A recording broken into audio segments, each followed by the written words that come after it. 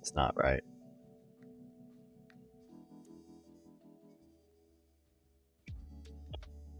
I don't. Oh, my bad. Sorry, guys. I forgot. You actually can't. Tab out or do anything when you open the game because it just crashes. Forgot about that part. Forgot about that. Sorry, my bad, guys. My bad.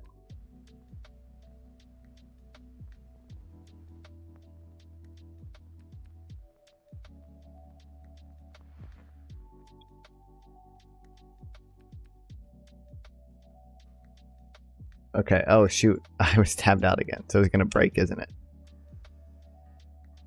Come on. Come on. You gotta fall at 76. Come on. I believe in you. Hell yeah.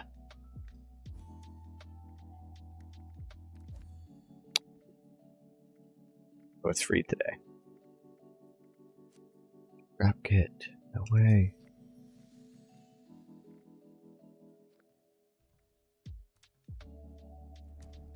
Okay.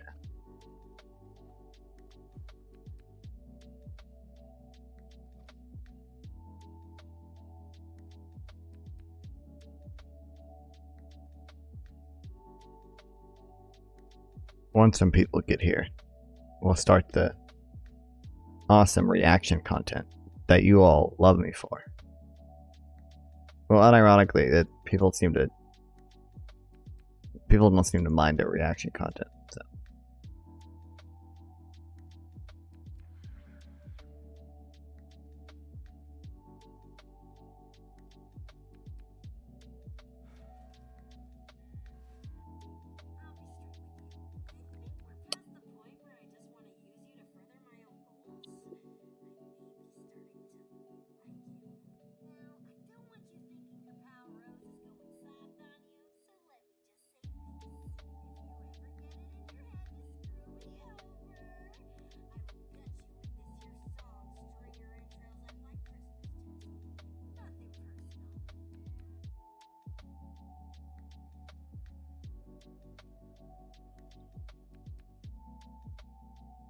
Okay. Hold on, is my browser muted? It is. Alright. I have shit to do first though, guys. Radiation Rumble. Okay, hold on. Dude, can I do my daily quest yet? No, I can't. Can I wonder if my vendor has caps again. Okay. Where? Okay, train station. My vendor better have fucking caps.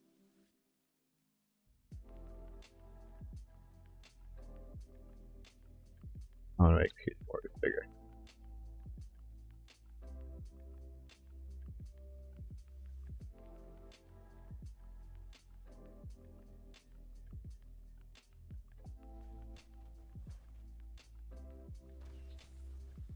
I tried setting up. I need to figure out a better setup for myself. One, I need a new desk. Because this one is falling apart.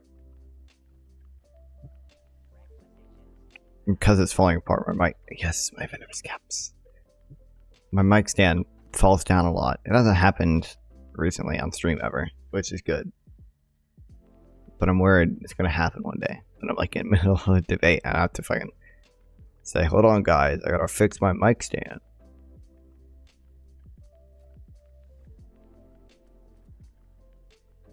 Me.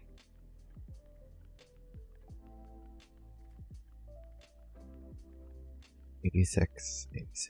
These are like literally the same. What's this 1 star?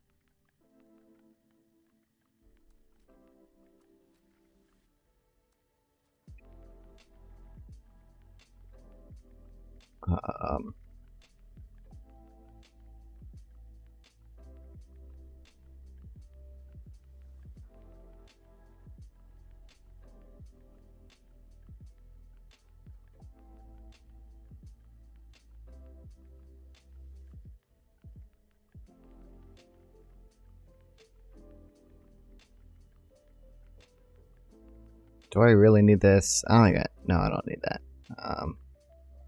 Okay, right leg. This is 25. Do I have another right leg?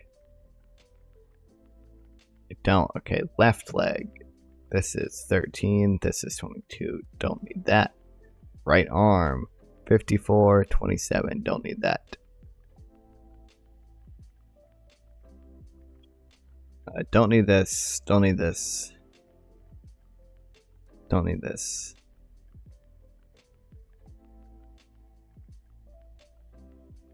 Left arm. Right arm. Whatever. Two. Okay, 25, 54. So don't need this. 14. Don't need that. Don't need this.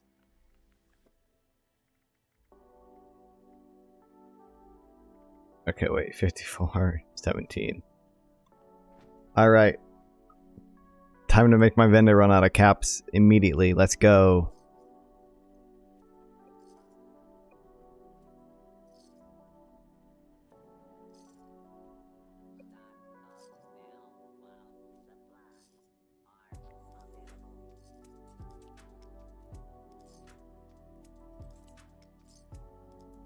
Look at that.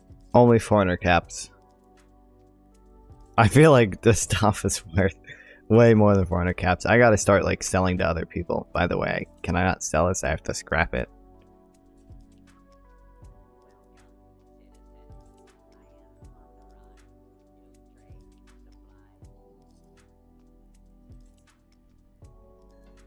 Ammunition. Wow, 10 scrap, dude. Awesome, man. 10 scrap, rather.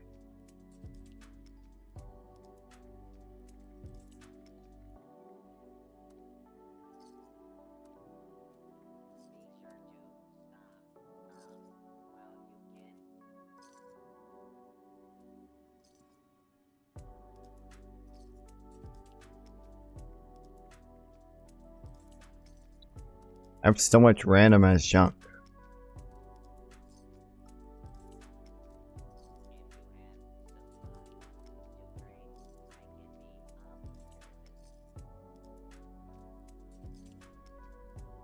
Actually, wait, I probably should have kept that, but whatever. I guess I want this. Even though it's not explosive, I need an explosive one. I don't have a good. I have good melee weapons. I don't have like. I don't really have any good guns.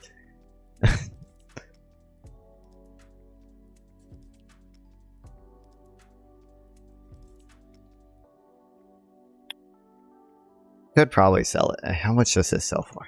Because I don't really need the chainsaw anymore. Wow, 90 caps, dude. I don't know. I kind of want to keep the chainsaw though. It's so. It has. What's it? What's it? What's the type of value? Like memory value, memorial value. There's a word I'm looking for. Sentimental. Don't need that. Don't need this. We'll keep the fusion cords. Wait, I totally figured. Can I even sell plans? I actually don't know if I can. Oh, what's up, Poland? Welcome. Welcome back. I can't sell plans. God damn it. You will not like this, Heat. Oh my god, if I don't. I want it. Dude, I'm about to watch Hasan on Piers Morgan's. I'm gonna want to swear so much.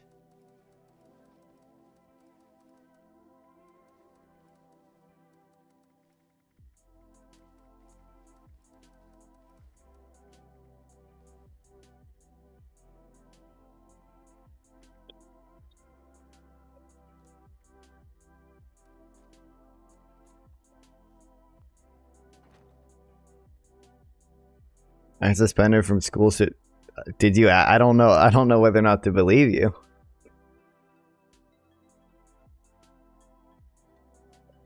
You don't graduate if you just get suspended. In American schools, suspension is like not even that big a deal, bro. Not making it to year 11? Are you? I can't tell if you're for real or not. Are you for real right now, bro? Oh, I don't even need this either. I'm in the UK. Oh, that's right. You're just yeah, from Poland. Okay. Plus 35 energy resistance and damage resistance. Minus 7% incoming damage. Minus 7% income. What is this? This is like the same. Minus 15% damage from ghouls. But this makes weapons way less.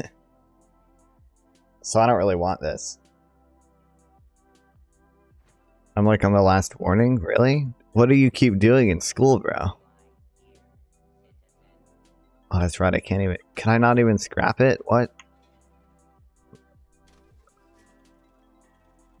I can. 45 script. What a deal, bro. I have anger issues. What are you getting angry at people about? Bro is getting in heated, intense Israel-Palestine debates in school.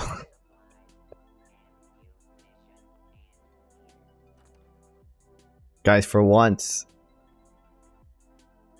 my vendor will actually have caps for a little bit at least. Because I can't, like, there's not much I need to sell, really.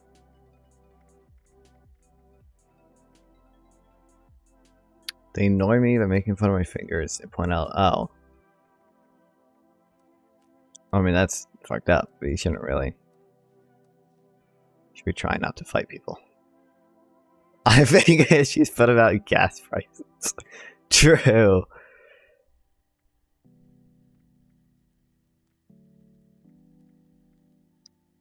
Can I sell these mods? Can I sell my Welt 76 jumpsuit? I need a chef hat, though.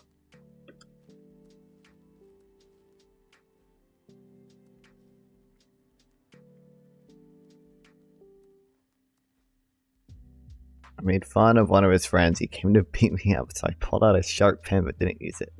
Bro, what is going on in your schools, man?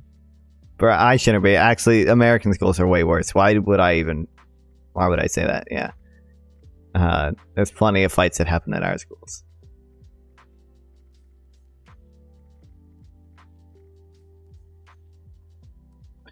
$186 spoiled meat. Awesome, dude.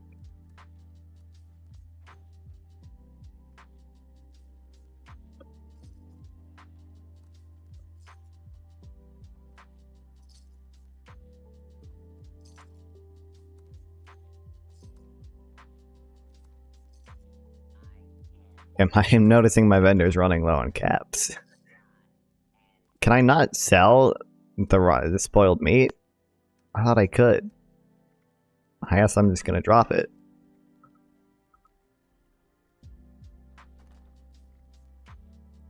There's a fight at my school and there's blood. Someone got stabbed in the face with a pen. Okay, listen, from the way you're talking, it seems like... Wait, you weren't the one that did that, right? I'm joking, okay.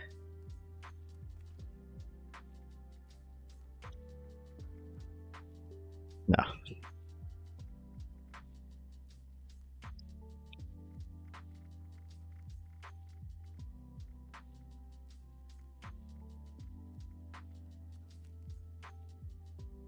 I only do it to defend myself, okay.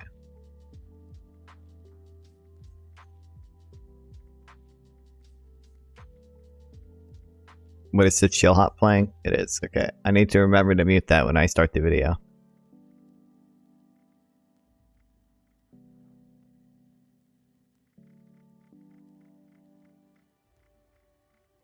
Okay, I think for once, I don't really have enough stuff to sell to my vendor to make him run out of caps before I even start actually playing the game.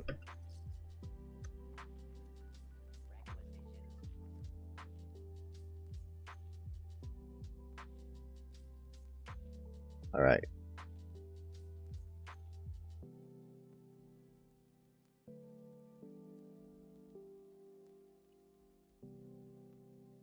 Okay, let me mute the chill hop.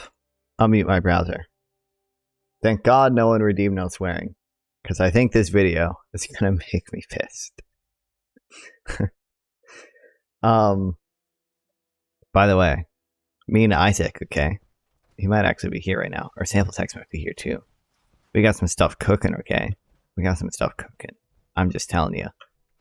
Some stuff is cooking, okay? Not like drama, just like good content.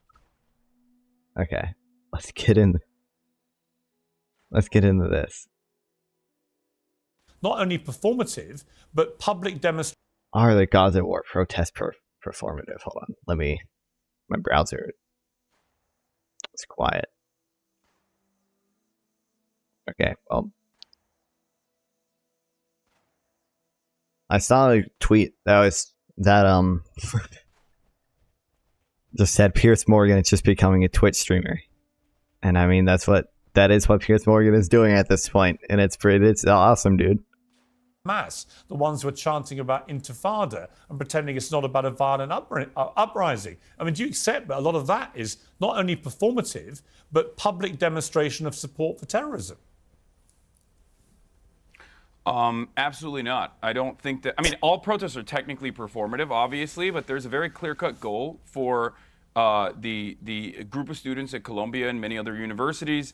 I was in Melbourne not that long ago, and I attended a Palestinian protest there, a Palestinian rally there, and the students there were also demanding the exact same thing, that their colleges divest from a lot of the companies that are aligned with the state of Israel, Jesus. A lot of the companies that are directly involved in operations in the West Bank, a lot of the companies that are playing a role in the regular maintenance of the apartheid regime of Israel and helping Israel conduct an ethnic cleansing campaign. That is the ultimate goal. That is why they're trying to clearly cause a little bit of a disruption and engage in. But are you comfortable? Okay, but are you comfortable? I mean, I want to be good faith.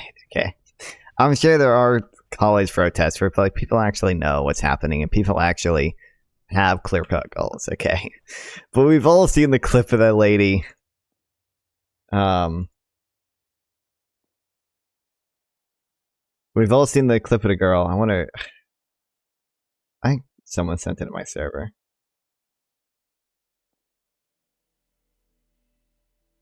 Maybe they didn't. Damn it.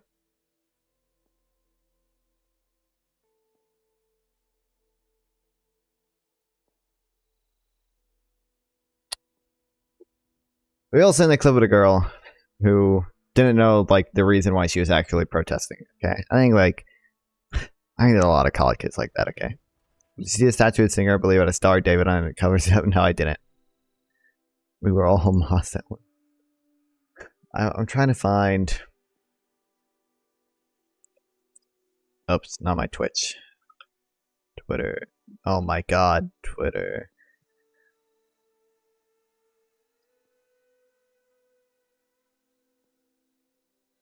Had to be one of my likes. Okay, we'll find it eventually. Ignore all of these. Ignore these. Ignore these. Ignore these. Some of them are probably funny. This clip. What's the main goal with tonight's protest? I think the goal is just showing our support for Palestine and demanding that NYU stops. I honestly don't know all of what NYU's doing. Is there something that NYU's doing? I really don't know. I'm pretty sure they're... Do you know what NYU's doing? About what? About Israel. Why are we protesting here? Palestine will be free! I wish I was more educated. Listen, yeah, Ryan Macbeth made a video about this too. But like... I want to be good faith. It's hard, okay? Because I don't actually. Maybe I don't actually think how these people know why they protest. I think they're just anti-American.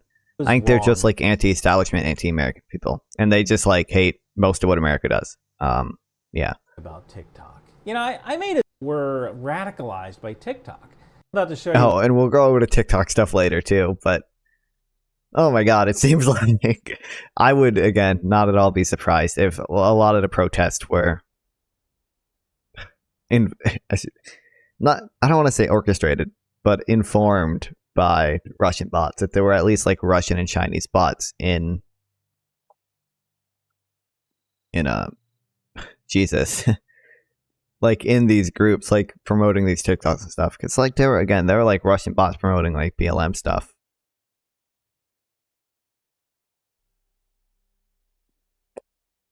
Listen, okay, in terms of Palestinian protests, this is not that bad. we've seen a lot worse. American thing you can do. Are you comfortable civil with the disobedience. ones who are seen chanting support for Hamas or chanting about intifada?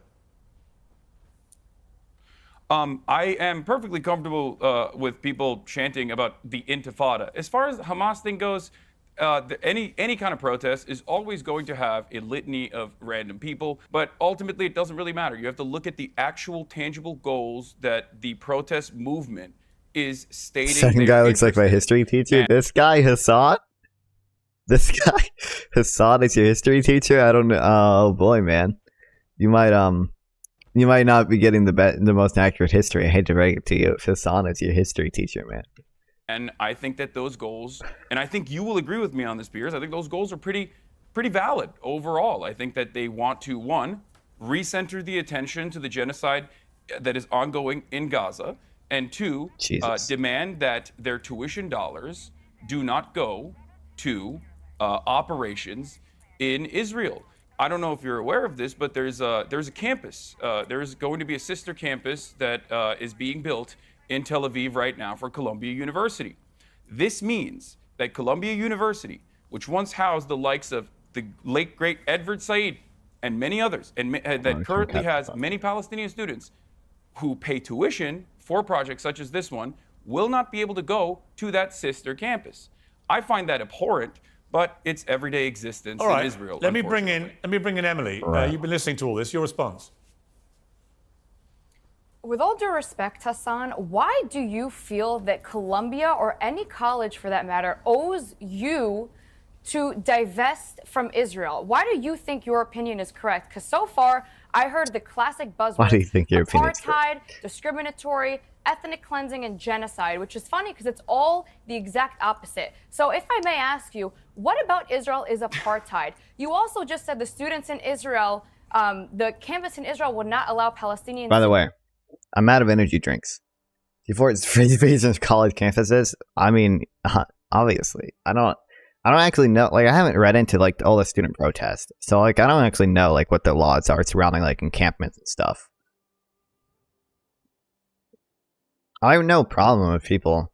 I don't have a like I don't think legally any repercussions would come to you, even if you're pro Hamas. Like, I don't like. The reality is, okay. It doesn't fucking matter because they don't have any control over Hamas. Like, I don't think just because you're pro Hamas, I don't think there should be legal repercussions for that alone. I don't know what the laws are for like student encampments though. I don't know exactly. I know it's complicated. So public universities is obviously a little more complicated because they receive government funding. I don't know exactly what private universities. But I don't know. As long as you're not doing like actual like direct calls to violence, then like I don't really give a fuck. Okay, if you're just saying like stupid shit like Hamas is a resistance movement, it's like, oh, whatever. Like, you're dumb. But but I don't know. I would need to read into. I think there's articles we might read later about like The Economist did an article about the student protest. I don't know what the laws are surrounding encampments and stuff. To join. Are you confused, or do you know nothing about the country of Israel? Because let me remind you, Jews are not allowed in the West Bank and Gaza. However, Arabs have full Israeli citizenship, have the rights, are members of the Knesset, which is the equivalence of, you can think of Congress, and even prosecuted a former Prime Minister, Ehud Olmert, an Arab judge. So what apartheid exactly are you speaking about? What genocide? What ethnic cleansing? And secondly,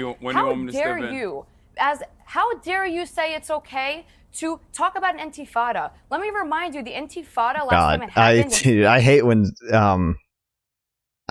like super pro-Israel people virtue signal like this. Like, they're not any better than the Palestinian virtue signaler people.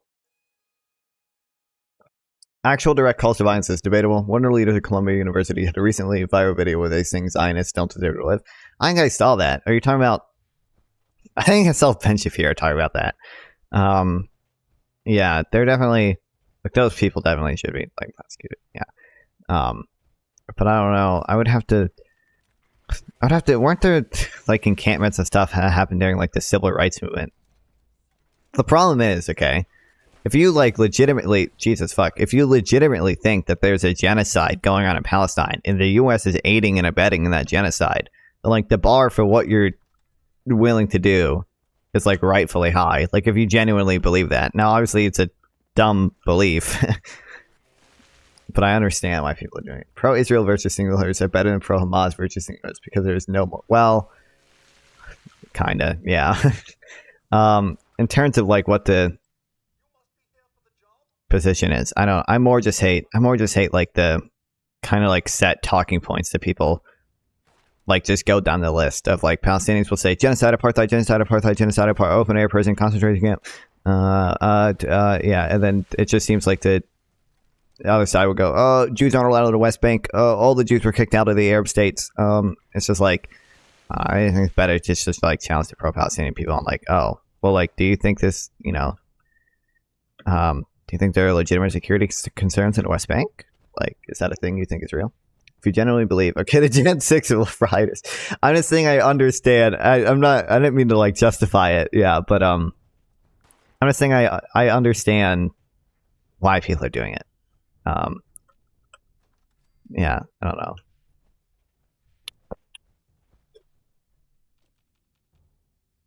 Israel consisted of thousands of people dying in bus bombings. So are you saying that you support terrorism and killing innocent people? Oh, you think that you support when Israel kills 15,000 kids? Israel kills 15,000 kids. You know that? Watch him do it. Watch him do it. Well, intifada simply just means revolution, and I'm an American, and in 1776, violent we did revolution. one of those, and it was pretty fucking good. Yeah. What do you think? The American? Okay, do you think the American Revolution was a tickle party? Hiroshima. Of course not. We also bombed Hiroshima. Don't. Yeah, I know, and that was also unjust and unimaginably cruel. But of course, the Israel Defender is also defending nuking civilians and killing them by the hundreds of thousands. Now listen, let's get back. But when it goes let's against refocus the conversation to the points that you made. Let's refocus the conversation to the points that you made.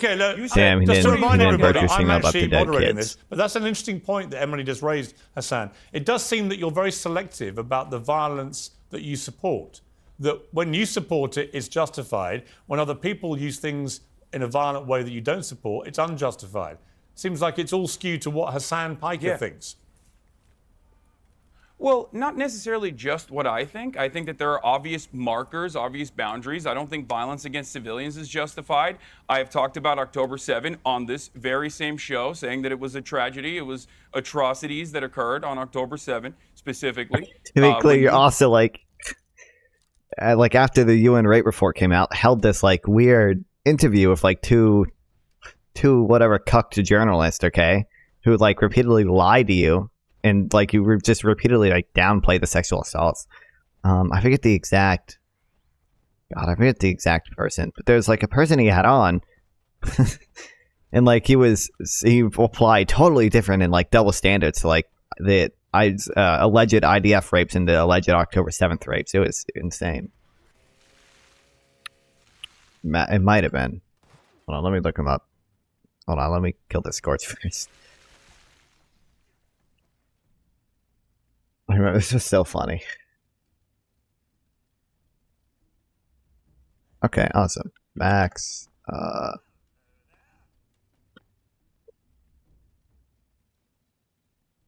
I don't think it was this guy.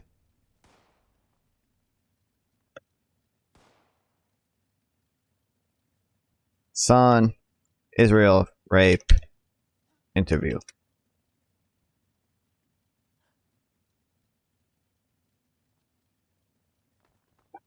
It's gonna come up with a lot of things if I just do this. But I need 2 journalists on his streams, like the day after.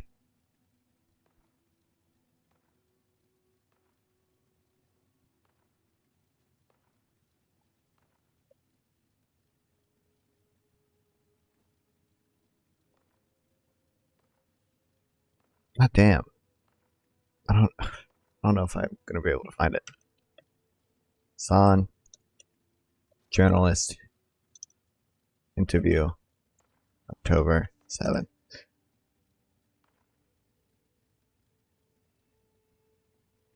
Hasan Abi? It's not. Oh wait, is it this? Here. And you know, our understanding. Yeah, these two people. Actually, wait, is this Matt? Whatever. Do you think Hasan read books in his free time? Like, what is he? I have no clue. I don't know.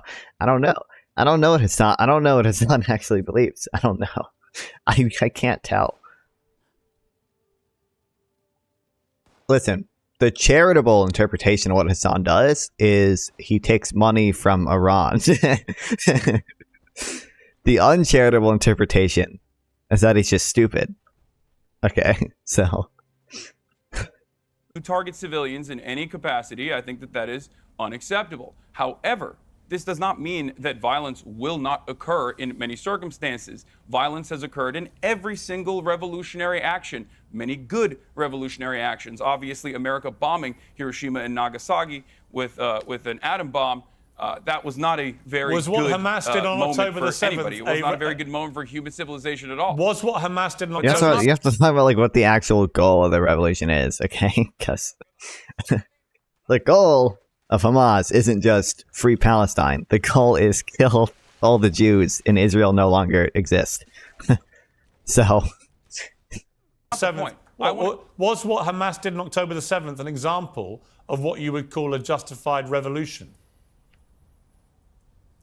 I don't look at I don't condone every attacking single civilians. act of violence. I look at You've the literally players, just been I look reciting at a whole the load of systems them. of oppression. Why are when we you are analyzing it, avoiding, why are and you you do it avoiding too, October the 7th? violence is do good it in too. every revolution. Accent, Hamas, I'm not avoiding it. I've talked about it a Islam is million times. completely So let me undermining ask you history, one more time. non-violent. Yeah, I know. Yeah, I genuinely, it's so dumb. Because, like, obviously, there's no way Israel could resist peace with, like, a Palestinian Gandhi, right? If there is, like, actual, genuine, and good faith, peaceful negotiators, there's no way that Israel's domestic population and the world could, in any way justify, like, Israel's treatment of Palestinians, okay? There's, like, literally no way that could happen. Like, this is a case where peaceful protest would actually work. Emily, hang on. It's not what we're here to Hassan, discuss. let me She just said ask you. Let me very just ask you specifically, directly one Israel's more not an time. apartheid state. Let me ask you one more time. Do you believe what happened on October the 7th was a justified act of revolution? Yes or no? I do not, and I do think that. Oh, wait, hold on. That's let me clarify. Let me clarify something very important here. No. Events that unfolded on October 7 were atrocities. That much is clear. Those atrocities could have been avoided if Israel was not an apartheid regime. Israel has been an apartheid Can you regime answer for how 75 Israel's years. an apartheid regime? In the Because early, you keep repeating that. no, you can't just chime in. You can't just Back chime in. it You with ask me a question. evidence. You want it? Why you ask is me a question. Israel an I'm going to give apartheid you an regime? answer. Because you're repeating Israel these has been an lies. apartheid Go regime ahead, since please. its inception. Until How so? Until 1967, Israel was an apartheid regime for the Palestinian citizens of Israel, the Arabs, as you called them. There was a two-tier criminal justice system. They were subjected to the military court processes and not the civil court processes. I forgot. Oh my god, there's a effort post on r/destiny I saw that criticized Hasan and his 1948 takes. Hold on, we're gonna read that after this. I forgot about that. Until 1967. After 1967, they got citizenship. There are obviously still many different social issues that pertain to the Palestinian citizens of Israel, the Arabs that are living in Israel, those who are not Jewish, of course. However, Israel currently is occupying the West Bank. There are more than 2 million Palestinians that live in the West Bank. Israel's illegally occupying the West Bank. There are checkpoints. Jesus, now that I actually read that paper, can occupation from a war or self-defense ever become illegal? I don't understand the argument for the occupation being illegal. I actually don't. Like the settlements are illegal. Okay, you can argue some of the things Israel does in there are illegal, but I legitimately don't understand how you can get to this place where the occupation is illegal. Okay, I haven't heard a good argument for why the occupation is illegal. I've only heard arguments for why things in the occupation are illegal, or the actions Israel's taken within the occupation are illegal, but that doesn't extend to making the entire occupation illegal. Because UN 242 probably isn't legally binding. Doesn't even forgot my history teacher has a brother in USA, California that's Hasan lived there. I mean, he does. UN 242 isn't legally binding. Fuck, what was I gonna say? Oh, it isn't legally binding. It doesn't call on Israel to withdraw from all the territories occupied. It specifically says territories occupied, not the territories occupied, because they didn't want Israel to withdraw from all the territories they occupied. It actually directly supports the notion that Israel's occupation isn't illegal because it ties the withdrawal of Israeli troops to Arab recognition of Israel and lasting peace, which imply, so the way international laws work, if you're doing something illegal, you have to just stop it. You have to immediately cease. So if Israel's occupation was illegal, it doesn't get to like condition withdrawal on Arab peace. It just has to leave. It just has to end the occupation. But UN 242 doesn't say that. Technically, through Arab-Israeli syndicate citizenship until 1967, it wanted to acknowledge that Jordanians were the only ones to grant their Palestinian citizenship to Egypt. Did the same thing. Lebanon did the same thing. I just super hate. Like, I just don't get, like, there are definitely issues in the world, where, like, a chatter mentioned this one time. I think it was Estonia, non-citizens. So I think, like, after Estonia became independent from the Soviet Union, they, like, only gave citizenship to Estonians and didn't extend it to, like, Russians living within Estonia. But like, does that really make them an apartheid state? Is that what we really mean by apartheid?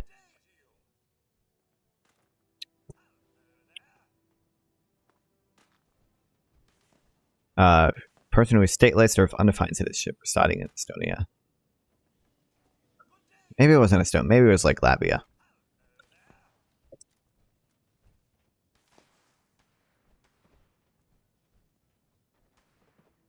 Yeah. But they did actually, they fixed it in 2020. I had an argument with Chandler about it. There are license plates that restrict Palestinian travel.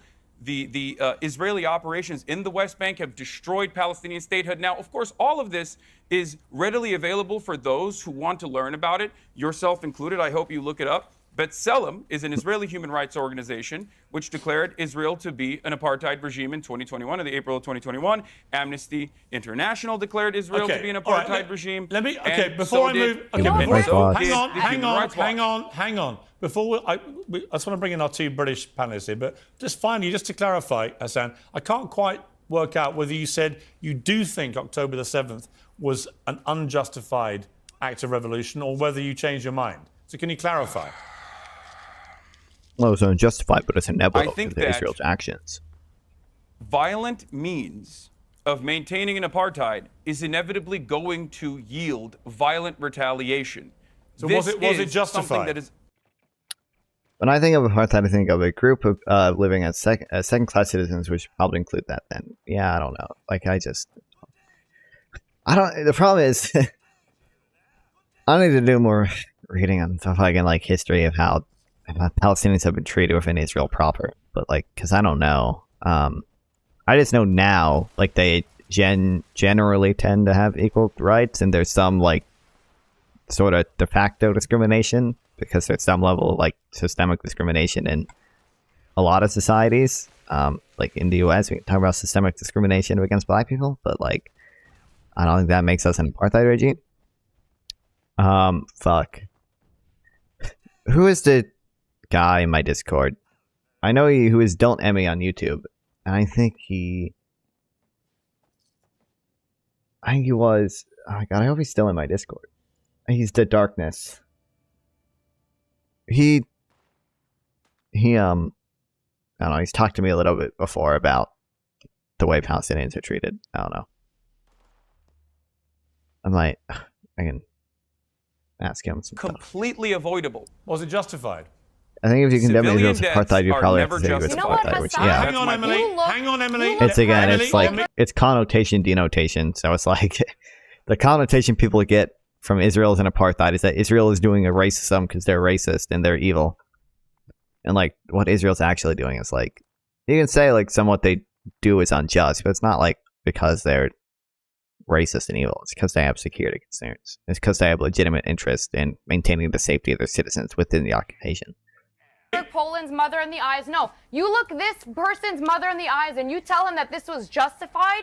You tell him his arm being blown off and being held in captivity for 200 days is justified. I do love that the Israel defender has no capacity to fucking hear anything I'm saying. Palestinians who are What are made you of talking identity. about? It just... If you're not going to respect me You and think listen that to what we're I have to occupying say, the West which, by Bank? the way, of course you we've don't occupied respect. Gaza. Oh, if you talk Look what over each other, happened. nobody can I'll hear just you. keep I speaking just over want I to mean, give- I That's what think you it's do. not. I just I want to think give it's not. Hasan- I think it's the entire Hasan, world knows. No, it is you okay? think. It's the Hang entire on, world knows Emily, what please. we're Your doing. narrative. Let me handle this, Emily.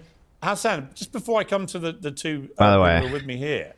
I've become more open to the idea that Israel's occupying the West Bank, or not the West Bank, sorry, because they are occupying the West Bank, Gaza, under international law. Because I don't know, it seems like they have. I mean, it's justified, but I've seen some legal arguments that it might actually still be considered an occupation, even without like the boots on the ground shit. Yeah. I just need some clarity here because it seems like you're dancing around whether you think October the 7th was justified why are we or not. doing this? Why are we doing this back and forth masturbation? I've already given you my fucking Piers, why are you position. doing this? I'm He's sick and happy. tired of Jews repeating being it over and over killed. again. Okay, Because I just it's want Jews, to... it's okay. Ask this Emily, stop demon next to talking. me Group, it's wearing Emily, a fucking come back IDF to you. dog Only tag. when it's Jews, it's okay. Please We're stop not shouting doing at each that. Wait, is he other. actually wearing an IDF dog tag? Well, you're getting into the realm of saying it's a justified occupation. Well, I mean, I obviously like it's not a good alternative to if I call it an occupation, then the occupation of Gaza. It's just like, what the fuck is Israel supposed to do? Especially with literally Hamas in Gaza. And again, it seems like under international law, it seems like they kind of have the right to occupy it. And they have the right to do. I mean, they can pursue legitimate interest within the occupation that pertains to like maintaining the security of its citizens, and they can negotiate the terms of their withdrawal, basically. So it seems like that's basically what Israel's doing. Okay, cool. Wearing an IDF dog tag if she actually thinks Israel's actions are justifiable. Bring them home. Do you it's see to bring me the rocking hostages the fucking... home. The hostages All right, that you you're talking rightly over believe each other. belong All in right, the you know what tunnels it of is. Gaza. I'm going to give you why two. it Yeah. looks I'm going to that let way. you two That is calm the down. same It's as pointless. IDF We tag. cannot hear IDF you tag. when You're you talk wearing that over each to other. troll people. Every time recently, I have someone Okay. from both sides I'm wearing on. this Like to it goes troll like people. this. I'm wearing this rusty necklace. Please, because can you there are listen to me, 200 Israeli Emily? Civilians Yeah. in Gaza All right, right now. can you as stop hostages. doing this to each Hey, other, please? Emily, Nobody Emily, can understand a can you word condemn the either of actions you of saying. Israel? And let me come to Esther and James here. This is one of my problems. No, I want to actually. hear if Emily condemns No, the no, actions Hassan, of Israel. you Why will don't you please ask her let about me that? moderate the Why debate. don't you ask her about I don't condemn 30,000 the people? idea. I've got two I panelists condemn here the who've not fact had a that on word October yet. 7th, Because you're a they fucking kidnapped terrorist. Please civilians stop from their talking. homes. Were the protests in 2021 when I think you're a Christians... terrorist. Oh, wait, sorry. Where were the protests in 2021 when Christians in Nigeria were murdered by ISIS? I mean... It's just because of the people involved, right? In the Israel-Palestine conflict, because it involves Iran, because it involves Israel, because it involves the U.S. People care a lot more. Yeah. And I think you're a terrorist as well. Okay, well, I'm not the one wearing... Because I'm until not the one hostages wearing are home, the don't expect the war to be signia. over. Yeah, I know. Bring you don't them care about home. the hostages. If you I cared love about how the you're hostages, condemning you would me. be You are screaming at exposing Benjamin Netanyahu. your own terrorism Benjamin on live Netanyahu television. is the hostage you killer. are exposing... You know, Benjamin excuse Netanyahu me, has you killed should more condemn hostages Hamas. than What do Hamas I You need have to to be think you're condemning achieving Hamas here? for Talking about. not only oppressing the Palestinian people, but for spreading terrorism. I don't see your outrage at Hamas. Israel gave Gaza All right, back listen, in 2005, I would like to, please. and Hamas has turned Can this you into both a please- terrorist I think Hamas is the haven. lesser instead of Emily and building a Hassan, safe can you war. please show Hamas is the lesser evil. Let's go, is the baby. lesser Evil in comparison to Israel. Can you please stop talking, both of you, and the other two Bro. panelists? Hey, did Hamas drop any leaflets when they attacked on October 7th? I'm just curious. I'm just super curious. Did they have a phone bank that warned Israeli civilians before they drop rockets on them? I'm just really curious, Hasan. Have a You want a say. soundbite, Pierce? I'll give you Give a them some soundbite. courtesy. Please. Some courtesy for your co-panelists here. Now, Esther, this is one of the problems I have with this whole debate, is that increasingly it just descends into a screaming match between pro-Palestinians and pro-Israelis. And the biggest I love losers are the screaming biggest matches are the victims between of this war. pro-Palestinians and pro-Israelis. 33,000 dead Palestinians. over 1,500 dead Israelis. These are the biggest victims of this, because you're shouting at each other and nothing is getting, like, you're completely, forget having no courtesy for us, you're completely disrespecting actual victims of this conflict, which, by the way, didn't happen in a vacuum. And I think that's the most important thing to say about this. None of this happened in a vacuum. Of course, October the 7th was an atrocity, and it was completely unjustified. There was no justification for butchering people in the way that they did. But it didn't happen in a vacuum. A lot of the people that live in Gaza weren't even born at the time that Hamas came in power. So I really just, I despise this, you're a terrorist sympathizer, you're a genocide supporter, all of this, when really the people that we should be talking about deserve better. Okay, James, on the wider point of these protests... Well, why is he so upset about that? I wanted to describe what the apartheid is, and Emily cut in immediately to chirp about some random shit. Okay, you were both abusing each other. It was very unedifying. It was very Let me ask James. James, on the protests... Yeah, dude. On the protests, look, I believe in the right to protest. That's an absolute bedrock of any democracy.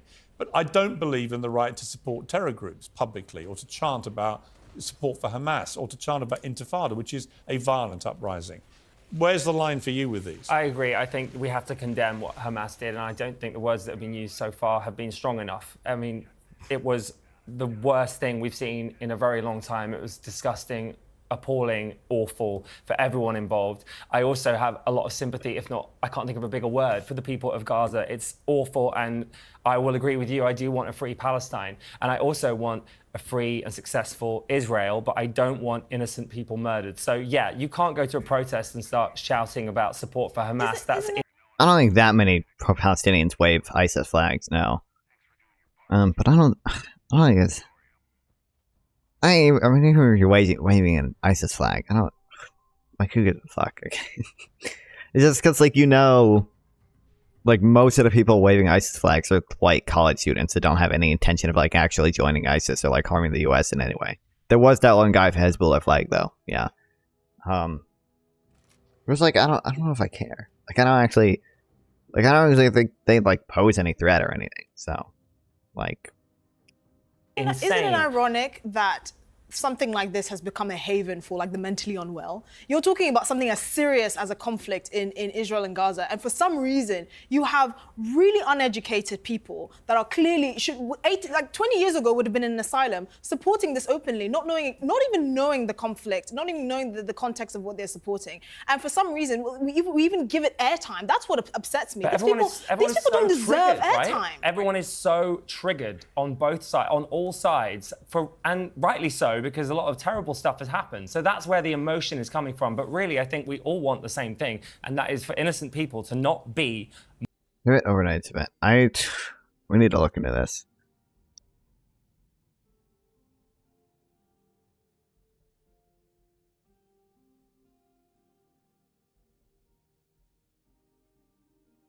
I don't think pro-Palestinians would support that. I mean, ISIS killed many innocent Arabs, yeah. Well, that's what it did. Well, that was wild.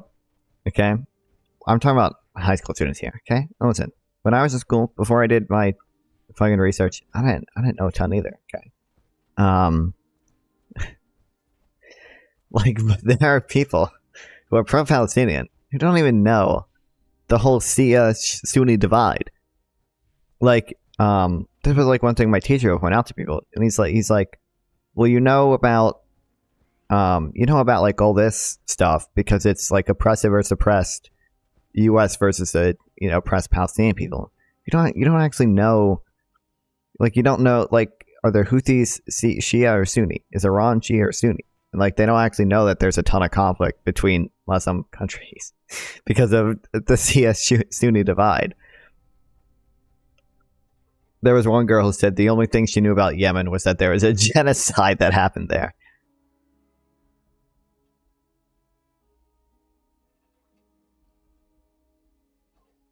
They're wild.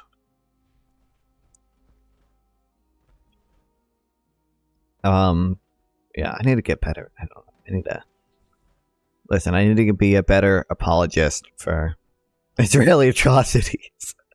That sounds bad, but I need to get a better line, like a better way of arguing. Like, hey, like, look, we can look at these things that the IDF did that was fucked up, but like, At the end of the day, okay, the IDF is a conscript army. When the U.S. had a conscript army in Vietnam, there were some majorly fucked up things that happened. The My Lai massacre, and you can look at like the crimes of the 9th Division.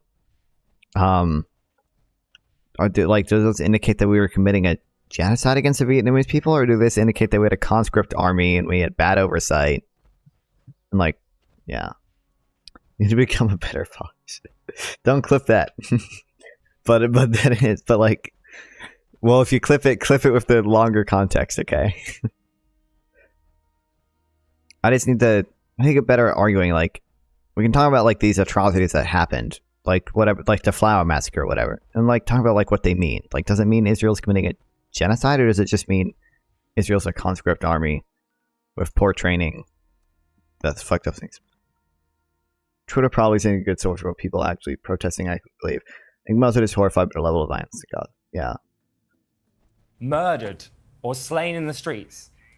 Right. I mean, look, Hasan. But hang on, Emily. Please, I'll come to you. Let me just ask Hasan. When you and Emily go at each other like you just did, nobody wins. I mean, no one can really understand a word you're saying because you're shouting over each other. You end up just calling each other terrorists. There's no sensible dialogue here. There's no constructive conversation. It's just two implacably opposed sides abusing each other. Do you understand that? Yeah, listen, Piers, okay? This is going to always be a very heated discussion, okay? Having a conversation about how heated this discussion is utterly unproductive. Every single moment that we use on air, not talking about every single university building being desecrated. You guys need to tell me, like, I don't know, what's some channel point things that I could actually add that'd be like useful. Like the no cursing thing is fun, but I don't know what else I could like add that's like useful and not just lame. Destroyed. The fact that we're having this conversation and the eve God damn it! Don't redeem no cursing. Graves being unearthed right now in many different parts of Gaza around hospitals that Israel had laid siege to is disgusting. I agree. I came on here, as I have done last time as well, and as I will probably do in the future as well, with one simple goal in mind, which is to address. You need to learn how to use primary sources to debunk the so-called Israeli genocide. I mean, what do you mean use primary sources? No, right now I just cite like all the like warnings Israel's done, and then like I try to lay out like the levels of intent, like the dolus specialis that's necessary for genocide versus like the dolus eventialis that like Israel does, and yeah, and like lay out the difference between proportionality and distinction. That's a big one. Awesome, dude. Address all of the misinformation that surrounds stuff like this. As far as the Barbie thing goes. It's a joke, you know. Yeah, that's yeah.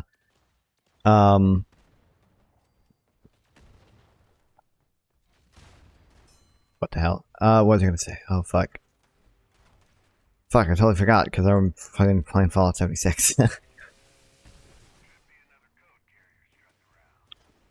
Oh, I think one of the most like bullcrap things people do, is like they try to use indiscriminate attacks as like evidence of genocide. When indiscriminate attacks are bad and they are illegal, but they have more to do with proportionality than they do with distinction. The language of the additional protocol, the Geneva Conventions, like clearly states that like it's only a failure in distinction if you are purposely directing attacks against civilians, not just if you are not just if you engage in indiscriminate attacks. Indiscriminate attacks are disproportionate. But then there is an argument to be made for what are called inherently indiscriminate attacks, where like Hamas will launch rockets if they can't aim, then they have no clue where they're going to go. That attack could be classified as inherently indiscriminate. And inherently indiscriminate attacks do actually fail in distinction. Yeah. Yeah, she's a random TikTok influencer. Who gives a shit about what she has to say? She's obviously doing it for clout. But the students over at Columbia, unlike you, Hasan, okay, the students that actually no, he's not doing it for clout because his numbers have been going down, man. Who knows what he's doing it for? Unless it's the Iranian checks. Talk to at the Columbia University Apartheid Divest. Wait, so if attack fails in proportionality, then it's indiscriminate. But if you failed it, it's no. Just because an attack fails in proportionality doesn't mean it's indiscriminate. It's just what I'm saying is, hold on, how many tabs do I have? Because it's possible to be disproportionate and still be discriminate. International law is so dumb. Fuck, I don't remember. I don't remember where it is.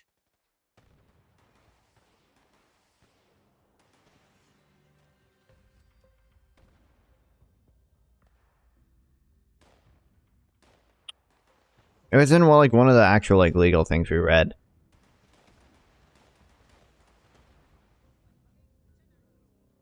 I think it was actually in the first. I think it was actually probably in his first one.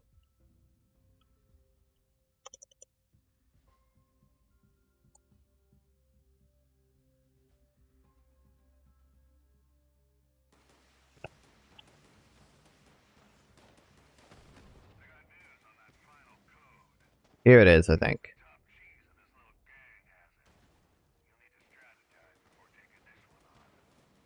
Oh no, never mind. Oh, okay, here we go. The phrase directed and shall not be the object, so as to volitional component associated purpose rather than just knowledge. This is about, yeah. Article 51 of Additional Protocol 1 states, the civilian populations, as well as individual civilians, shall not be made the object of attack. Acts or threats of violence with the primary purpose of which is to spread terror. But has anyone ever proved Israel failed in distinction in any attack ever? What do you mean? Okay, it's complicated because people argue because the way Israel used white phosphorus or the way Israel does air raids. I don't think Israel's ever failed in distinction, but they might have engaged in some level of indiscriminate attacks. But that's not, again, that's not necessarily failing in distinction. It's failing in proportionality. That I've talked to from Jewish Voice for Peace. All right, Emily, let me just ask you the same thing I asked Hasan. When you guys scream at each other and call each other terrorists, it doesn't obviously achieve anything other than it becomes unintelligible to the audience. You know, is there not a better way we can have this conversation? Funnily enough, correct. And funnily enough, I have the same exact answer as Hasan. My job here is to make sure that I'm debunking false narratives that Hasan is clearly. If you want to go back that far, sure. My job here is to call out hypocrisy, and I just saw another one where he's saying that crackhead Barney, whoever the hell that girl was, is a lunatic, but Aaron Bushnell, who lights himself on fire, is a hero. You can't pick and choose whatever fits your narrative, and I keep on repeating that over and over again because the Palestinian movement will literally just take what they can get, spew all of the truth into their false narrative, spread misinformation, and then you say that we're the liars. You tell me I'm wearing an IDF dog tag. I'm wearing a bring them home for the hostages that you. No, it says bring them home. You're using the hostages as a simple political tool to make propaganda in the West. Is quite disgusting. The protests that are happening in Israel right now are massive. And those protests. What? You are using humans in captivity as a political tool. It's so odd. The problem is, like, she is kind of like virtue signaling. It's like a little bit cringe, but like, Hasan is like so unwilling to like ascribe to her any good faith. Is maybe I don't know her. Maybe he has reason to do that. And probably until like the 90s, Israel consistently failed. Constantly, even in the 90s, you think Israel failed in distinction? I don't know. I haven't done enough research on like the warnings Israel did prior to the current conflict. But it seems like even in 48, they gave warnings. Like they would give speakers to village, or they would play warnings and speakers to villages that they were about to raid. At least some of the IDF brigades did. Or sorry, like the Zionist brigades did. War in Lebanon. Oh, well, that's true. They did definitely engage in morale bombing. And morale bombing is cringe. Yeah, and morale bombing actually does fail in distinction. So I mean, you can just read it. The civilian population shall not be made the object of attack. Like, morale bombing is literally making civilians the object of attack. Now, the intention there is to do it to put pressure on their government. But A, it probably doesn't really work, and B, still against international law, for sure.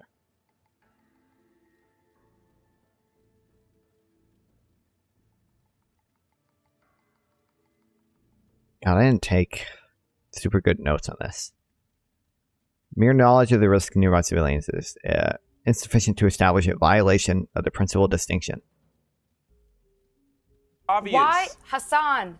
Why are you dehumanizing the hostages? Because I have no problem admitting the Palestinians deserve I'm better. not. I feel You're terrible using at the them as a casualties. political pawn. I can say If that. you cared about the hostages, you would be in Tel Aviv right now, using the alongside. All right, let me bring in James. Let me bring Leave in, them alone. let me bring in James, They're not a please. I'm sorry that I political can't pawn. listen to Please, that, Hasan. let me bring in You're James. not I agree with both of your Sorry, arguments, can you but please, when I say stop talking, please stop talking. We've got 4 people here. if James. anyone is using hostages, surely it's Hamas, Hasan.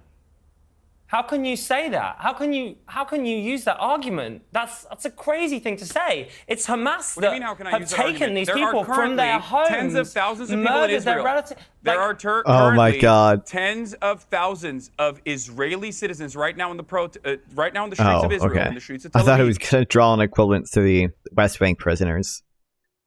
outside of Benjamin Netanyahu's house, protesting every single day. What are they protesting? They're protesting for Benjamin Netanyahu to facilitate a ceasefire with Hamas so that they can actually bring the hostages home. That is precisely the But number one who goal here of is the using the family members of the hostages? hostages. Who And is if using the anyone on hostages? this panel was No, being answer even a that little bit question. honest, You they would changed- recognize You're the not listening to reality my that, question. listen, just listen. You didn't listen to my question. Listen to what I'm saying, and you will understand perhaps what I'm trying That's to imply very here. patronizing. Utilizing the hostages. Yeah, I am being patronizing. I don't know who the fuck you are, and you're over here chirping all the way from fucking London about Palestine and doing a both sides are fucking fine type bullshit. Where you're talking about how you want to fucking free Palestine, but also simultaneously, you know, both sides got a lot going on. Shut the fuck up. You don't know anything, okay? I don't give a shit about what your perspective is. I agree Hassan with doesn't quite like a lot what of you the have things to you're saying, say, so Hasan. you're wrong.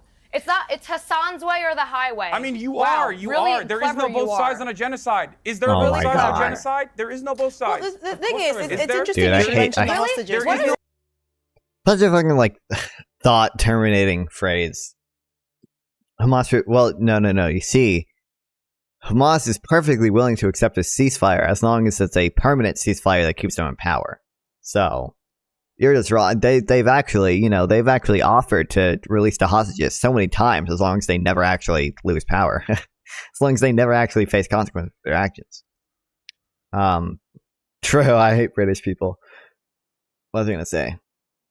Oh, I hate it, dude. It's so thought-terminating to just say, there's no both sides to a genocide. There's no both sides to a genocide, because it's just so, like, it's a thought-terminating phrase. It's just meant to, like, end a discussion and make you look good. I'm using that right. Thought-terminating. Brief, simplistic phrases that stifle critical thinking debate. Yeah. Just like it's such, like saying, there's no both sides to a genocide. Such a fucking thought-terminating phrase, okay? Because you're just presupposing that there is a genocide. So fucking annoying. Okay. In the both Hamas sides charter, and they want apartheid. Jewish genocide, but that's okay. But a the Jewish thing is, genocide is okay. if you're talking about the well-being of the if you're talking about the well-being of the hostages, what sense did it make for the IDF to flatten about 70% of Gaza? Because I completely agree. Bring the hostages home. If you look at Gaza, the topography of Gaza right now, it looks like a pancake. So I'm sorry, this whole argument of Hamas using them as human tools, fine, but the IDF has also been using it to continue that campaign. If you were told that, if God forbid, if your relative was one of the hostages and you saw what's happening right now, and I met someone whose mother is a hostage, and he said he didn't want his mother and her being taken to be used. Oh, by the way, you guys are in my server. She's making good points right now, okay? I'm doing, but I just got reminded of this. By the way, some people might have seen this because I know we have mutual fans. I guess Manar and Sample Text had a debate, and Isaac hosted. And it was pretty interesting. It was pretty short, so we might watch it later. They had a debate over whether or not Israel is occupying the lands after the 47 border. Manar did so bad, bro. Dude, because Manar actually doesn't know anything. Dude, Manar took the affirmative position, right? That means the burden of proof is on Manar. Manar had to prove that Israel's like occupation past the 47 partition is illegal, which is an absurd claim, and nobody makes it. Except Manar. I've only ever seen Manar make it. Well, I don't want to just leak our DMs. But Manar had the affirmative position, okay? Like he had the burden of proof. And then why do all new liberals sound like Isaac? I don't know, man. And Manar got proven wrong because Manar was like, Resolution 181 is binding. Or at least his argument relied on Resolution 181 to be binding. Resolution 181, obviously not binding, okay? Because it's a General Assembly resolution. It's not binding. Even the language of it like says it's a request, okay? It's not binding. And then Manar was like, what's your argument? You don't have any argument except that I'm wrong. I gave it to him. I told him, you win the debate. He says, no, I didn't win the debate. No, I didn't win the debate. No, you haven't proven. So what is your argument? Then you actually have no argument besides that I'm wrong. And so when You have no argument except that I'm wrong. It's like literally, you took the affirmative position, brother. He only has to poke. He doesn't actually have any burden of proof on him. Yeah, because if you're taking the affirmative position that it is illegal, the burden of proof is on you to prove that it's illegal. It's not on him to prove that it's legal. So Manar is so stupid. Clip that, send it to him. In the name of violence. Right now, he's sitting at home wondering, okay, what is the logic of trying to bring my mother home when you flattened Gaza? Please explain that to us. So, can I pose a question? You might very well pull those hostages from under. Okay, let Emily respond to that. Everyone wants to criticize the IDF's response, but nobody wants to tell me. I don't know. Manar, I told you, Manar's like a split brain patient. Dude, he thought he won too. Like he like celebrated after. He's like, I fucking destroyed him. But like he did it. Manar didn't have a single Manar lost so bad. It was insane. I mean, we'll watch it, I guess. Shoot. I don't know if Isaac has uploaded it.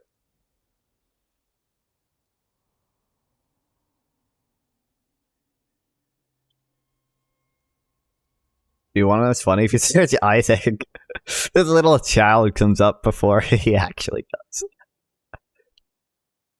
No, he hasn't uploaded it yet. But it's on Manar's Twitch, which I don't... It's actually insane. Yeah.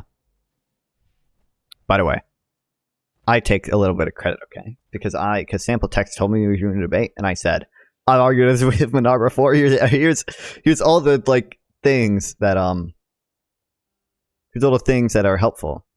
Okay, so.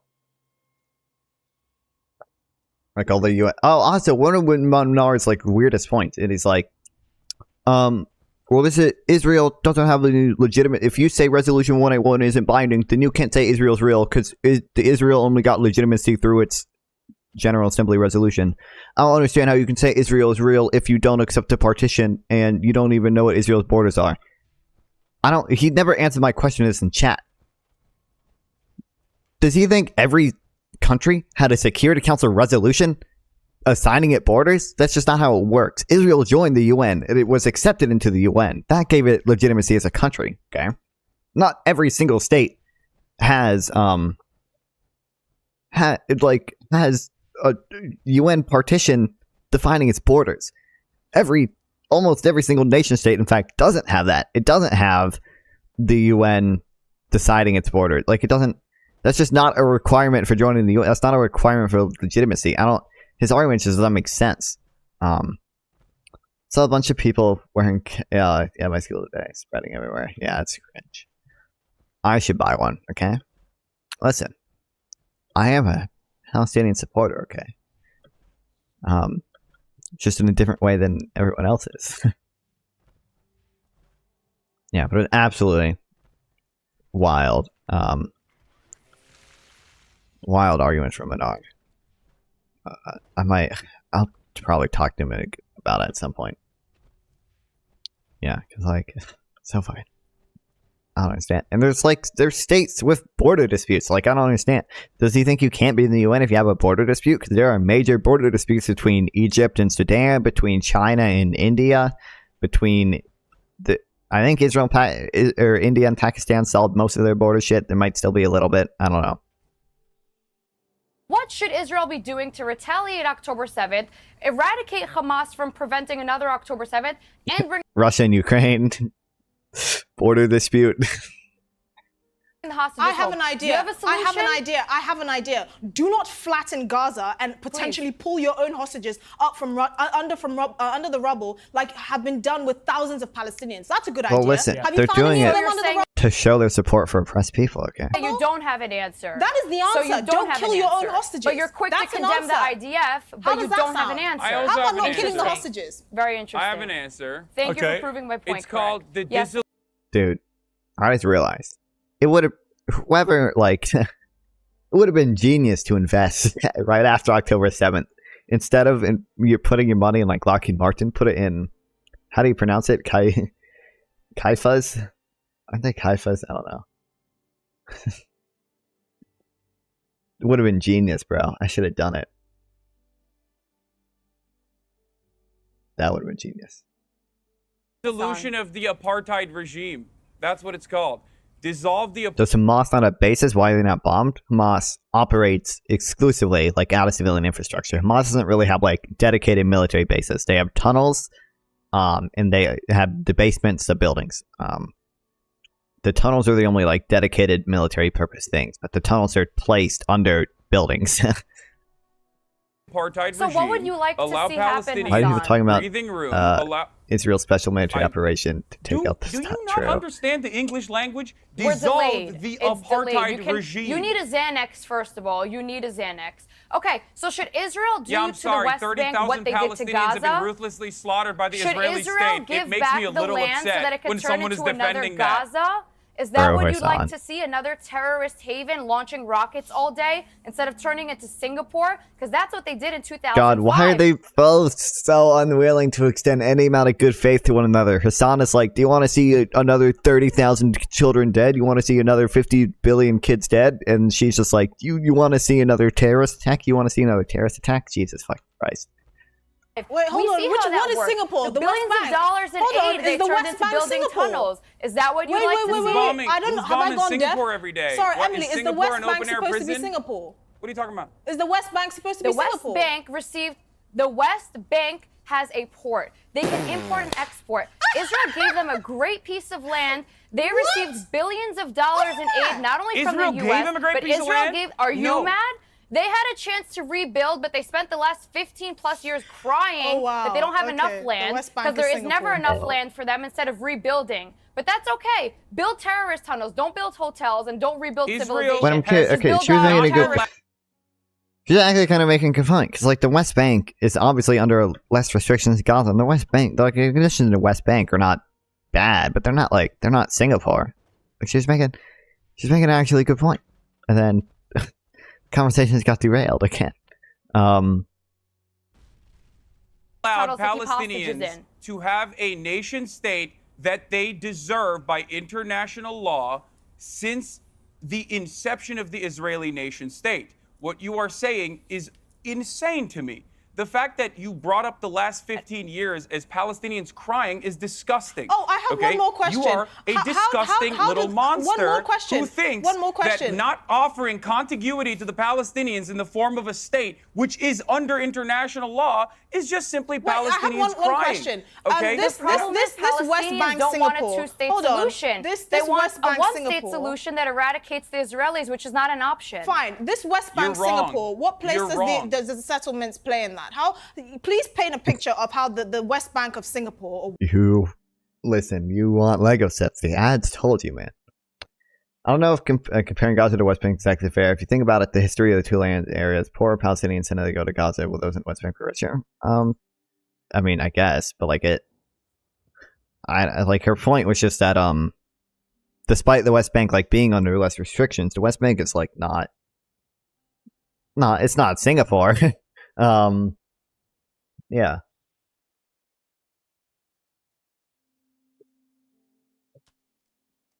Whatever, Singapore of the West Bank.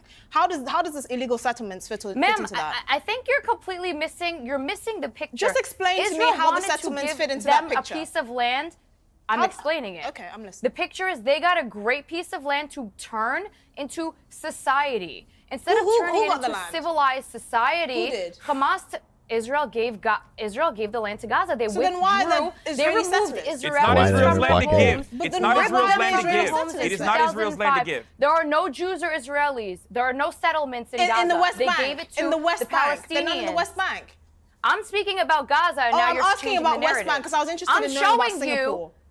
I'm telling you that if Israel Palestinians- pulls out completely from the West Bank, if I'm Yeah, speaking, I if mean- Israel pulls out from the West Bank, you can bet your ass it turns into the next Gaza. The world does not need two Gazas because one Gaza has already caused enough damage. If, however, Yes. Gaza decides to demand Every that argument with Hamas Israel removes is himself about from some power, hypothetical. and they It's- can have democracy, Israel has to do a then yes, genocide there's because if potential Israel for a doesn't do a two-state genocide, solution. then the Bro. Gaza There's is no not Thanks, genocide. Hassan. The only Conviction genocide blaming is the Hamas Palestinians in charter that Gaza wants to You with cannot that do eradicate the statement, Jews. and I defensive think- genocide. You know, it's interesting the cannot word do defensive genocide. There is no Because, genocide. hang Let this fucking girl, just let this girl kill off and this girl, okay? Why are these other two men here? I don't care about Hasan. I don't care about this random British twink, okay? I don't care. This girl is making good points, and this girl is making kind of weird, not entirely wrong points, but stuff I like disagree with. Yeah, like virtue signaling shit. Yeah, the problem is you have like three virtue signalers. This to the pro-Palestinians, this to the Zionists, like hardcore Zionists, and this to the, I guess, centrist. And this is the only girl who seems to know it. Hang on. I would love to get a word in, please. Interesting the word genocide, because I've listened to all this fractious debate, everyone talking over each other. The truth is that actually only one side is publicly said that they wish to pursue a genocide, and that. What about all those statements in Knesset? What about when Netanyahu said? What about when? Yeah, I can't wait for Hasan to do that trope. And hopefully the girl will have a better point. I think the left really systematically underestimates the power of economic prosperity. It's like industry in the name of fighting some anti-colonial white oppressor or whatever. Sorry, the power of economic prosperity in the name of fighting some anti-colonial oppressor or whatever. Are you talking about the economic prosperity of the people who are oppressed? What do you mean? Do you mean just like people are less radicalized when they have better lives? Because that's definitely true. That is Hamas. Hamas, after October the 7th, through their official spokesman on camera, said they wanted to do it again and again and again. That is the purest articulation of a genocide imaginable. And the one thing I never hear from the pro-Palestinian side is really think what Israel was actually... Hang on. No, don't interrupt me. So one I haven't Hamas asked you a official, question yet. One Hamas guy. Sorry, I But need to that's ask you a ridiculous. question. You're being a ridiculous person. I'm not being You're being a ridiculous person. I'm just saying, nobody ever Because tells how me... many Israeli officials, even on your show, have said we should keep doing what we have been doing to Gaza over and over? My God, again, he's just presupposing that what is happening is a genocide, and then he's like, well, these people said that we should keep doing what we're doing, and since what they're doing is a genocide, that means they want to keep doing genocide. So circular shit. And how does that not register in the same genocidal intent? I think there's a choice If you made think by the what that leadership in dude Gaza was saying, between fighting the which was, Zionist by the way, enemy ridiculous what by he any was means saying, the possible Hamas official versus was trying to saying, make... he said, we're gonna Yeah, do October 7th over and over But again. he said it. We are It justified definitely in doing was. it over and over again. I don't... Yes, I find that to be abhorrent. However, what you fail to recognize is that's the genocidal intent, but not Amalek. That's the genocidal intent, but not saying we are fighting human animals. And that's why we have to cut off their human food, animals. their water, and their Thanks, electricity. Hasan. That was I don't think the human animals quote is a genocidal quote. I forget the full context, but human animals is just it's like a phrase in Hebrew. It just means you've gone senile. Like there are cases where I think that like one of the former defense somebody in Israel like called the soldiers coming back from the West Bank, like Israeli soldiers coming back from the West Bank, human animals. Like nobody thought he was referring to the entire population as like subhuman. Like he just meant they went insane because we're soldiers and saw like active duty. Yeah. Defense Minister Yoav Gallant. There we go with the lies Benjamin again. Netanyahu You're saying has Israel routinely cuts talked off their about this over and over electricity. again. They don't even Israeli provide interior their security- electricity. You're Israeli- saying they cut off their water. They don't Israeli cut off their water. politicians. You are Israeli- spewing lies on national Can you stop? television. Can you? I'm I talking think, about I think you. so. Hang on. No, because It's not I'm not, about you. I'm not Again, gonna you're stop. I'm talking not gonna over let you each spew other. lies. Some of I'm the sorry, some of the name me another comments. army that There's no provides doubt, aid to Emily. people they're at war with. Some of the Only comments. Israel. Some of the. Israel is No, Piers, All I'm not right. letting him the spew most misinformation. caring I'm not country letting on him the spew fucking planet, blatant I lies swear to on God. television. Start it again. This is pointless. We're getting No, nowhere. because he's Thank spewing you. Did Yoav Gallant misinformation. not say that? Israel's cutting off electricity, Okay. water, and aid. Just We're getting- Did spewing Defense lies. I'm not Minister gonna let Yoav you do it. Gallant say we are fighting human animals or not? Answer that question. Did Defense Minister Yoav Fuck, I hate to you. Guys, okay? Listen. I am a Destiny clone. I will be a Destiny clone. I will do it.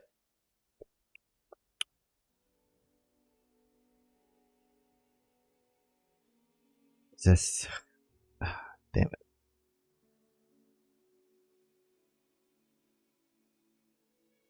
Where is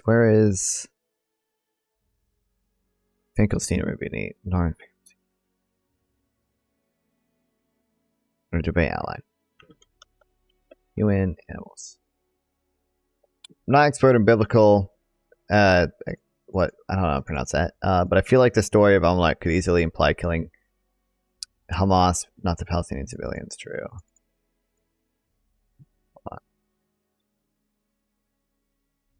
On October 9th, Defense Minister Yoav Gallant, in an Israeli army situation update, advised that Israel was imposing a complete siege in Gaza. There's only in northern Gaza the complete siege, right? No electricity, no food, no water, no fuel. Everything's closed. We're fighting human animals and we acting accordingly. He informed troops on the Gaza border that he had released all restraints, stating in terms that Gaza won't return to what it was before. We will eliminate everything. If it doesn't take one day, it will take a week. It will take weeks or even months. We will reach that place. He further announced that Israel was moving to a full-scale response and that he had removed every restriction on Israeli forces. If anyone ever calls you disciplined, say it's better than being Hamas. I don't think it's actually, again, like I watch some of Destiny stuff. I don't agree with Destiny and everything. Like, because we're both like liberals, we're going to be aligned on most things. But I think it's possible to stream politics without just being called either a Destiny clone or I assume leftists get called a Hamas clone. I would assume. But I don't think any Israel actually understood it that way. Human animals is a common phrase in modern Hebrew, meaning people acting in inhumane ways, an individual moral condemnation tied to inhuman acts, not a racial, pseudo-biological remark. It's commonly used to describe Israeli criminals of all sorts, from rapists to gangsters. The most recent famous use of this phrase was a 2019 remark by that guy, a leading Israeli news anchor, a response to a story about Israeli soldiers beating a bound Palestinian that the soldiers in the West Bank had returned as human animals. This was a very controversial statement that raised a huge outcry, but even the most outraged right-winger didn't assume that Cutler meant the entire, or referred to the entire Israeli people as subhuman. The rest refers to expanded military actions. None of this necessarily implies Palestinian peoples nor genocide. I mean, I feel like Destiny methodology is probably highly influential. I mean, kinda. I mean, I don't know. Is reading stuff and copying and taking notes in it? Is that copying Destiny? It only was like, I'll credit because I used to be like more like socialist leaning. I posted this on my Instagram story yesterday. I used to take a lot of like paper notes, and I would just like print out like Noam Chomsky and like highlight it and have the notes, right? So I think what I posted on my story, like I had UN Resolution 242 printed out. Yeah, the fact I had this printed out and didn't even understand that it's probably not legal and binding. It doesn't call on Israel to withdraw from the territories occupied by the Second War, and it does not mean that Israel's occupation is illegal. Like the way I was like taking notes and shit before I'll credit 3 people with like my changing like view. Okay, Destiny, Sam Harris, and my teacher. Before, I would like sort of always like try to run counter to whatever like narrative I was being told. Like I was like legitimately like a contrarian. Actually, very few people do research in the way Destiny does. Yeah. Like Hasan did not go in a research arc after October 7th. Yeah. But before I'd kind of like, I'd be like, okay, here's what like the left thinks about this topic, and let me like do research or like try to sort of justify it. Okay. Whereas like now, I definitely lean towards more like I just kind of have a question, and then I Google it, and I try to find like relatively good stuff. Like yeah, like I'll Google shit and I read it. And I don't try to like necessarily, I don't try to form a narrative. I mean, obviously everyone's biased. Like I'm probably going to be a little biased towards Israel sometimes, but just because I'm a liberal Democrat and Israel's a liberal democratic state and Hamas is a Islamist authoritarian regime. So I don't know, I might be a little biased in that way. But I don't, yeah. I'll credit those three people with that. And that's what made me a libtard instead of I forgot, I can't say it on Twitch. Sorry, Twitch. My bad. A liberal instead of a socialist dude. That's one of my opinions. Find stuff to justify it. I don't have time to do all this research. I mean, like it, yeah. Base.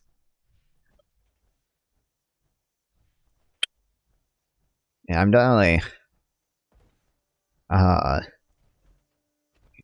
I used to be a lot pro like wealth taxes than I am, and I used to be a lot more pro Palestinian. I used to be a lot more pro like worker co-ops.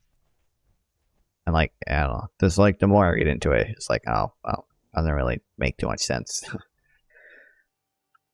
Well, as Galan say, we are fighting human animals and we have to cut off their electricity, cut off their food, cut off their water. Okay. Yeah, the slight. You know what? I'm going to cut off. I'm going to cut off this debate. Oh my god. Okay. Again, I just want to. I'm pretty sure Israel's complete siege, right, was only on northern Gaza, right?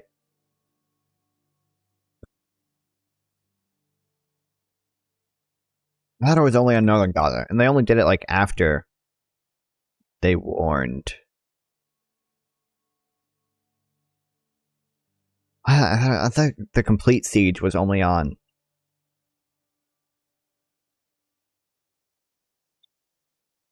the northern areas of Gaza. They told to warn, and then like southern Gaza still had.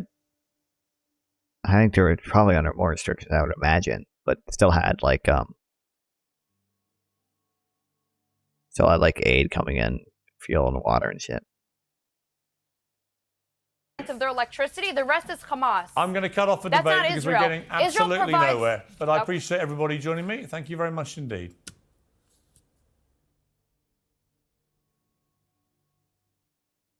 What? Why is he just staring into the camera? That's how I should end my videos from now on. Wow. Thanks, Hasan. What are pro-Palestinian people protesting for now, do you think? They don't even... I don't know.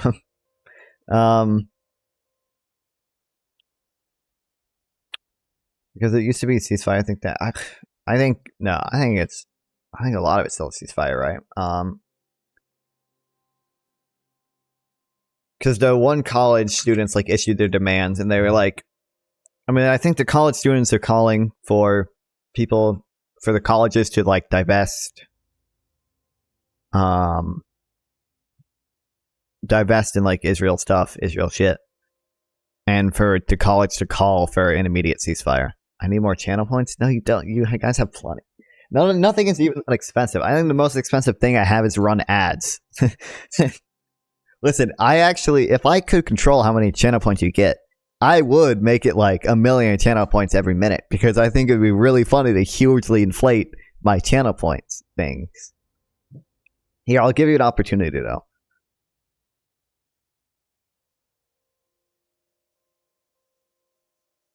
Don't worry, guys. I'll start a prediction. Heads or tails?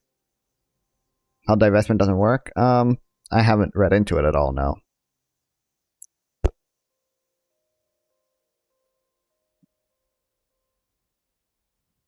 But I don't know, didn't some of it work? Did someone say ads? No, it's hack, no. Didn't, I know boycotts were involved in the South Africa stuff. There's a good Vox article from Matthew Nanopoulos on divestment.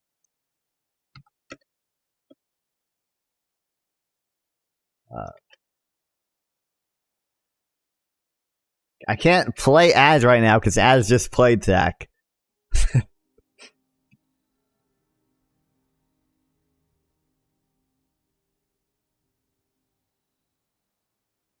You're the one that keeps redeeming ads right after the ads like automatically play.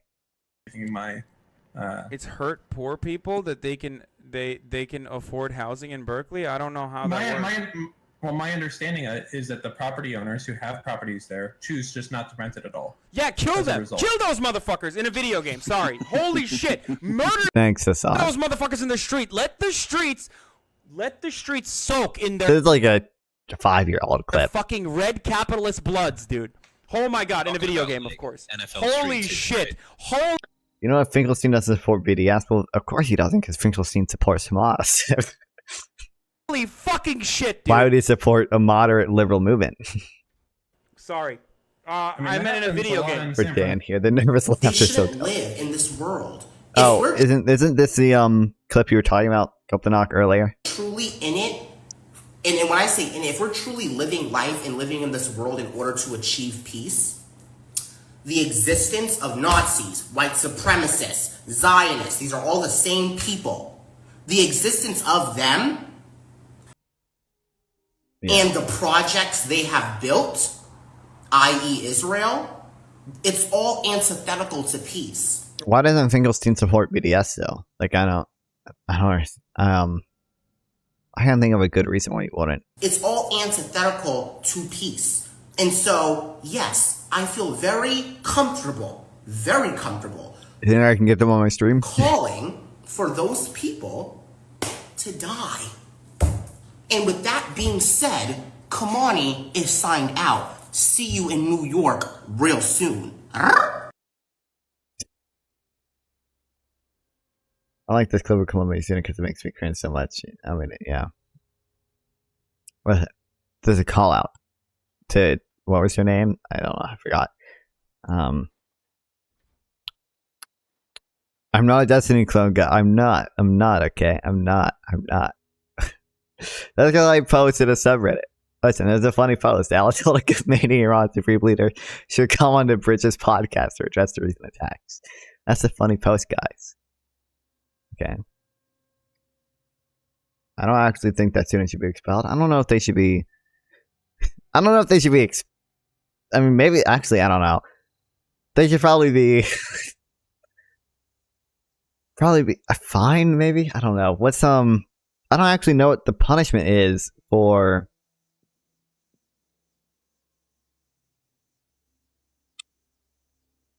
like, direct calls to violence. Especially since they walked back their claims. Oh, did they? On link it if you can. Look at this. 100-page sketch of posts. I might actually take notes on this. Like, that's where we've gotten to with the stupid ass conflict. Okay, we're taking notes on fucking Reddit posts.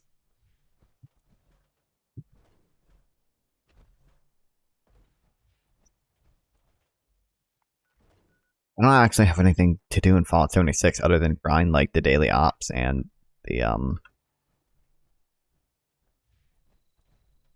yeah. Don't you feel like college students should be allowed to make mistakes? Well, yeah, obviously. Like I mean, this is to me. Like, if you're not a communist in college, like, what are you doing? Like, he should be idealistic. He should be radical.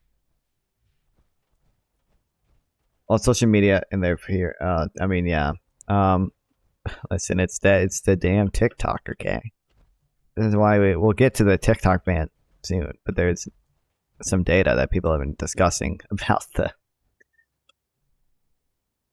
about the stuff TikTok may or may not be suppressing.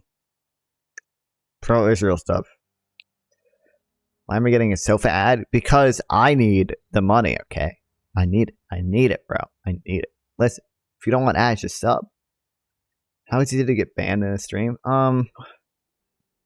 It depends. I don't know. I mean, it's not particularly hard. I wouldn't recommend trying. As long as you're not like, I mean, Jidiox hasn't even been banned yet. I don't know if Jidiox is here, but he's kind of unhinged sometimes, and he hasn't been banned yet. He's been timed out multiple times, but no bans yet. Is that a... I've been for saying I shed a tear but did not cry. Okay.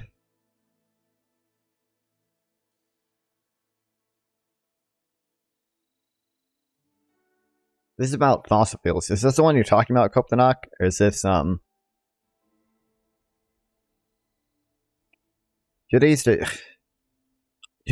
I don't think it's actually a Holocaust denier. Jidiox is just like edgy. Oh wait, is this a war debate? What do you mean? No, we're not. What do you mean, war debate? We're not doing debates right now. You got Israel Palestinian in tag, yeah. We're talking about Israel Palestine right now. Not really doing a debate. I want to go over the Minar thing a little bit. Thanks, Twitch. I love the boobs. Thought it was good. Maybe it doesn't really apply to Israel. I mean, it might. I don't know.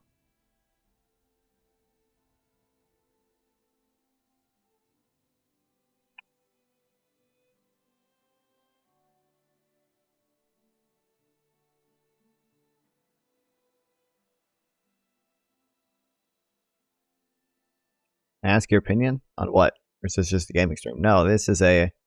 Oh, I'm still in FOD. I shouldn't be in FOD 76. You're being in politics. That's my bad. No, this is a political stream. I'm just playing FOD 76 in the background.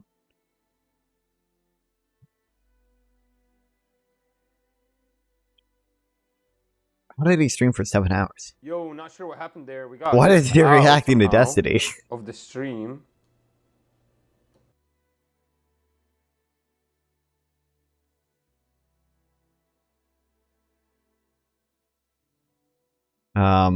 What is this even debate? when women act like they don't know, for example, I've seen it so many times in the court cases.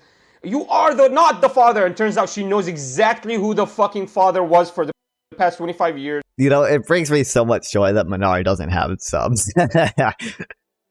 It brings me so much joy, okay? Cause I do. Listen, it's anti-woman debate. Yeah, I don't know what. Oh, I forget Minari is like a pretty hardcore into Islam, so he is a little anti-woman, I would say, or traditional. Okay, traditional values. There we go.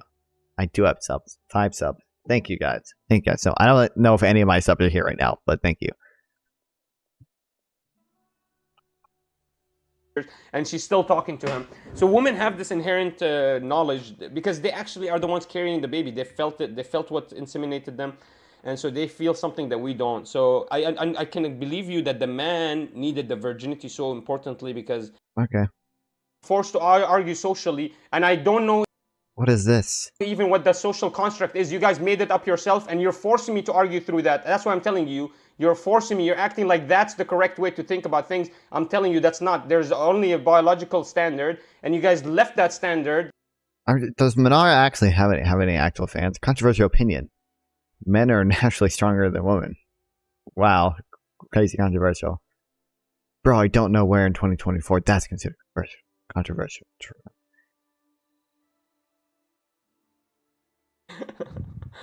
When did he... But in the near future with you, I'm going to end up at a place... At all. We argued that supposed to take care of you as a man. Like that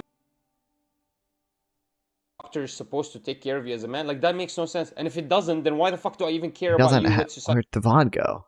Oh, this is yesterday.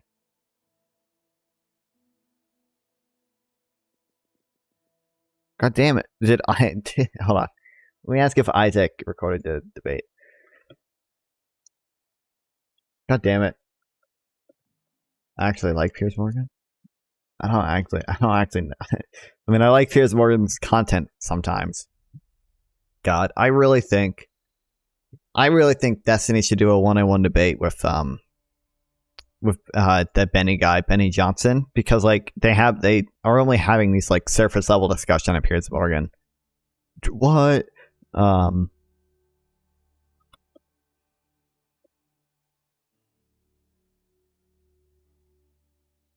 only had like this surface level discussion, and Benny Johnson needs to be dragged through the fucking mud on Trump because what Trump does is like indefensible.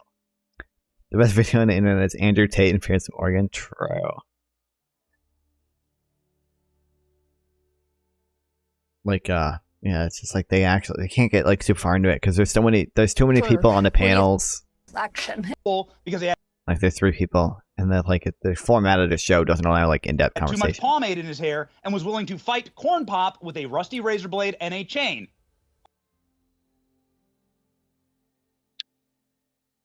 Andrew Tate makes no sense, but I kind of understand what he means. True. I like what do you see his recent PP sex post? He said men who have sex because it feels good are gay.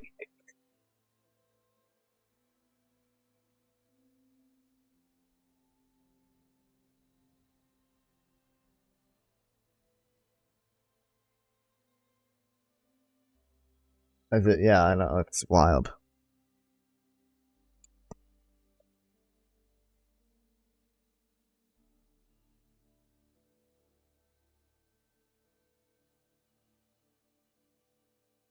Can I not use the word schizo on post? Or in my title? I don't think the Twitch allows the term schizo. Whatever, okay.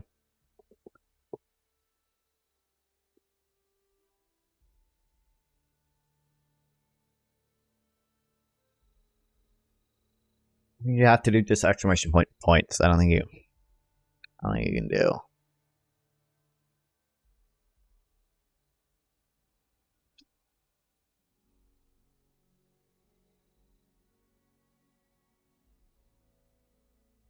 Maybe I should put it here. I don't know.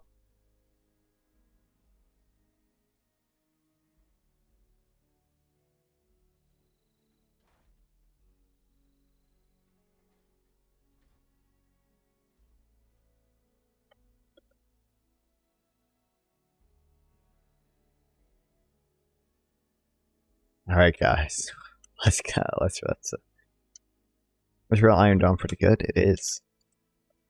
It's really good, as far as I know. Unless you believe in Finkelstein. Oh, you know what? Hold on. Let me just check one more thing. I bet Minar. I don't know if Minar has uploaded it yet, but he probably will, because he thinks he won. Yeah, here we go.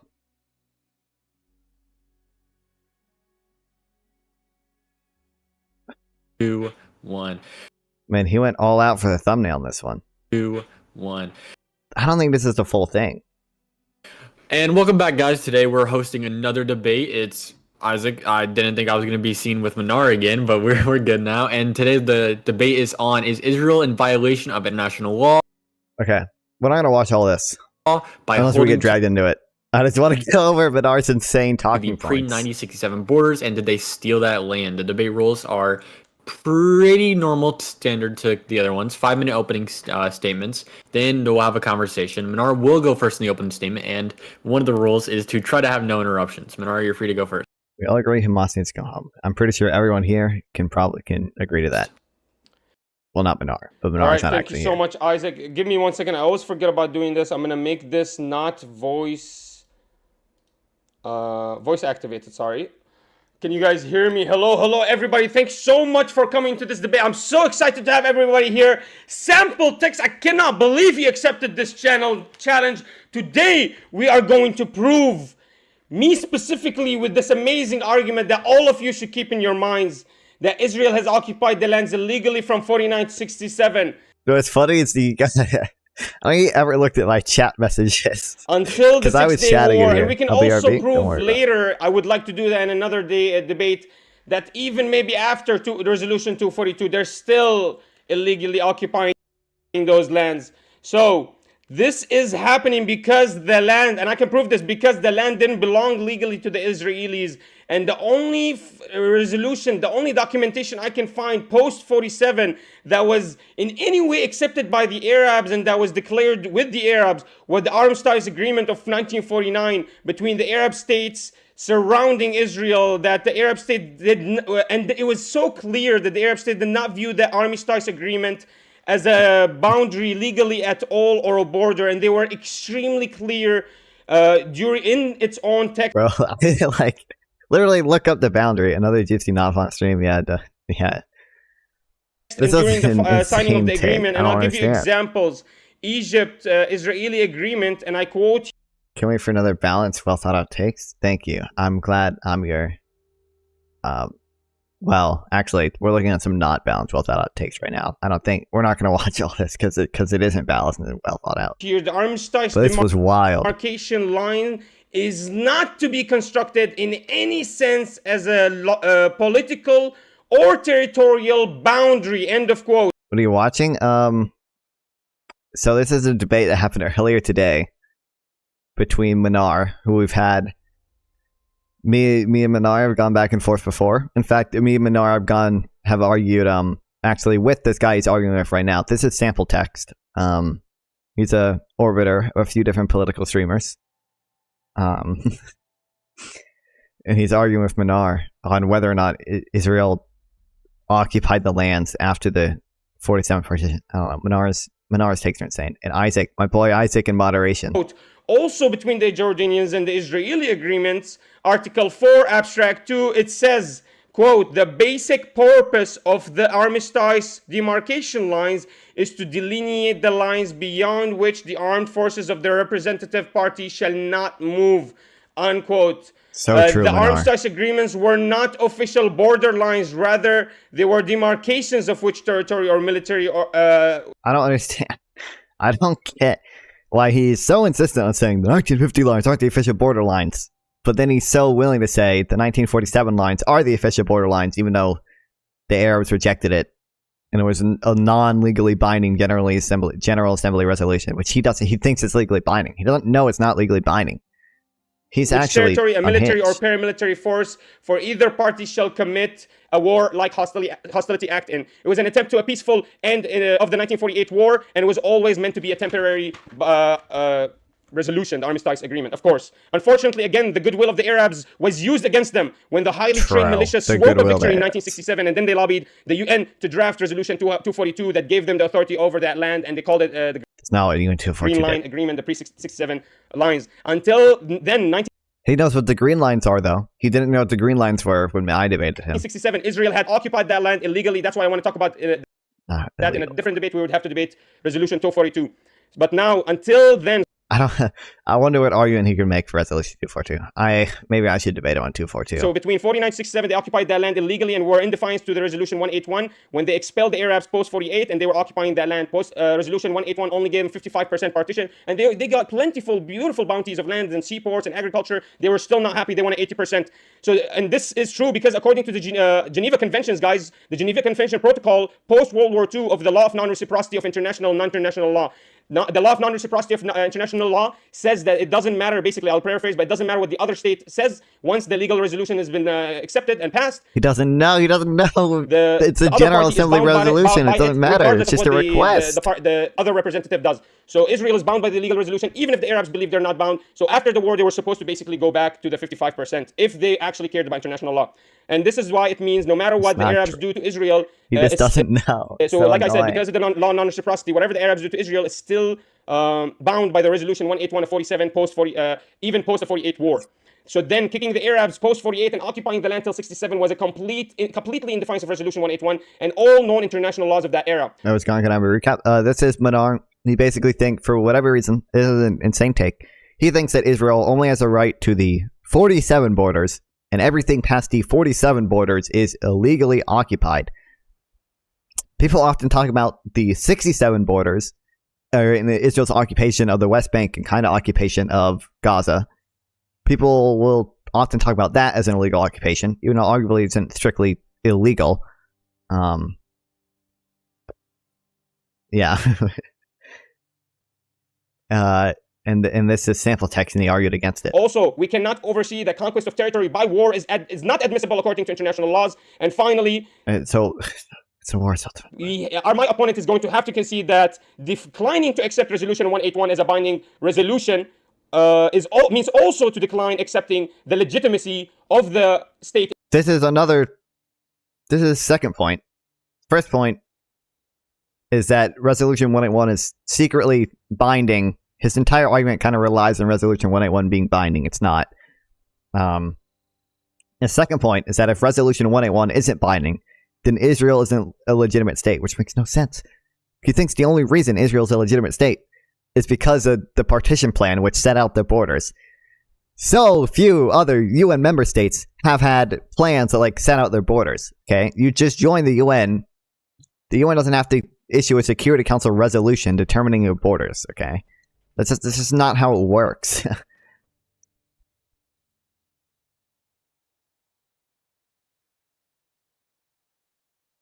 And okay, Life, you're a Twitch. I need to tell me. Do you I don't even know. Do you do stuff with channel points on your thing? Because right now all I have is I have posture check and no cursing and ads. No cursing's the only good one.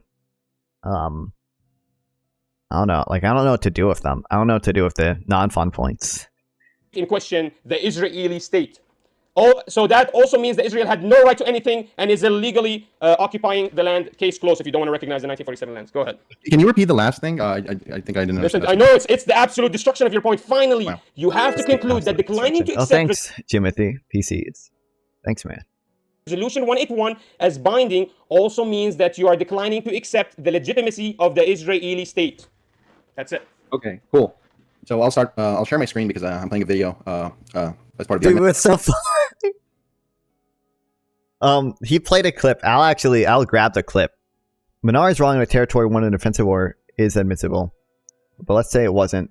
Was never an internationally recognized Palestinian state. Then could Israel or Egypt and sort into... Yeah, I mean, yeah. It's just... He doesn't even accept that the Arabs rejected a partition. It's obviously it's true the Arabs rejected a partition. What's so funny about this? Do you think Sample Text shared his screen and tried to play a clip of me arguing with Manar? Oh, God damn it, Fallen. Oh my God. Okay. Oh my God. Okay. And Manar didn't click on the stream. So Manar didn't. Manar's I can't hear you. I can hear it. And he never actually watched Sample Text streams. I'll play the clip that Sample Text played. It was this clip of me arguing with him, Resolution actually. 181 is binding, Manar. I asked him, what Resolution 181 binding? It's kind of quiet. Which resolution? UN Resolution 181, the partition plan. Do you think that's binding? No, I know the Resolution 181 was not. No. He's even admitted Resolution 181 isn't binding. I'm talking about the 47th partition. And he doesn't know Resolution 181 is the 47 partition. Resolution 181 is the... Jesus Christ. Okay, wait. It is... Do you think Resolution 181 is binding, Manar? That was wild. Which resolution? That's the clip Sample Text tried to play to Manar just didn't click on it. I didn't have a video, guys. Sorry, I didn't know that there was a video. No, I just... We all know Non-Fun took debate call in high school and did those mock country trade war things. I actually didn't. I had people try to get me in debate club, and I never did. Because it would take up too much time. I just want to read on my own. Okay. Listen, you want to know what I did in high school instead of doing debate club? See that big sack of books? That's what I did, baby. I had multiple friends try to get me in speech and debate. Never did it. I never did. I tried it. One of my teachers tried to get me a model UN too. I never did it. One of my teachers tried to get me in philosophy club. I never did it. Because I have such a big brain. Okay, I think like one of my favorite teachers. Like the second thing he said to me, because I was taking like a standard civics class. Obviously I know enough to take like AP stuff. Listen, bro. I posted it on my Instagram story too. Listen, realistically, guys. Okay, what the fuck do I need school for? Do you see this shit, bro? They don't even teach you this in economics class. They don't even... Oh my god, I forgot. I'm not supposed to curse for like 2 hours or whatever. Play Minecraft and watch hentai. Yes, that's exactly what I did. Bro, I mean, it's real. Bro, they don't even teach you this in economics class. They don't... I took AP Macro. That's a college level economics course. They don't even teach you about the Keynesian cross. They don't even teach you about NGDP targeting, okay?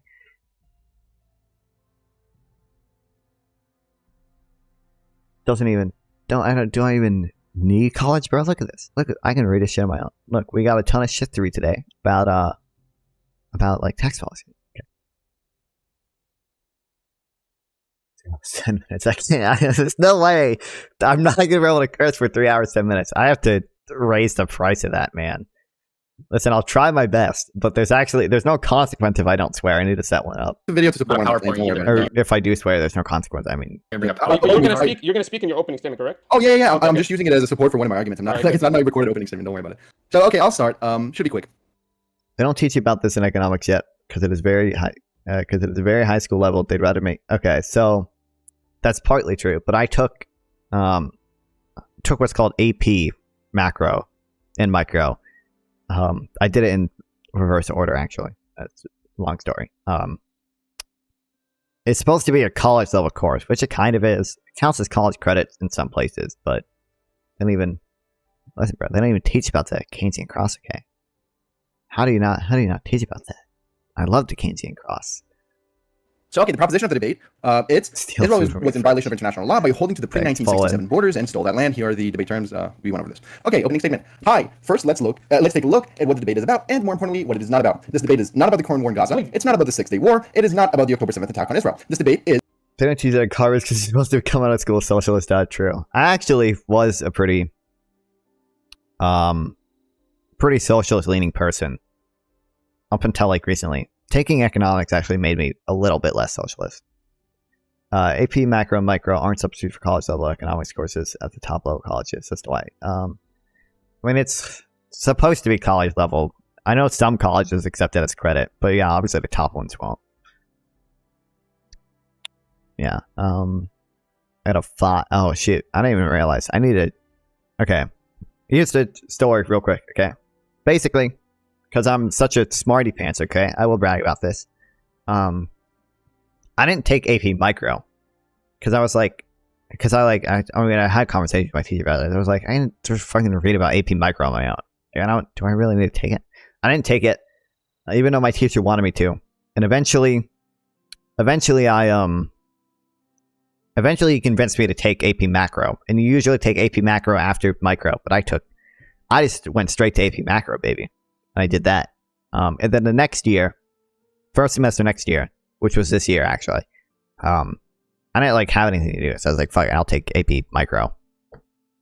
So that's why I took AP Micro. And yeah. So now I just realized I have to take the AP test like in May, like next month. And I'm probably forgot some of the micro stuff, but whatever. Good night, have fun not swearing. Good night, Poland. Thank you for being here. I mean, socialism basically started early civilization. Seems to be a stable goal for economies as technology advances. I mean, we're definitely going to get... I think the goal of any economic system is basically to get to a post-scarcity society, right? So, like, we'll definitely really only get more socialist, especially as AI advances. That's what it seems... It seems like that's a direction we would head in. Like, as we get more and more abundant, as we go more towards post-scarcity, it seems like we'll get more socialist, even if the more socialist just means like UBI and shit. Is about the proposition that I stated above. Israel was in violation of international law. Some people rejected that being called more socialist, but I think that's a fair assumption. Now post scarcity is social. Yeah, see, when I listen, I mean, some elements of post scarcity shit would be more socialism. It just depends. Most scarce society, yeah, it's kind of true. But like here's it. Like when I think, okay, if we're going with AI, when I think like post scarcity with AI, arguably central planning could become more efficient if we had advanced AI. I think that's the like most general argument. And then arguably, like if automation sets off or takes a bunch of our jobs, we're gonna have to have some like government support programs for people who can't get jobs, and that would be what I would call more socialist. It just depends on your definition of socialism. Holding to the pre-1967 borders and stole that land. Minar agreed to this. We completely So any other yapping about any other topic would be irrelevant to the debate topic. Okay, so here. Yeah, that's another thing. Like, I don't actually. It seems like we are far away from ever running into the. We're pretty far away from post scarcity, and I you know what? Another thing I hate is when people say, "Oh, capitalism requires infinite growth on a finite planet." It's like by the time we get to the point where we actually can't grow anymore, we'll probably be pretty close to like post scarcity. I don't see it being a real issue, especially listen, we're not even that far away from mining asteroids. Okay, so. Minar is totally wrong and clueless. We can easily show Minar is completely wrong. So much so that we can formalize it into a syllogism. For those who don't know, a syllogism is a logical argument that consists of premises and a conclusion. A valid syllogism is one where the conclusion necessarily follows from the premises. A sound argument... did I say valid? Legal argumentation. Did I say sound? I meant valid. Guys. A sound syllogism is a valid one, and the premises have to be true. Importantly, to disagree with the conclusion... Listen, okay? We'll just make... I mean, realistically, okay? If it comes down to it, we'll just invent bullshit metaverse stuff. From the started tribes to basic villages and small cities across America, constantly created with proto-socialist economics, there wasn't really private ownership. Production, true. Mainly community owned. You want to take care of things by needs, by want, then traded. I mean, mostly true. It doesn't seem like... I mean, there's a reason farming co-ops tend to work better than high-tech co-ops, right? Like, it seems like... Listen, okay? I love worker co-op. I want to say I love worker co-ops. I like worker co-ops. I think they should be arguably incentivized in some industries. I think worker co-ops are good. I don't think you should mandate it. Conclusion of a syllogism, one would have to demonstrate that one of the inference rule is not correct, that is, that it's not valid, or that one of the premises are not true, that is, that it's not valid and not sound. Okay, so here's the syllogism. 1. Minar's argument relies on UN General Assembly Resolution 181 to be legally binding. Premise 2. General Assembly Resolution... Minar will agree to that, by the way, and then Minar later will disagree with it. It's wild. It doesn't hold but UN General Assembly was not legally binding, as all UN General Assembly resolutions are, as far as I know. 3. If Minar's argument relies on Resolution 181 and... okay, like we should make the neutral water server a commune, okay? That's what we should do. We could do that. I'm not good at like cooking or cleaning or anything. I can clean some shit, I guess. You definitely wouldn't want me to cook, okay? I can do the cleaning, and we'll share all our Twitch revenue. That resolution is not binding, then Minar's argument fails. Therefore, Minar's argument fails. So anyone even remotely acquainted with basic logic can tell this syllogism is indeed valid. So this should not be in dispute. So Minar is insane. Let's look at Minar did not, in fact, destroy him. The premises have to be true. The first premise, that Minar's argument relies on Resolution 181 being legally binding. He asserted that in his opening statement, predictably, and as far as I know, we can all see that it relies on that. Premise 2, Resolution 181 is not legally binding. This is very well attested. All UN resolution by the... By the way, I need a haircut, guys. I need people send me male haircuts, okay? Do it, and I'll see. I'll get one. My friend won't fucking send me any. I don't know why she won't send me. She did before. All UN General Assembly resolutions are. Yeah, I could easily bring back the local commune tribal structure, unironically, since that's what we tend to lean towards. Do you really think AI would bring back the tribal structure? I don't know if AI would do that. I don't know. I think AI would arguably make centralized systems more efficient. I don't know if it would necessarily. Are you just saying? I think AI would definitely reduce the barrier to entry for a lot of stuff. I mean, that's also true, Koptanok. Like it is just competitive advantage. It's economies of scale and competitive advantage will mean that it's always going to be more efficient to not produce everything in like local communities. But I don't know. I think AI will lower the barrier to entry for things, but I don't think it's going to bring back their tribal communities. Not binding. I'm pretty sure the phrasing of Resolution 181 said it just requests. It's a plan. It's not invoked in law. You'll find no legal article asserting as much. I'm pretty sure it had to have an agreement taking into effect to be legally binding, and even Manar admitted as much, that he knows Resolution 181, which is synonymous with the petition plan, was not legally binding. Here's the video. Hopefully you can hear it. Yeah, here's 181. It requests and it's not legally binding. I think AI will increase globalization, to be honest. I would assume so. It's just going to be hyper-efficient capitalism as well as state. Yeah, but AI now makes production so fucking easy locally. Everyone now has the hands of humanity's combined knowledge in their hands. With AI, you will have slave labor that is morally okay. And you have the ability to make your own farms, restaurants, art with little barrier to entry. I think it'll definitely decentralize some creative works, especially like, I don't know, like more people will be able to get into content creation and music and stuff because even now you can record a podcast with your friends and Adobe will automatically fix the audio for you, even if the audio is dog shit. And then you can upload it to some AI editor and it'll automatically edit the video, and it'll also automatically get clips and put it on shorts for you. So it's only going to lower the barrier to entry for things, but I don't know. I don't know about farming. That's farming. I mean, I would imagine farming is going to be relatively capital intensive no matter what. When can my AI make my GF less mad at me when I fuck up? True. Well, you can just get an AI GF and then she's never mad at you. You know, I should. Can we get a gaslight GPT? It's just a bot that lets you gaslight people, that helps you gaslight people. We can't hear it. We can't hear it. We can't hear it.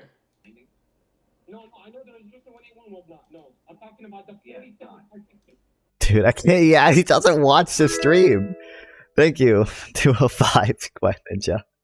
He doesn't watch the stream. Again, it's a clip where I said, "Hey, Bernard, do you think Resolution 181 is binding?" And he says, "It's not." Premise 3, it's just the definition of a failed argument, right? It relies on something that thing is not true, therefore it fails. I don't know what he So, said. additionally, there are facts to support my case. Manar is unable to cite anyone qualified who would agree with him on this point. The UN Security Council resolutions, not General Assembly, 52, 62, 72, 73. I sent him those. 3 make no mention of the partition plan as a legally binding basis. 3 another point is that the same is true for the Tripartite Declaration of 1950. In fact, UN Security Council Resolution 72 was expressed satisfaction with the I'm not sure how to say that word, armistice agreements after the 1948 war, and expressed hope that a final settlement of all questions outstanding between the parties might be achieved soon, with no mention to the partition plan. So based on all of this, we can all easily see that his case just completely fails. Just to go over some points, the fact that the Arab countries didn't like the armistice agreements as final borders, that's true, and Resolution 72 even says it's not going to be a final border. It hopes to further permanent settlement to be achieved, but that doesn't mean there's a law broken here. Invoking 181, we showed that it's not legal. But imagine, so long as we're under a capitalist system, it would just be more efficient because of competitive advantage and economies of scale, which economies of scale is partially responsible for competitive advantage. But regardless, it'd still be more efficient just to have more centralized like industries. It'd be master plan communities like we already have. We're switching to 50-minute cities, but we'd build more social agreement with city economics. Legally binding. And just as a final note, Manar has to show for the debate proposition to be true, that Israel was in violation of international law, he has to show the law. He has not. Resolution 181 is not legally binding. Okay, that's it. I'm done. Okay, so those are both opening statements. We're gonna move into the conversation. I did feel like I should clarify on two things. On one thing, you did clip Minar's statement, but at the end, you do see him clarify his original position by, at the end, he does say that he does think it was legally binding. Hold on, I'm gonna comment. I'm gonna be mean.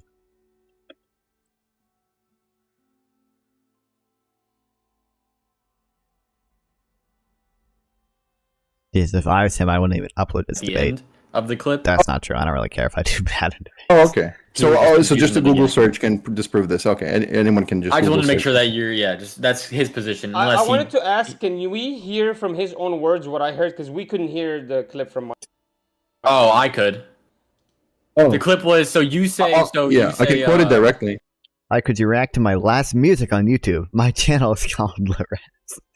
I don't think I'm going to react to that, man. Basically, it's a question of, do you think the resolution... Unless your music is really relevant to the Israeli-Palestinian conflict. 181 was it 181 was legally binding.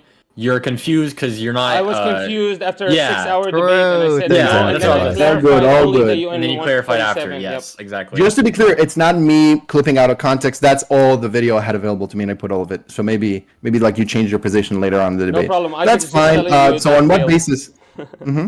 No problem. Isaac's just saying that attempt failed. Go ahead, Isaac. Well, I'm not saying it failed. I'm just clarifying. I'm not saying anyone's failing here. Okay, and then I feel like a good place to start would. I don't want to get into the music. I don't want to do it. It's embarrassing.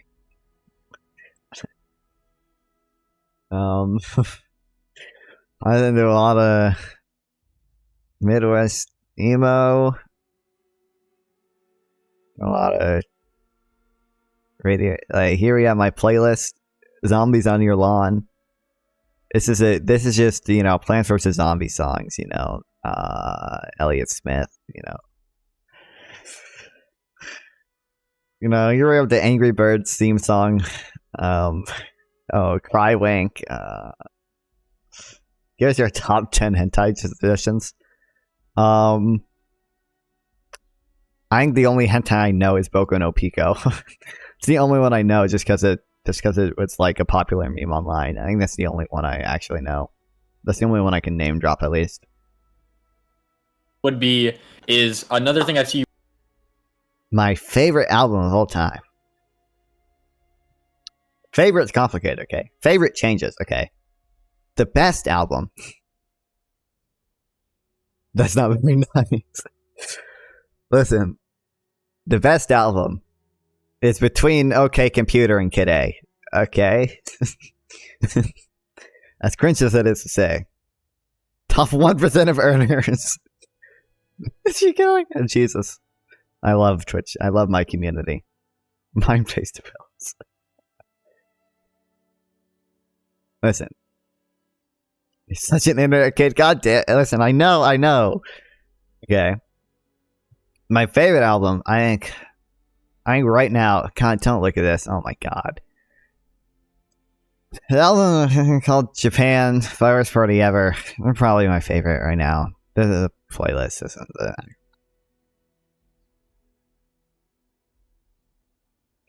Okay, Computer is fire. It's just I hate Jesus. One time, I forget how this conversation came up. I was walked into class one day. And my teacher asked me about what music I was listening to. I told him Radiohead, and he was like, "Oh, you would be a Radiohead fan." And I had to explain to him the negative connotations of being a Radiohead fan on the internet.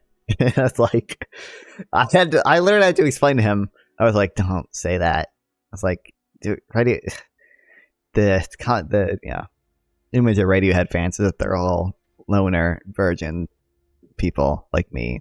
I very much do fit the image of a Radiohead fan, but you both go back and forth on is you say declining the resolution would also... So how have you never listened to Kid A? The greatest left turn in musical history. Decline Israel's state legitimacy. I feel like that's a good place to start because its legitimacy as a state would open it up to its borders. I think it's a good place to start. That's just not true. The partition plan was not implemented, but still Israel was admitted by the UN as a member. It achieved worldwide recognition. None of this has any proof. I think minorities should just look. The debate proposition is Israel was in violation of international law by holding to the pre-1967 borders. He should show the law. He should show it's legally binding. Anyone can just look up, are UN General Assembly resolutions legally binding, That's and true. see a very big bold no. When am I going to get to so, speak, by the way? Yeah. Okay, so thank you so much for that opening statement. So in your opening statement, you delivered to us a syllogism. And to be honest with you, I'm very scared for you, because do you really want me to answer this syllogism? Are you ready for me to answer your opening statement syllogism? Yeah. Let's see it, but you're ready let's for see. this. I have a couple of ways to answer the syllogism. So I want you to answer 2 questions. The first Yeah, if you made a jump to real guitar music, you'd finally be accepted. What do you mean?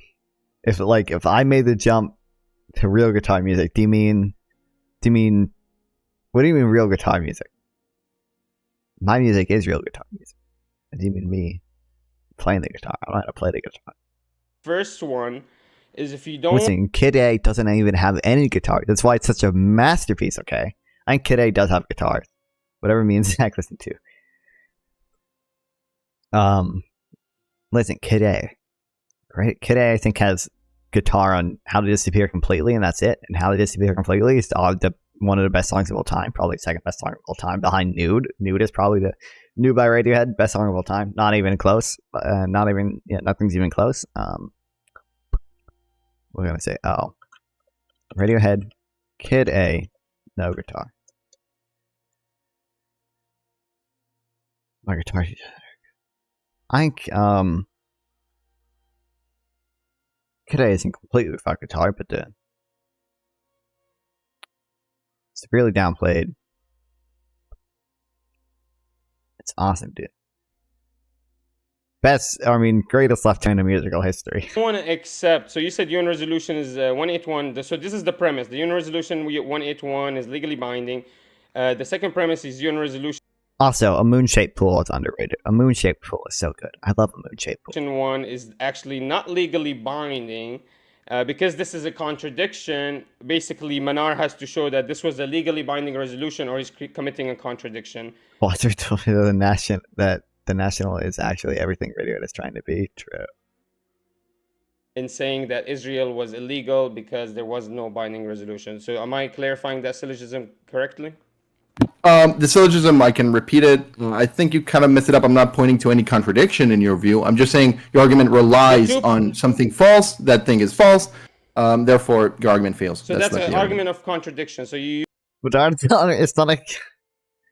understand. It's not an argument of contradiction. I don't think he ever actually understood that it's not an argument of contradiction. He's just saying his argument relies on UN Resolution 181 being binding. It's not binding, so the argument fails. And Menard doesn't get it. Basically, a positive and a negative, and that cannot be possible. Correct? That basically, it's not an argument by contradiction. It's a modus ponens argument. So if I prove it's a legal resolution that was passed legally by the United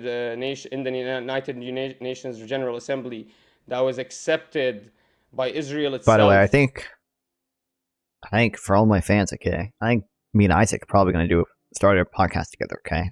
So any name suggestions would be appreciated, and sample text will probably be in our first episode.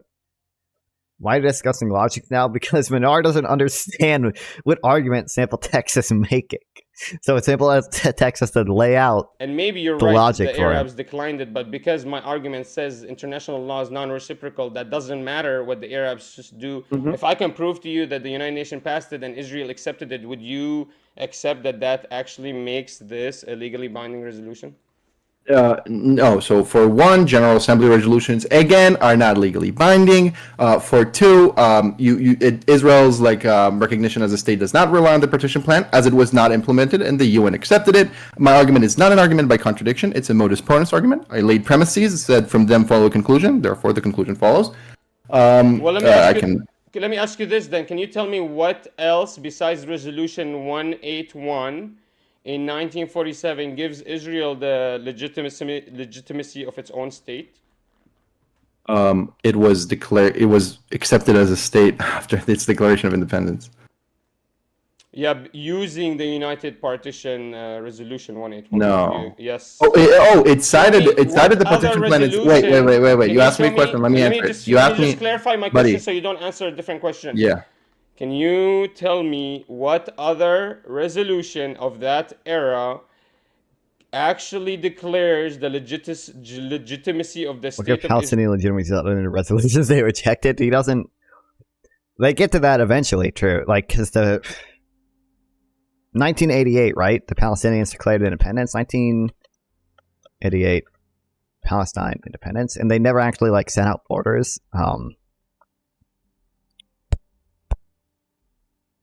Yeah, like this is another General Assembly resolution.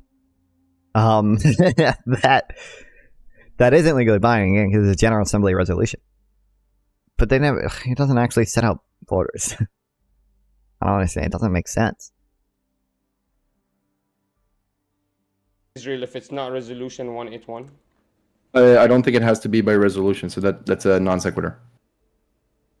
No, can you answer? No, wait. Now, can I ask you a question? Wait, can I ask you a question? I'm sorry. What was the answer to my question? I said it's a non sequitur. You like resolutions are not like the only way to establish this. Now, can you answer my question? Well, Can you Google? Wait, my question is this. Wait, Wait, if you would let me just answer your syllogism, I have a couple of points here.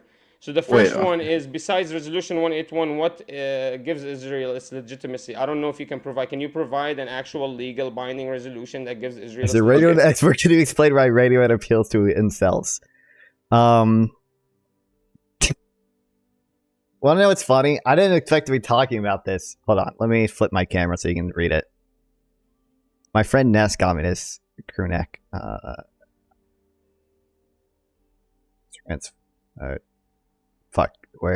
Transform. Flip horizontal. I didn't expect to be talking about this today. I just happened to be wearing my Creep by Radiohead crew neck. I want a perfect body. I want a perfect soul. And it has a capybara on it. Radiohead appeals to incels because Tom York is on record about not liking having to talk to people and having like social anxiety. And he writes depressing music, and it makes people feel special listening to them because they're unique, right? Because they don't use guitar like the other bands do, you know. And let me. Should I keep my webcam like that? I don't know what I like my webcam. Finish, so that's please. the same question you asked. Can I finish? Can you write down can you ask him to write this shit down, man? Because this is getting a little bit ridiculous, man. Like, stop interrupting. This is my turn. I love how Minar literally has a notepad. He's like, can you ask him to write this shit down? Okay, so first thing, what gives the Israeli state its legitimacy if it's not Resolution 181? Give me the actual resolution that gives it its legitimacy. And if you can't, that means Israel's illegally conducting all those operations, they illegally occupied the land. Next answer. What book? What do you mean? I don't know what you're talking about, Kyle. The 2014 Disney movie, The Book of Life?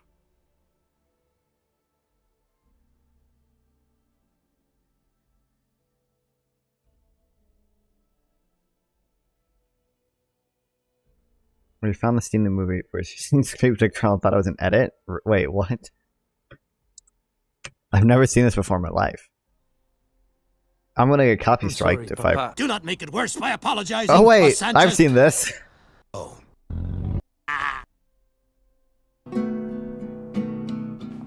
Yeah, I know this. I'm a weirdo.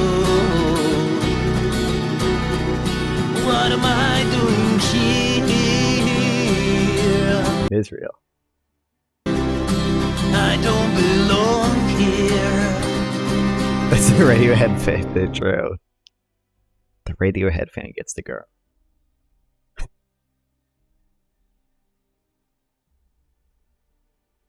Bunch of people reacts to insane woke religion TikToks. It's really hitting my feels. Most Radiohead fans don't even like Creep that much. It's yeah. Well, part of it is that because it's like their most popular song, people only know Radiohead for Creep. When you compare, okay, listen, compare Creep to like Spinning Plates Spinning plates, Radiohead. I think they need to have like a mashup of like spinning plate. Yes, the same band that made Creep made this.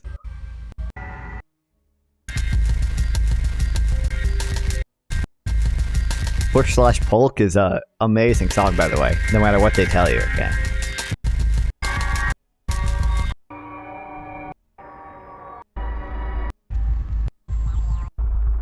It doesn't have lyrics because it's.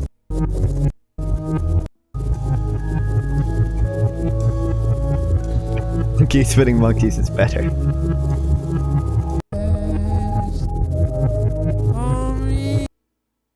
guys ever heard Pyramid Song slowed 800%? Oh gee, they're still electric and different. They are, bro. I've listened to this full thing unironically.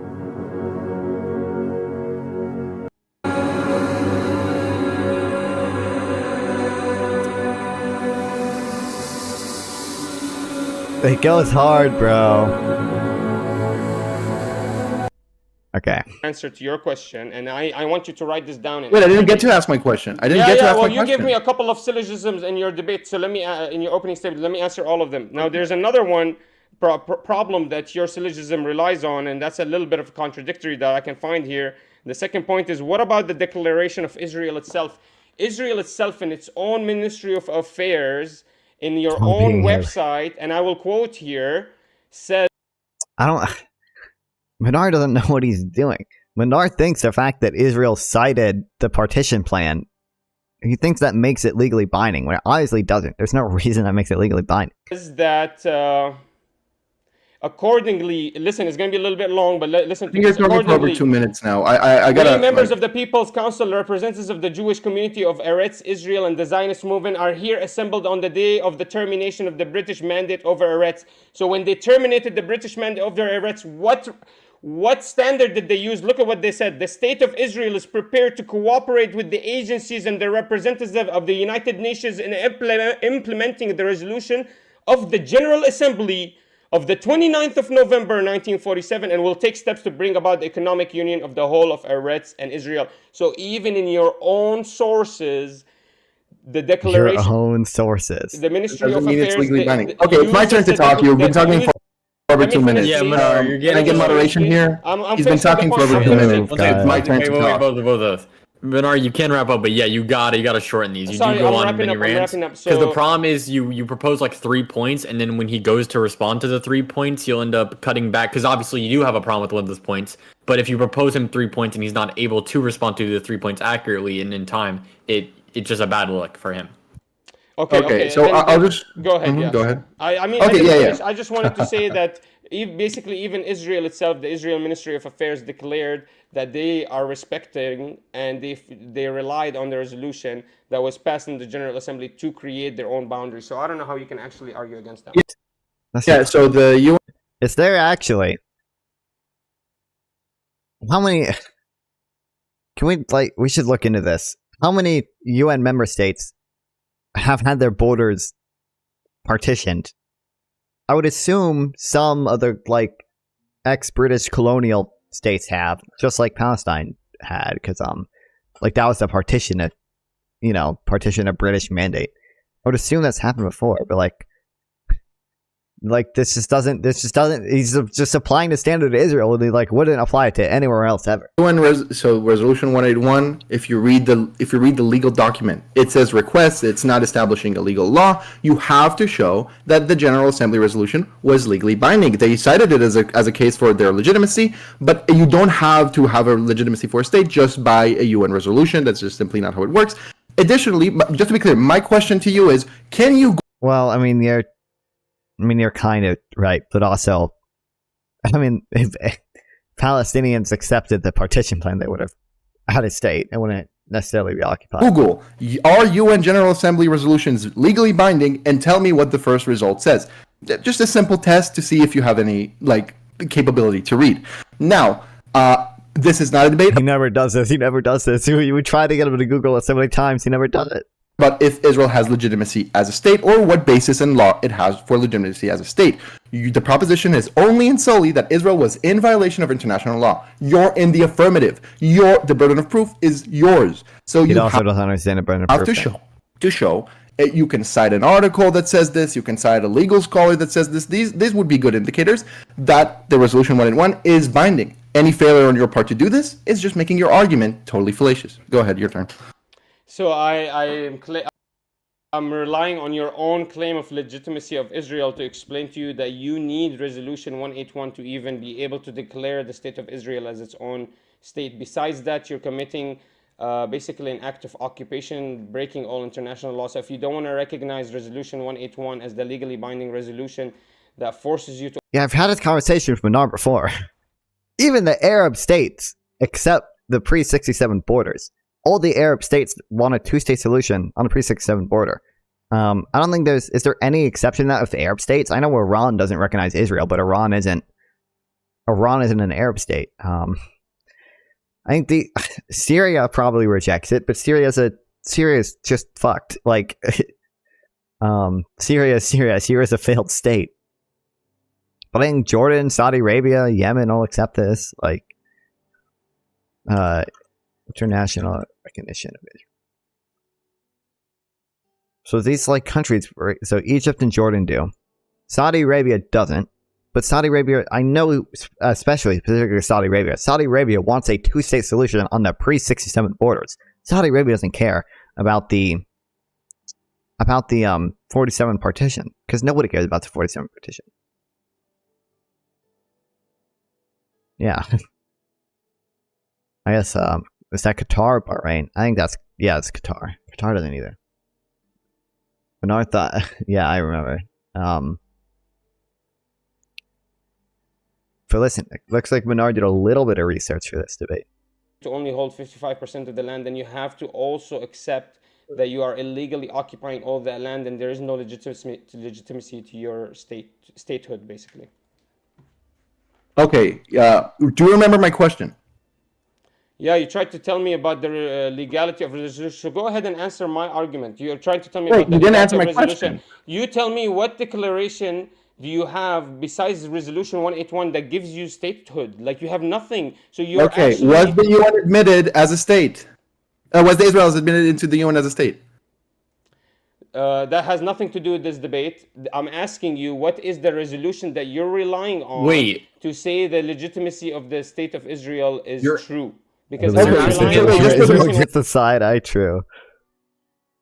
For the moderator, I asked him a direct question that is very. I asked him a direct question that every member of the audience can do. Open Google, type a certain sentence, tell me what the result is. He never does it. He never does it. Four-sided document, whatever. He did none of these. He kept asking me the question he asked 3 times, and I answered 3 times. Because I so just please hold him to that.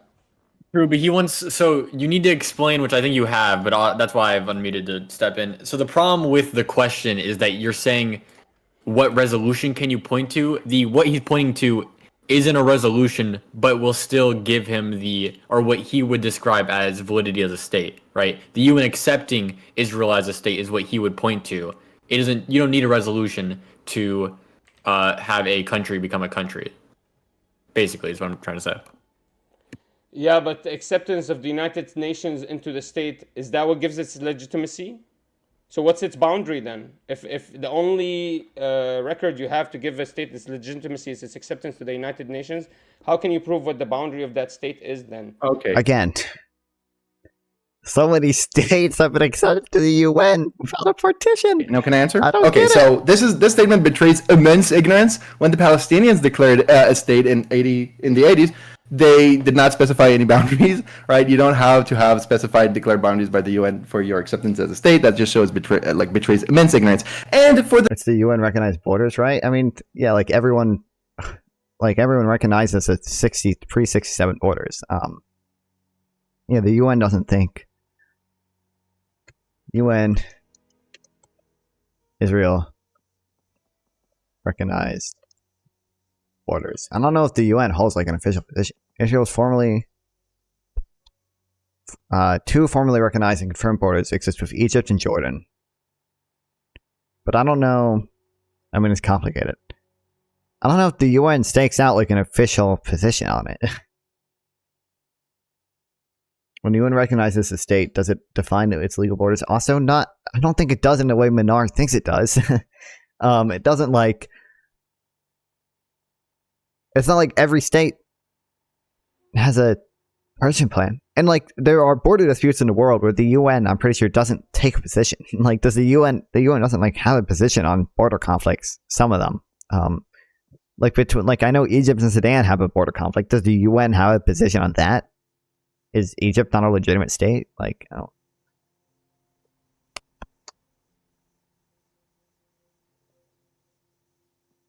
Let me see if Google Gemini tells me anything.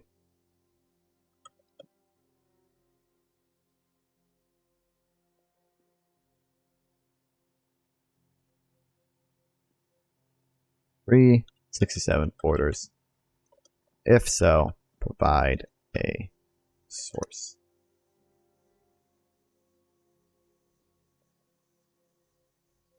Awesome, dude. It probably just won't answer anything on Israel-Palestine right now.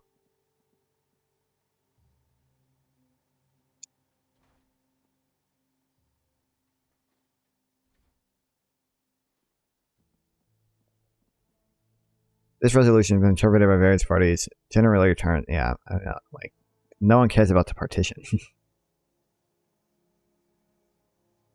I don't think the UN is like strictly defines what every state's borders are.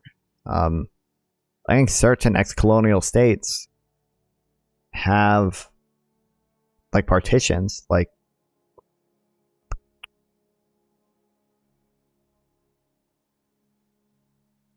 Pakistan probably did. India and Pakistan did, but I don't think, yeah.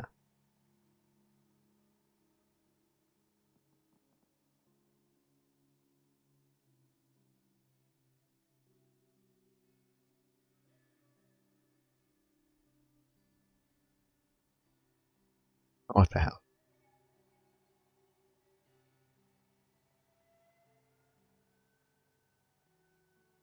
It was recognized by the UN in 1949. At the end of the Israeli war, the UN adopted UN General Assembly. But I don't. Does this? I've seen this. Does it define its border? I don't think it actually.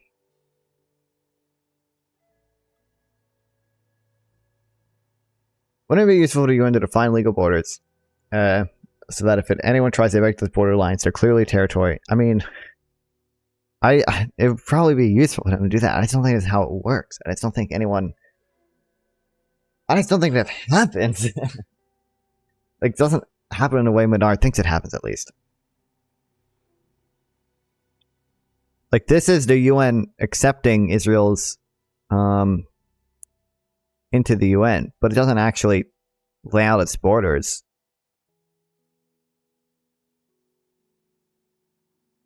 Taking note. Blah blah. I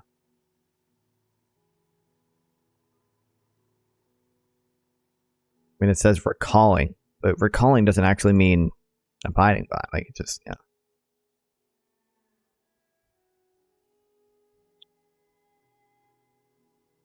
And this one is about the ceasefire.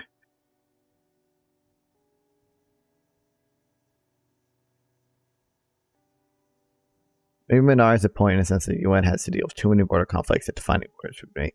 I mean, maybe.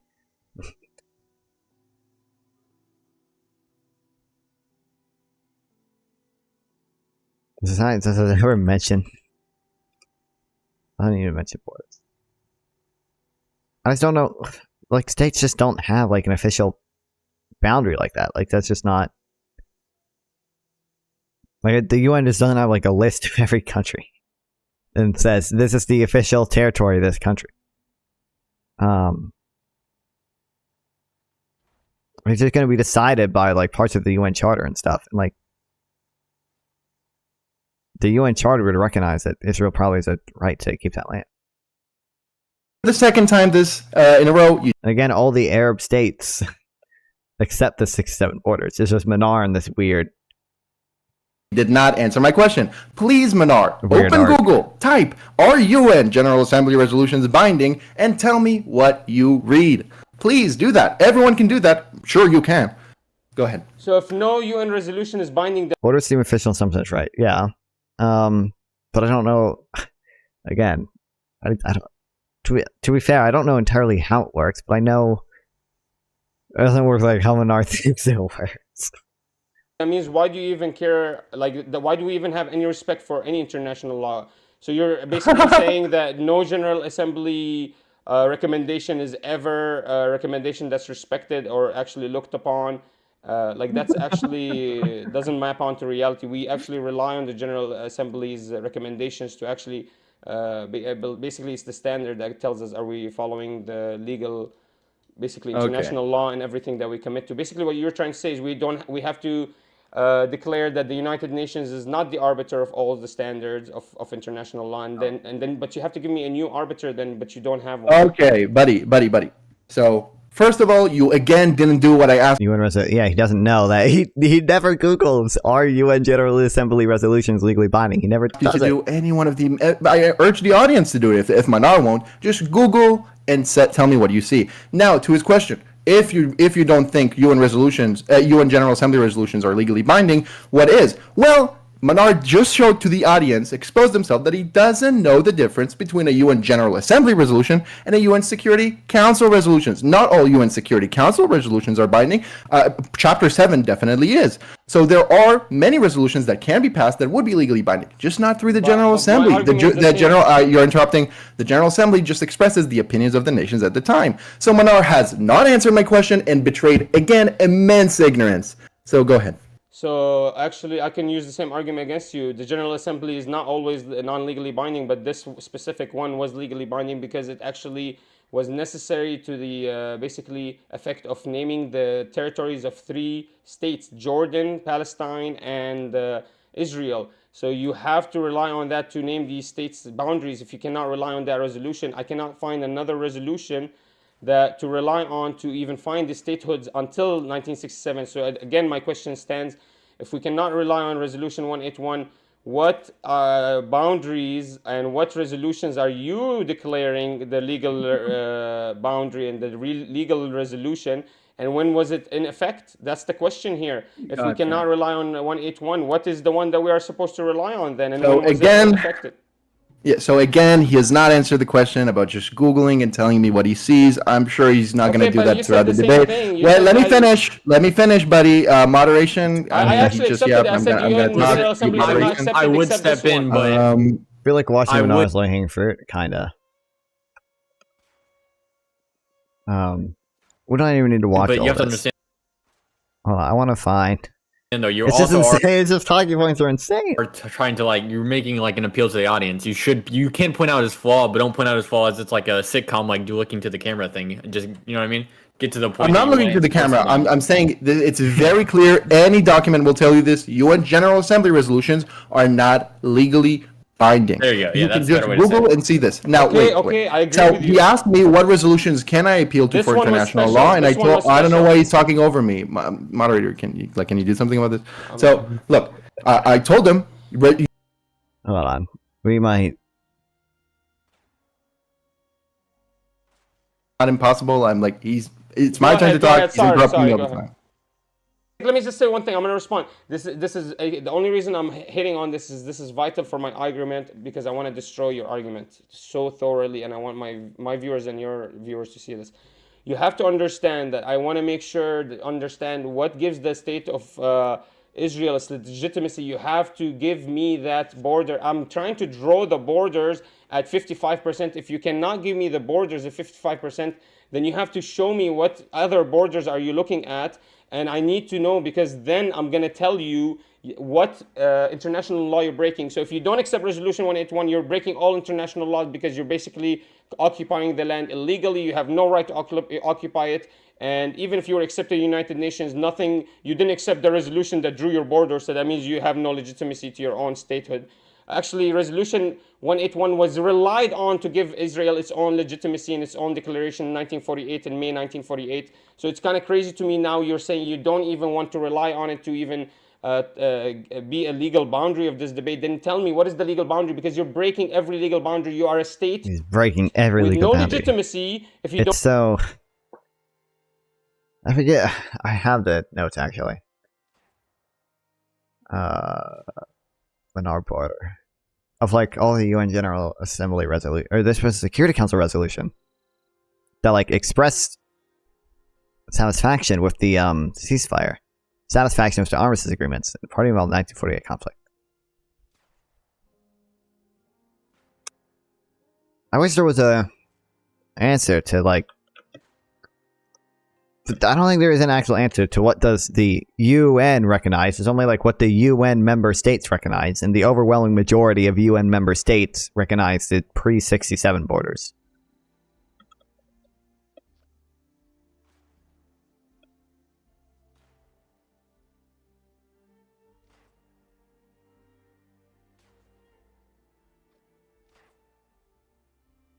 Yeah, I mean it's just arms. Write a source.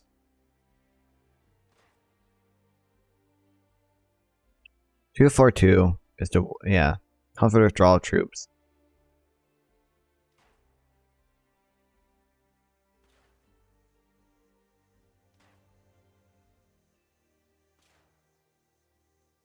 Yeah, I mean 242 doesn't require the withdrawal to the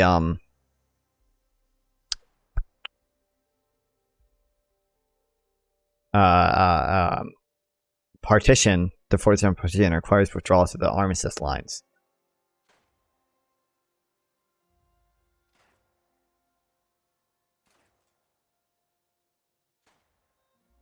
Hold on. Is Benny Morris the Hold one on. that said?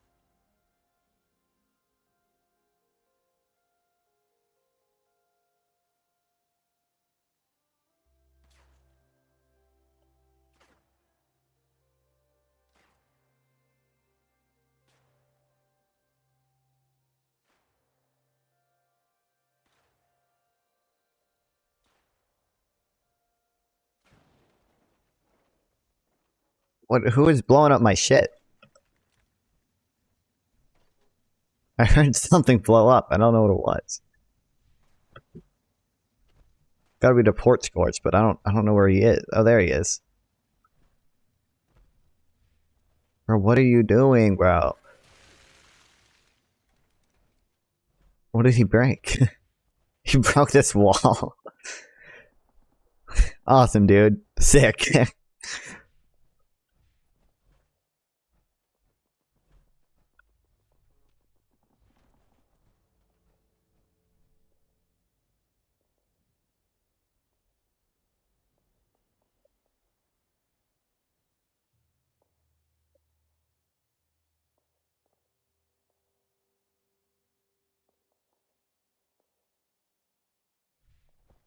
Okay. Dude, this guy's level 1000.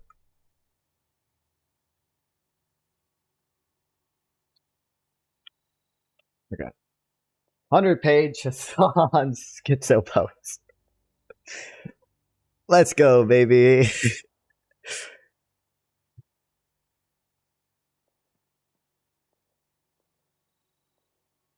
Did I put it in here?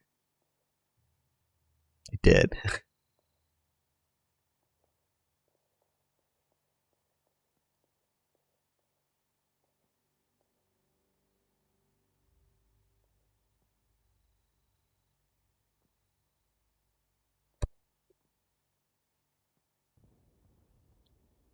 Okay,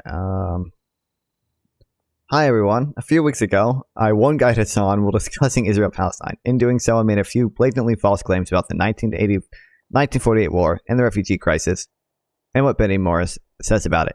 Here are some clips. Said they did the Nakba, but thought it was poggers. Benny Morris's earlier work, very important, which Norm will get to in a second. He's going to bring it up because it's impossible not to. Very openly details alongside Ilan Pape's work, which was originally controversial, considered controversial, but he was vindicated afterwards. I'm not going to get into that. I'm not going to relitigate this. I've talked about it quite a bit. But Benny Morris's early work basically detailed out a planned attempt of ethnic displacement, which is the Nakba. It is true. At a time when like other Israeli scholars had never considered this, or outright denied it. Benny Morris later on in his career took this weird turn where he could not obviously disparage his previous work, which was very important for Israeli history, right? And and basically started saying, yeah, sure, it was forcible ethnic displacement, it was deliberate, but it was a good thing. So in the simplest terms, that's what he says. He was one of the people who uncovered some of the atrocities in the Nakba, or like the deliberacy of the atrocities in the Nakba. Turnaround said it was kind of chill because there was nothing we could do. In this clip, Hasan claims that Benny Morris described the Nakba as a pre-planned, deliberate policy of forced ethnic displacement. It wasn't planned and designed. Again, there is zero evidence of that. Yes, it was, dude. Planned Dalit is exactly that. And that comes from Ilan Pape's work, which originally was considered controversial and maybe even false. One of his actual research associates was the one who then went and fucking interviewed the people. And now we know, because the people that did plan Dalit were there. They were alive. They're still alive. So no, it is not fucking wrong at all. What I'm explaining to you is not wrong at all. You just want it to be wrong. You act like this is a contentious conversation when all you're doing is just trying to wash away atrocity. No, Plan D was a military operation that called for the expulsion of villages used in military bases along major routes and border regions. It was a military plan. Yes! Bro. Yes! And these were not villages being used as military bases. They're not villages being used as military bases. You're fucking lying. Oh, I forgot. I can't swear for 3 hours or whatever still. But you know what? Whatever. Listen, Poland's gone. No one tell him. Here Hasan claims that Plan D was the plan for ethnic expulsion, and that the villages to Haganah expelled were not of military significance. There's a problem here. All of the three main claims are wrong. There was no pre-planned deliberate policy of forced ethnic displacement, and Benny Morris certainly never claimed there was. Plan D was not an expulsion plan, it was a military plan which didn't contain components permitting the expulsion of villages that were a strategic threat, and many of the Arab villages were serving as bases for which raids were carried out on the Yishuv convoys that supplied their settlements. This all needs to be substantiated. So to do this, I will go through my copy of The Birth of the Palestinian Refugee Problem and compile a narrative primarily driven by quotes from Benny in context that explains what happened during 1948 with refugees. I will try to bring up key points in this post, but it's really hard to do the conflict justice in a Reddit post. My document is over 100 pages. I didn't intend it for it to get this long, but I didn't want to leave stuff out. What you really should be doing is reading Benny's actual book. We'll read it one day. It's super interesting. It will be way... What was that? I heard something beep. Okay, I'm sure it's fine. That's... Where'd my tab go? It will be way better than my document. Anyway, here's my document. Have fun.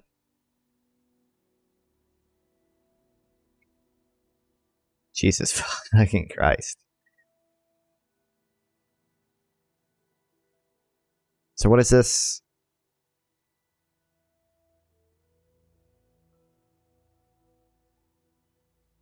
Oh, fuck. Wait, is this post... Well, okay, what's this post? Is this post a summary of the...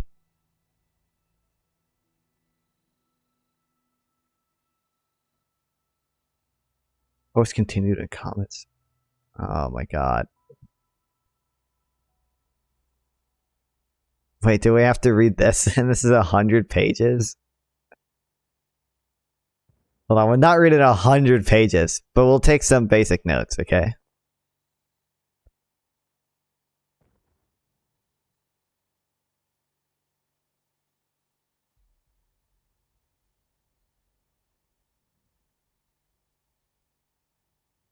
Awesome. I love Notion so much.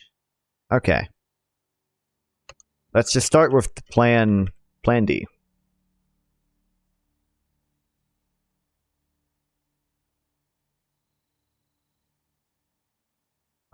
I'm only gonna call it Plan D because I don't know how to pronounce.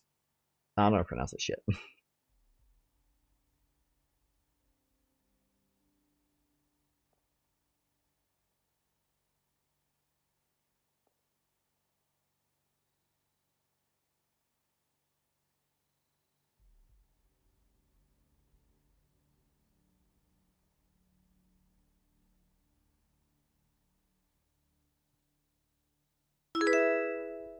Thanks, fat guy bed. Fat guy in bed.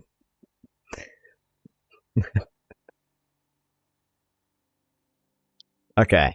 Plan Delit, or Plan D, is often pointed to when questions of policy is raised. According to many proponents of the systematic policy position, Plan Delit, am I pronouncing that right? Dalit is a plan outlining the Yishuv and Israeli policy systematic expulsion. However, when examining Plan D's actual content and implementation, this does not seem to be the case. To understand Plan Dalit, it is important to first paint the context in which it was drawn up. The Yishuv was facing an impending invasion by all sides by Arab states. Its internal supply lines were under constant threat, and Jerusalem itself was almost completely cut off from the rest of the Yishuv's controlled territory. Benny writes that with this background, a blueprint for securing the emergent Jewish state and the blocks of settlement outside the state's territory against the expected invasion, or on or after May 15th. The battle against the militias and foreign irregulars had to be won first if there was to be a chance of defeating the invading armies. To win the Battle of Rhodes, the Haganah had to pacify the village and towns that dominated them and served as bases of belligerency. Jesus fucking Christ, okay. Pacification meant the village's surrender or depopulation and destruction. The essence of the plan was clearing the potentially hostile forces out of the interior territory of the prospective Jewish state, establishing territorial continuity between the major concentrations of Jewish population, and securing the future state's borders, and in anticipation of the invasion. The Haganah regarded almost all villagers as actively or potentially hostile. The Haganah units generally followed the strategic and tactical guidelines set down in a plan, but in part, the operations were also dictated by the specific requirements of the situation in peril. Plan D argued a quick end to the civil and guerrilla war between the thoroughly intermixed populations and a switch to the straightforward or almost straightforward conventional warfare that was inaugurated by the Arab invasion on May 15th to May 16th. Plan D is a plan to secure the Jewish state supply lines. It's going great, fat guy in bed. And frontier in anticipation of the Arab invasion. Benny goes on to say quite firmly that Plan D was not an expulsion plan.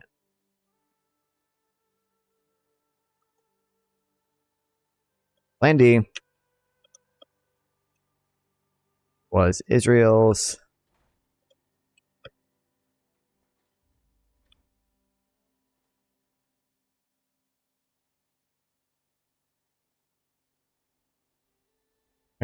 I should say Plan D was Israel's supposed policy of forced and systematic depopulation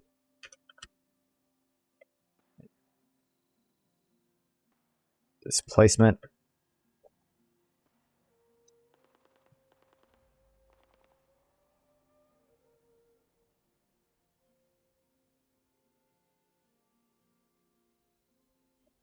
and actually examining Plan D's content.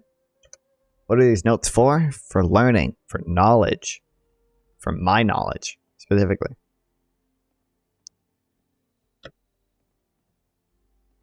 It's clear. This isn't case.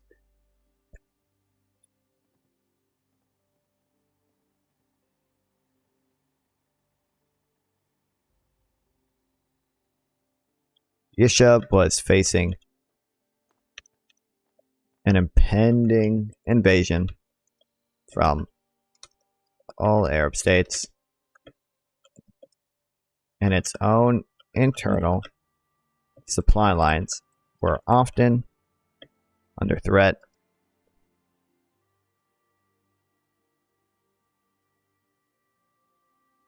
I don't want to just quote all of Benny-Morris' stuff.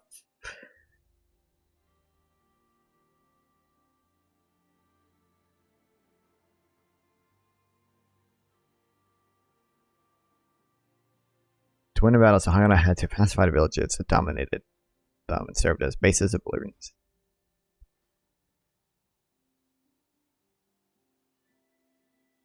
Stand a chance of winning.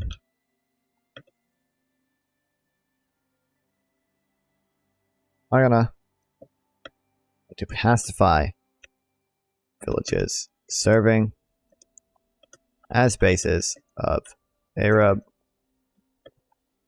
militias,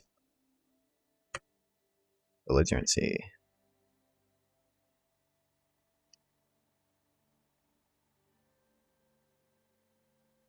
Why did it copy hat? What? Belligerency.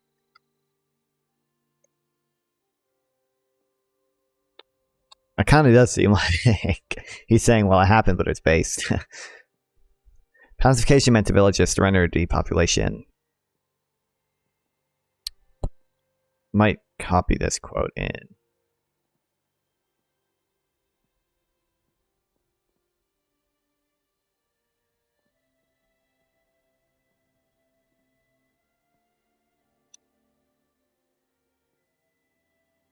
I'm so used to the stupid PDFs, and now I can have my nice Google Doc where the spacing isn't all messed up.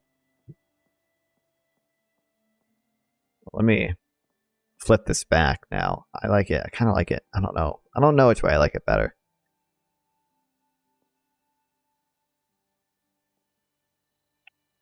I don't know. I think I like this better, especially because my mic stand goes off to this side and it looks like it's going like off screen.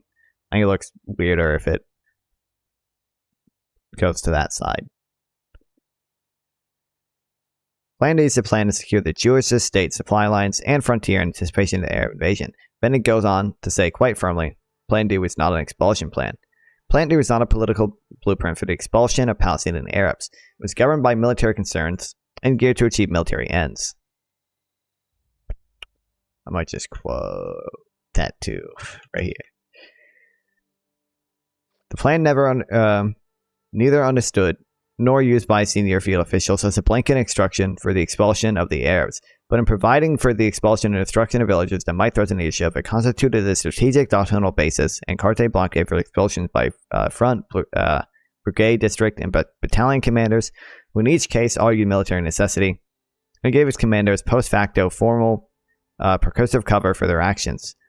However, during the April to June, relatively few commanders faced the moral dilemma of having to carry out the expulsion clauses. Townspeople and villages usually fled their homes before battle, or during battle, and the Haganah commanders rarely had to decide about or issue expulsion orders. What do you think about Destiny? I mean, I agree with him on most stuff because we're both like liberal people. Okay, awesome Discord video I just got sent. Okay. I think Destiny pretty cool, I guess. I don't know.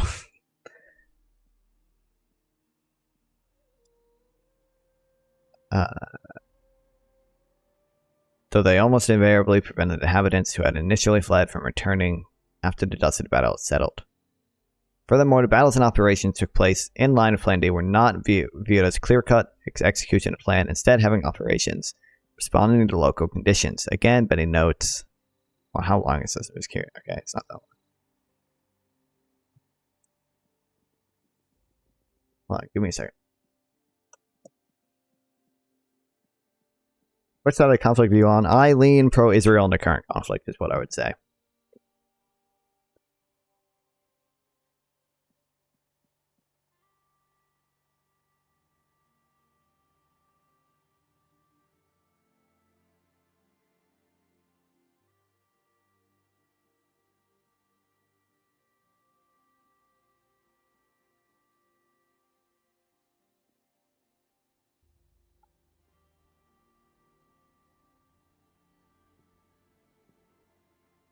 Spell dichotomy. Hold on. Dichotomy though.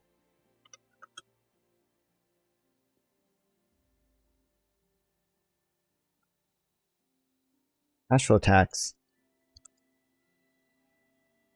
businesses, and a. Hold on, I gotta fuck. What side of the conflict are you on, fat guy in bed?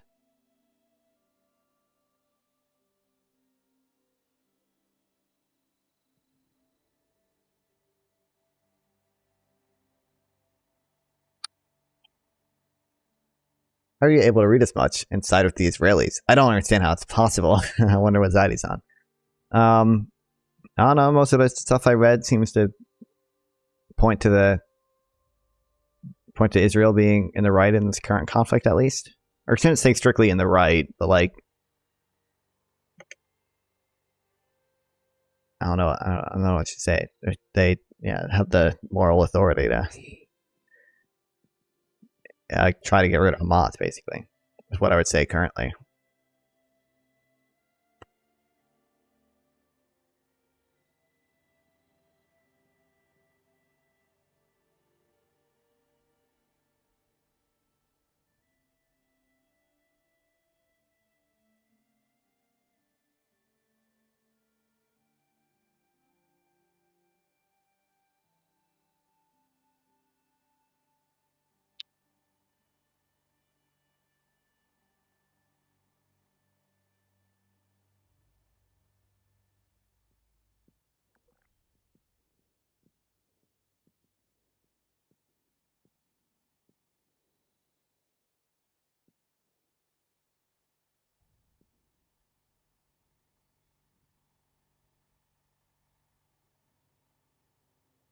Why does Hamas exist? Have you forgotten that when you're reading?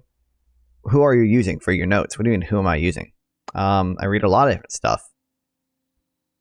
I even want to say that Hamas exists partly because Israel did support them in the early 80s to try to fight Fatah. I mean, that's fair. It's a fair criticism of Israel to make. Oh, I like the way this guy types. I don't know. I think it's a fair criticism of Israel to make, but I don't think. I guess number one, it probably wasn't like an intentional thing. I think if Israel knew exactly what Hamas was, at the very least, if Israel, it was short-sighted, obviously, okay? Even if Israel, let's say, knew Hamas was this totally radical Islamist organization, it was definitely short-sighted of them to support them in their fight against Fatah. But you also have to remember, Israel also gave weapons to Fatah to fight Hamas later, right? So, using semicolons in Twitch chat is fire, yeah. It's a fair criticism of Israel to make, but how does that change what they should do now? Okay, Israel short-sightedly funded Hamas to try to get rid of Fatah. Fatah was threatening Israel's existence, okay? I think it was fair of Israel to try to find ways to get rid of Fatah. Now, Hamas obviously was not an effective long-term strategy for that. I just don't see how it changes what they should do now, because now Hamas is threatening the existence of Israel. Again, people always forget. People always bring up Israel funding Hamas to get rid of Fatah. They never bring up Israel funding Fatah to get rid of Hamas. Didn't Israel literally... Israel gave weapons to Fatah to fight Hamas. After Hamas got elected. I don't know. As of 1 day ago. Independent Palestinian state was established. I'm sure,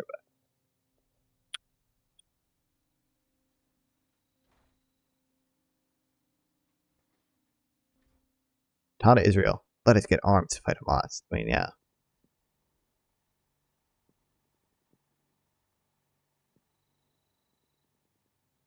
Doing it as part of the broader Israeli strategy, and even going back to the British strategy, dividing Palestinians by supporting.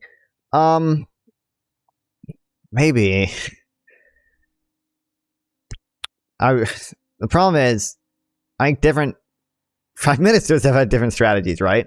So Netanyahu, absolutely, I'll say that for Netanyahu, because he has explicitly said, the reason we did this was to try to divide the Palestinians to weaken the possibility for a two-state solution. For Netanyahu, it is absolutely true. For other prime ministers, I'm not sure. like again, I'll just go back to like the sort of fundamental thing where it's like, it seems like although Israel has definitely been bad faith at times, Israel's definitely done a lot of fucked up things.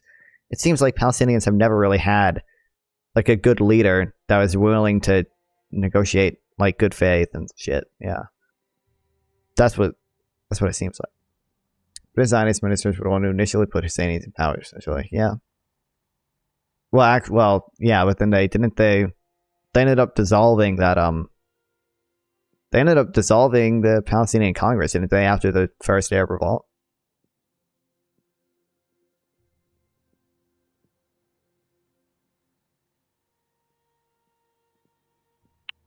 Do you think the guy left because we made fun of his semicolons?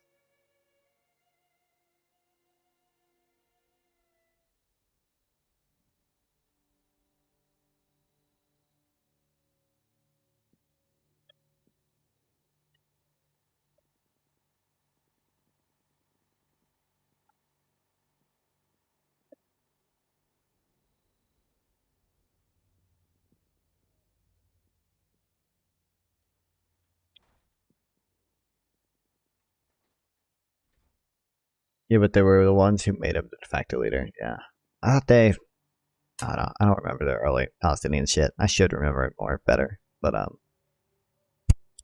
we read like the first 2 chapters of the Scars of War or whatever.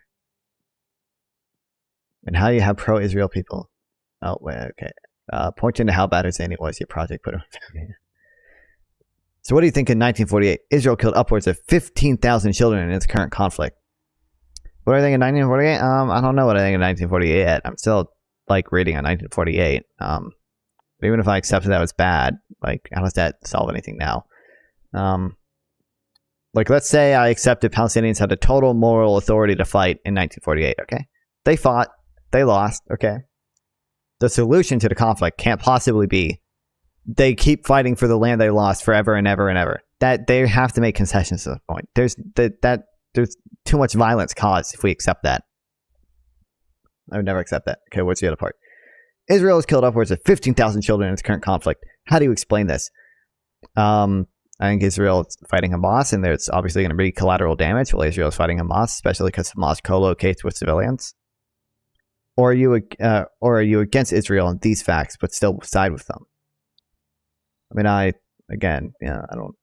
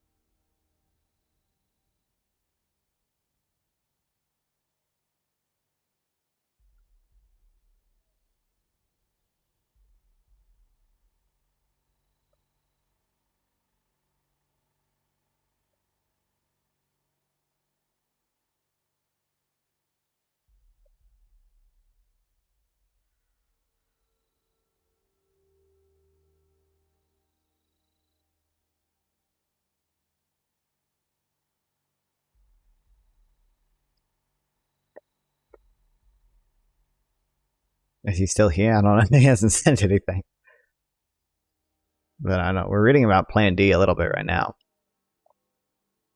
The plan neither understood nor used by the senior field officials. Blanket expulsion. We read that. When we examine decisions taken in the early rollout of Plan D, we can see that ethnic expulsion policy was not in the minds of commanders. The most telling example of how Plan D was a policy shaped in practice would a village of that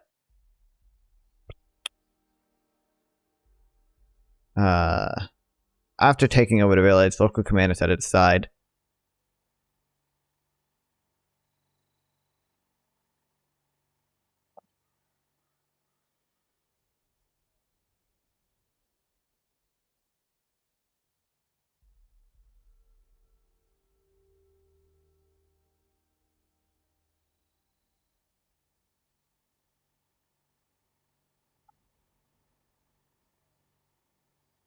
sorry, just own my economics teacher. Okay.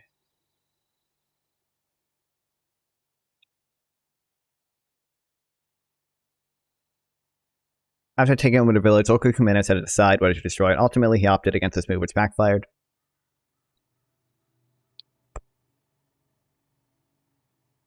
Operation Nashon began, in effect, with the Palma Force Battalion unopposed on a conquest of Al Costal the night of the 2nd and 3rd of April. 2nd/3rd of April. Do we not know? What? The village, which dominated the approach to Jerusalem, had for weeks been involved in hostilities. On March 16th, it was raided by Palma troopers. Is this one of the Zionist blockades? Elite fighting force at Haganah. Okay. Zionist brigades. On April 1st, militiamen attacked Jewish positions around the Monster. Haganah counterfired, and fear of assault resulted in the flight that night of almost all of El Costal's residents. The Haganah feared that foreign irregulars would occupy the village, so they moved in early on to April 3rd. The troops were instructed that if there's no opposition, do not blow up the villagers' houses. This conformed to the Plan D guidelines, not to destroy villages that offer no resistance. The commander... So what do you think about Israeli settlers? I think they're cringe, and I think Israel needs to stop doing it. But they've done settlement freezes in the past, and it didn't seem to get them anywhere closer to peace. And historically, Israel's only really gotten peace with Arabs by being aggressive and by threatening their security. The only reason Israel got peace with Egypt was because they occupied the Sinai. Yeah. But I don't think that justifies it. I think they're cringe and they should stop. There are currently 750,000 in the West Bank and East Jerusalem. Yeah, but I mean the settlements are illegal and they should stop. But I understand why they do them, since the settlement freezes in the past haven't actually led to any peace.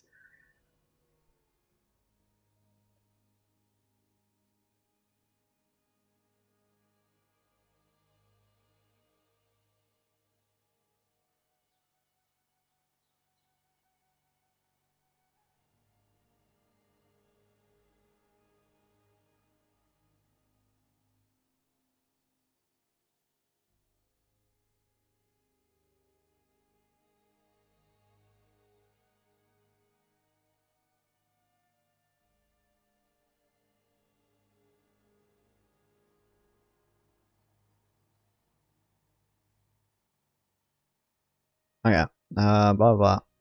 This confirmed the Plan D's guidelines. The commander at the site appealed against the order, saying that leaving the houses intact made the defense of the place difficult, but permission to raise the village was not granted.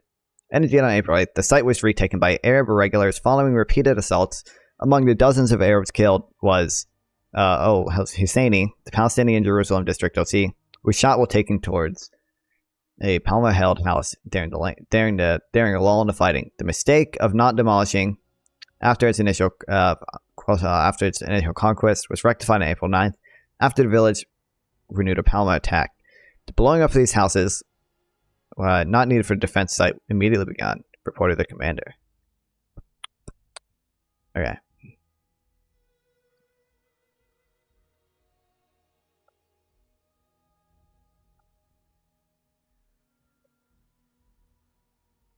Your Twitch title says Hasan Israel Reddit post. What's that about? Oh, because at one point we were reading a Reddit post about Hasan and his coverage of the 48 war. Yeah.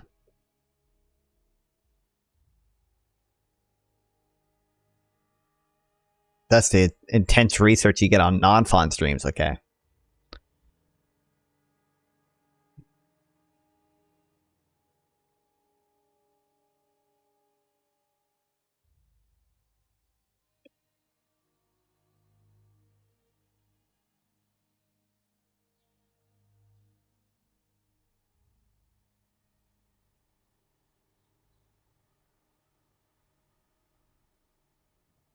Palestinian village.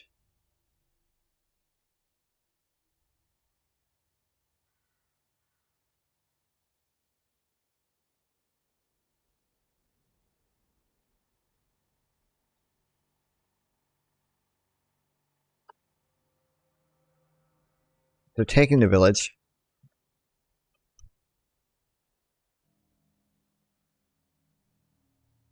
Commanders did not order the destruction of the village if it offered no resistance.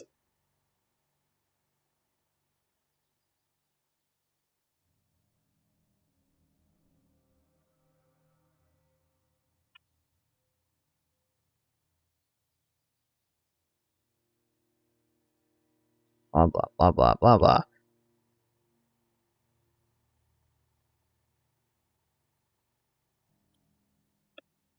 Do you know about the Israeli conflict before October 7th?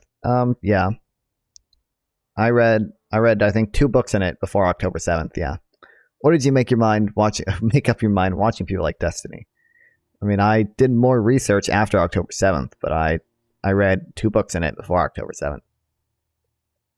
And they were both pro-Palestinian books. They were both by Noam Chomsky. So I knew a little bit about it. I shouldn't say, I knew a fair amount about it before October 7th. It's all bullshit. It's all bullshit. It wasn't all bullshit, but it was a lot of it is like false moral equivalences and misunderstanding of international law is what I feel like they are now.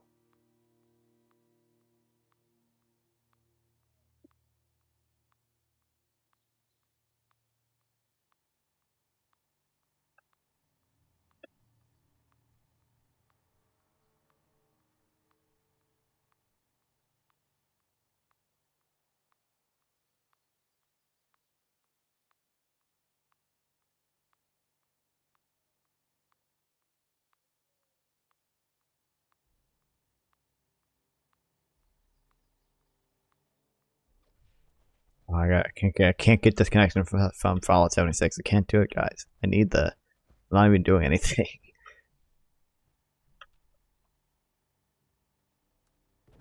Oh, yeah, fucking scores. Do you watch Destiny a lot? Not as much recently, because I've been doing my own streaming stuff, and it's like I don't really care enough.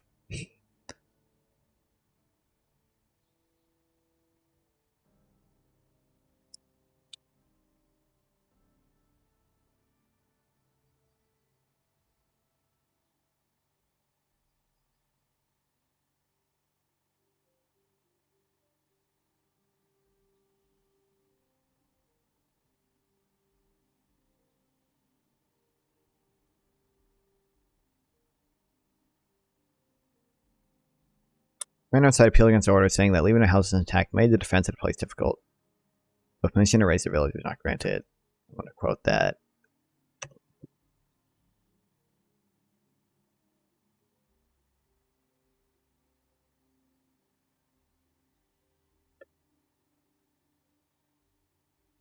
Go.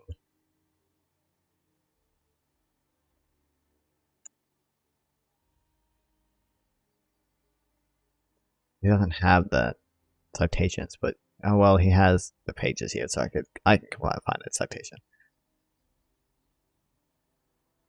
Indeed, on April 8th, the village was retaken by Arab irregulars.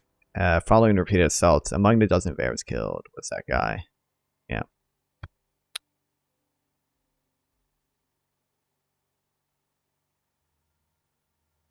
They took it on April 3rd, right? On March 16th.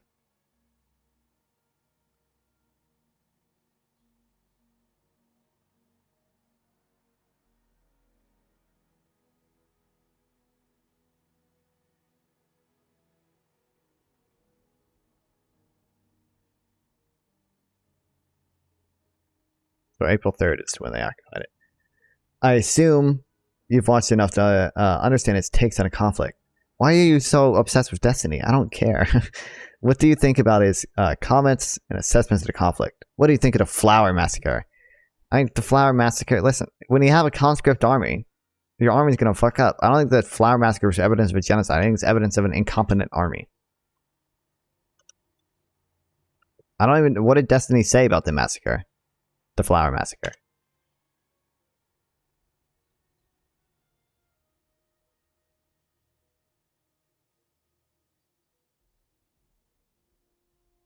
Like the U.S. again, like the U.S. had the My Lai massacres in Vietnam, right? Because we had a conscript army. People didn't want to be there. Didn't have the best training, and it led to oversights and massacres. But that wasn't a genocide of the Vietnamese people, right? Unless you want to argue the Vietnam War was a genocide, but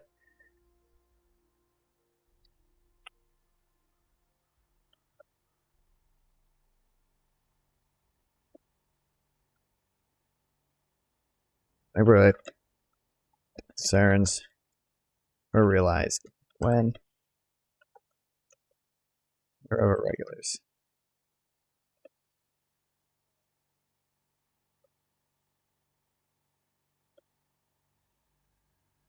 No control of the village and do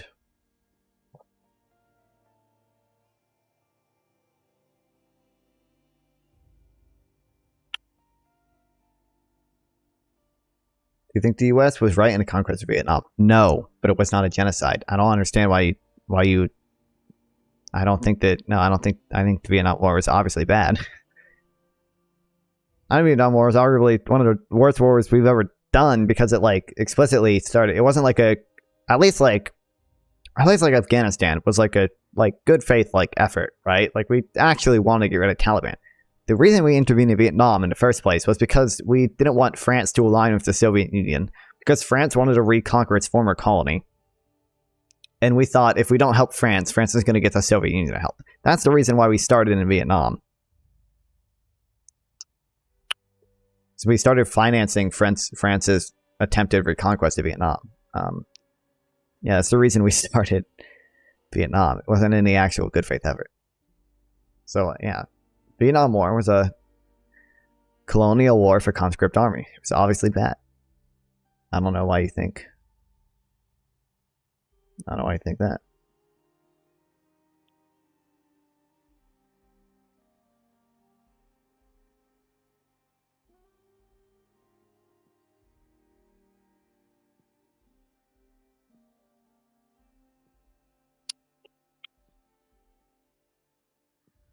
It was an extension of the Marshall Plan, but in Asia. But that's the thing. At least the Marshall Plan was like a better faith effort, right? Like the Marshall Plan was like, oh, we want to protect liberal democracies and extend support to people, right? But the reason we started in Vietnam was we started financing France's attempted recolonization of Vietnam.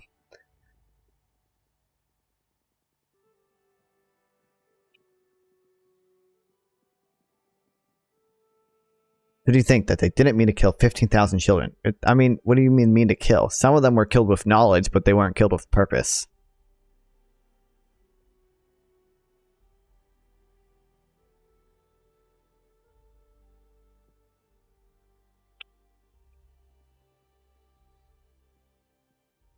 Japanese volunteer, so we.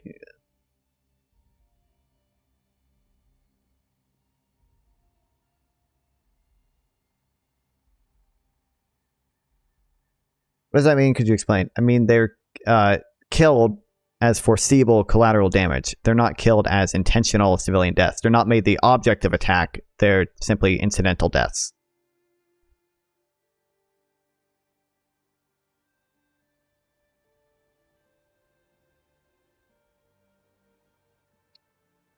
Lionel found that the destruction of villages would simply be sound their military course of action when it came to potentially hostile villages.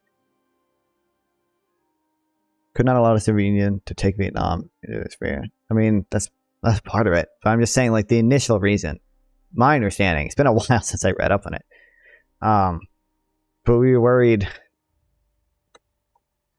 U.S. worried France would ally the Soviets if we didn't help them in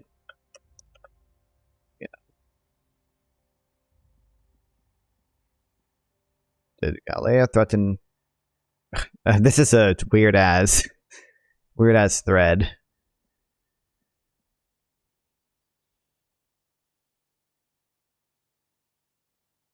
Modern generators now. Oh, okay.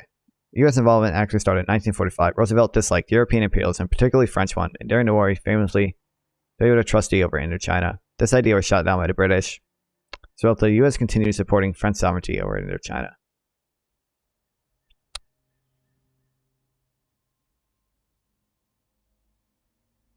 Blah, blah, blah, blah.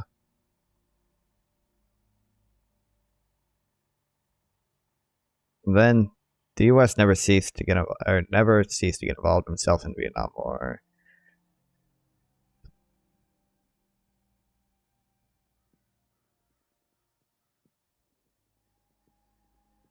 What's the strongest pro-Palestinian position in your opinion? Mine, obviously. The strongest would just be arguing.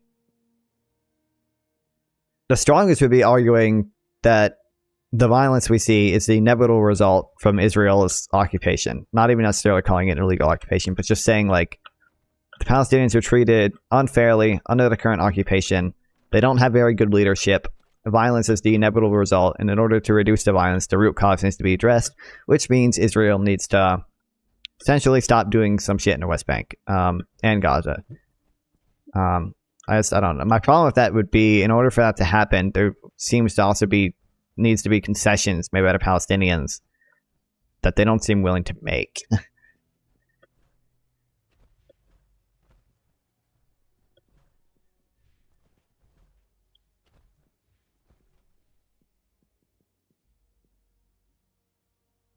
This Fallout yeah, it's Fallout 76, bro. It's the best Fallout game ever made. That and apartheid, ethnic cleansing, genocide. True. Thanks, fat guy in bed. I don't think he never answered my question.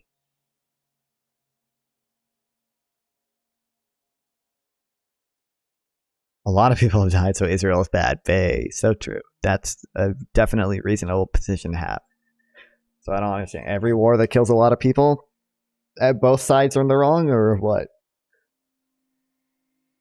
I don't agree. But do you think it's right to kill civilians, let alone children, to kill Hamas targets? Yeah, so long as the attacks are proportional, yeah, obviously. Some level of foreseeable collateral damage is going to be acceptable. There'd never be unless you have literally perfect weapons, there'd never be a way to do military activities without foreseeable collateral damage. Some level of foreseeable collateral damage is acceptable to get rid of Hamas, obviously. Obviously, absolutely.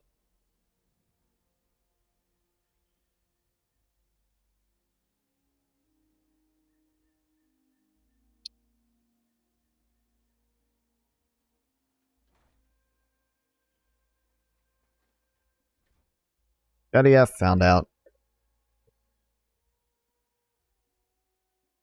Someone attacks you, there's no more reason to kill their whole family. True. Unless their family poses a continued threat to your existence. Hamas poses a continued threat to the security, to Israel's existence and the security of its civilians. That's why Israel should go after Hamas. Moral reason.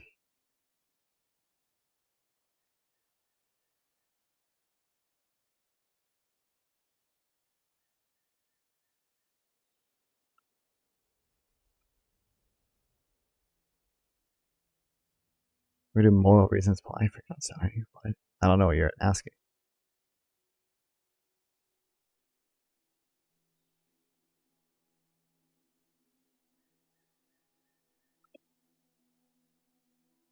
Oh, wasn't the IDF talking about?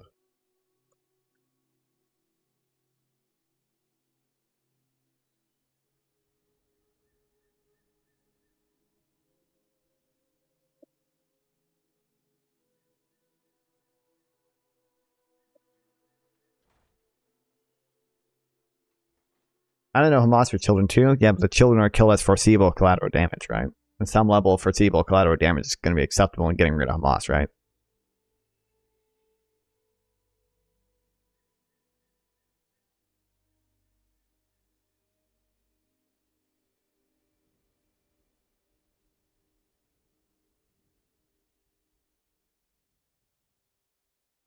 someone kills your whole family, you have the right to go after people who killed your whole family. True.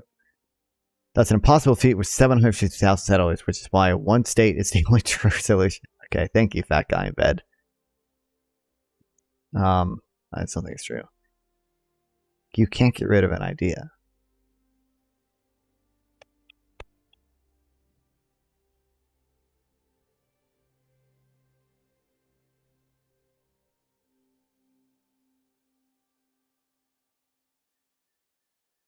Soviet mind. No one is saying you have the right to kill their family. You can't act with purpose to kill their family. That doesn't make any sense. No one is arguing that. We're arguing some level of foreseeable collateral damage is acceptable to get rid of people who did kill your family and who are posing a continued threat to your existence. It doesn't actually matter if they kill your family. What matters is the continued threat they pose. If they killed your family, but they don't actually pose any continued threat, then I don't think it's moral to kill them. I think it's only moral to kill them if they pose some continued threat to you. Read. Oh, we went over this.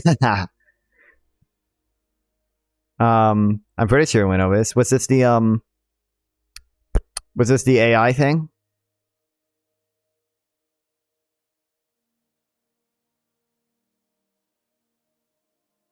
Yeah, we went. This was the AI targeting system. Yeah, we went we went over that before. We read that. Yeah, as a member of an organized armed group, you're liable for status-based targeting. You can be killed in your sleep. You can be killed in your private home. You can be killed in your private home in your sleep. As a member of an organized armed group, you're liable for status-based targeting like that. You're implying every person to kill is a must. No, I'm not. I'm not. How have I ever implied that?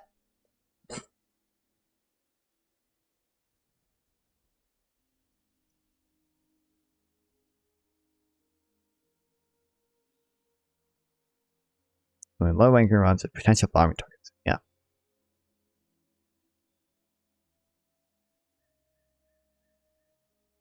I don't know how you think I've implied that. Not implied that.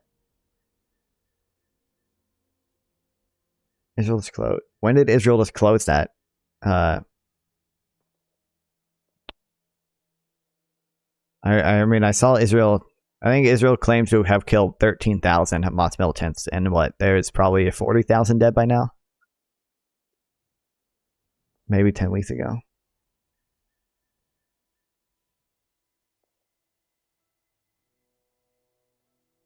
%, dead. Millions. Oh, sorry, 15% dead.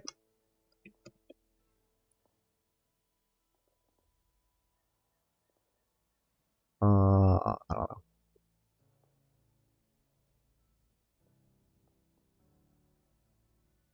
Gaza current death toll. I don't know, it's still 30,000. There hasn't been intense fighting in the past, since whenever they withdrew from northern Gaza. There hasn't been like intense fighting in the past forever. So, yeah, but it's still like 1 to 2 basically. They claim to have killed 13,000.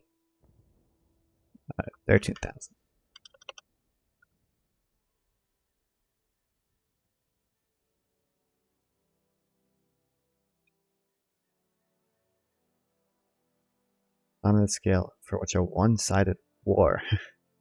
43% of casualties are children. True. We still going off to Gaza Health Ministry numbers that have a like wildly inaccurate ratio of children to adult men dead. They killed 15,000 kids out of 35,000 people.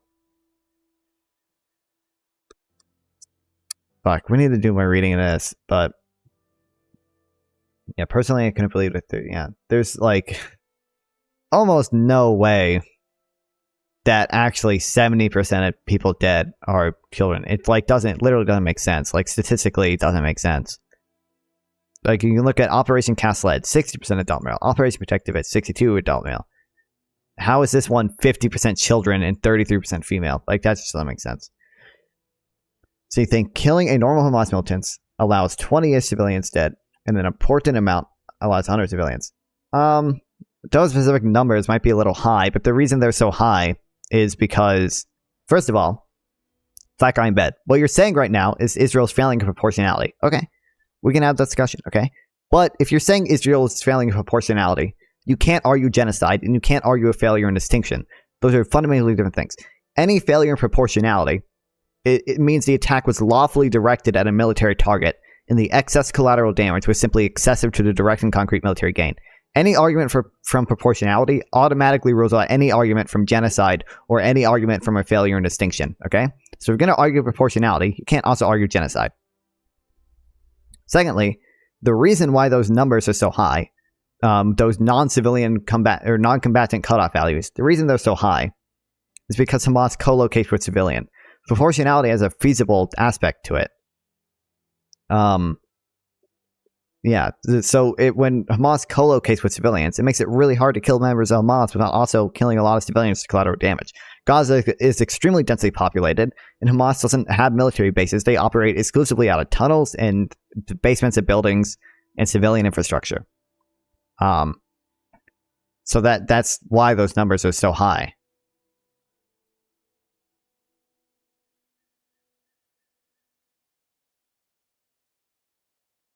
I feel like that was good argumentation. Can we clip that? Checking Israel's claim to have killed 10,000 Hamas fighters. I don't think the problem is we don't have good numbers. Okay. Israel faces growing concern about the number of civilians' deaths. That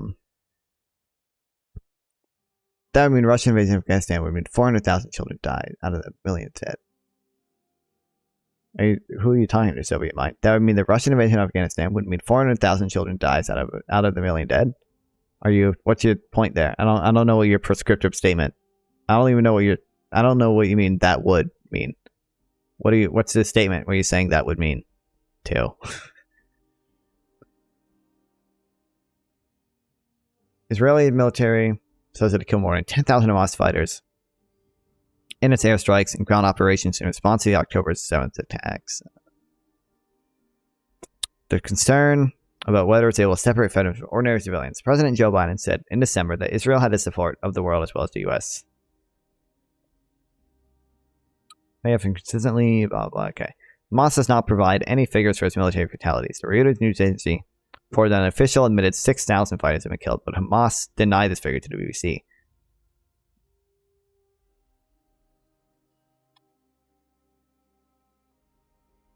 Gaza's last demographic breakdown said 70% of those who killed have been women and children. But this is just accepting that the proportion is right. 43% of you guys are all accepting that the proportion of the men killed to the women and children killed is accurate. I don't necessarily believe that's accurate. I don't think we have very accurate numbers right now. It doesn't, like, the Gaza Health Ministry numbers don't really make sense. There's no good reason why the proportion of women and children dead compared to military-aged men would be so high in this. When it was lower in other operations, and yeah.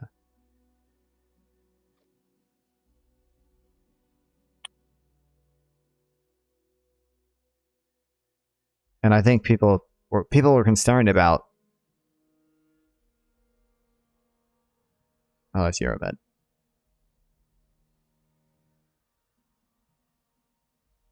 Why do I even have this? I don't know why I have this.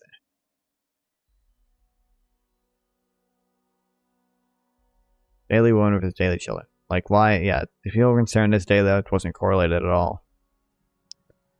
We'd expect to see positive correlations between adult men and female casualties coinciding with each other. On days where male casualties are high, we expect to see a corresponding spike in the number of female casualties. However, the data concerningly indicate the strong negative correlation. Why do you think October 7th happened? Don't break into my house, or I'll kill your whole family, because I'm scared they will come for revenge. Type logic. True. Yeah, people were concerned.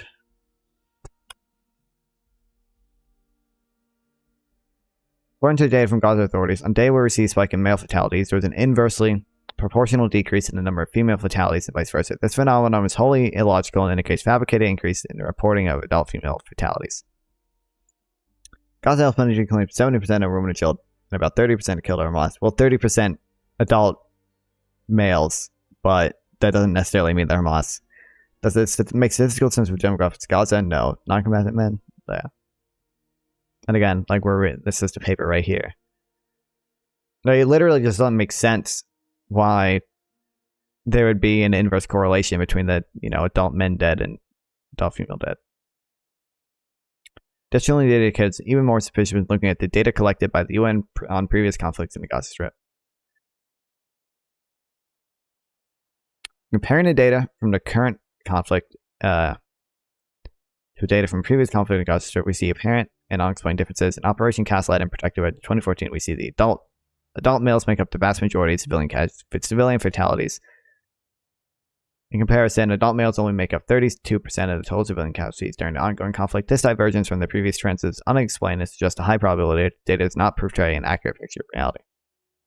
I wouldn't trust these proportions. The actual number dead is probably close to accurate, but the proportions probably aren't. What do you mean the genocidal rhetoric comes from Bibi? I mean, I don't like Bibi. I think Bibi has undermined a peaceful solution. I think Bibi has intentionally undermined a peaceful solution because he probably, he doesn't want a two-state solution. He's evil, right? But I don't know if, what do you mean genocidal rhetoric? I don't know if I recall what Bibi does genocidal rhetoric. There might be some extreme members of the Knesset which do have, I guess, genocidal statements, right? They actually do have genuinely genocidal statements and they should be prosecuted for them.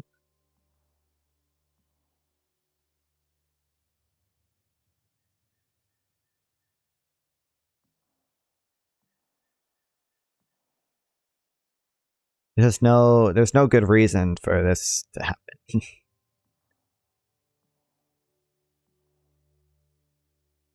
So I would be skeptical to claim of how many of the civilians dead are women and children.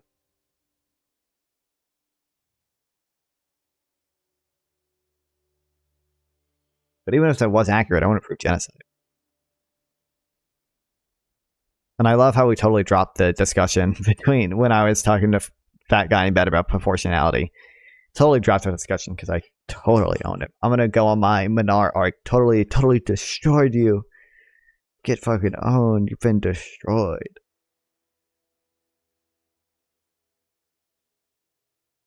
Let's go, chat. Let's go, chat.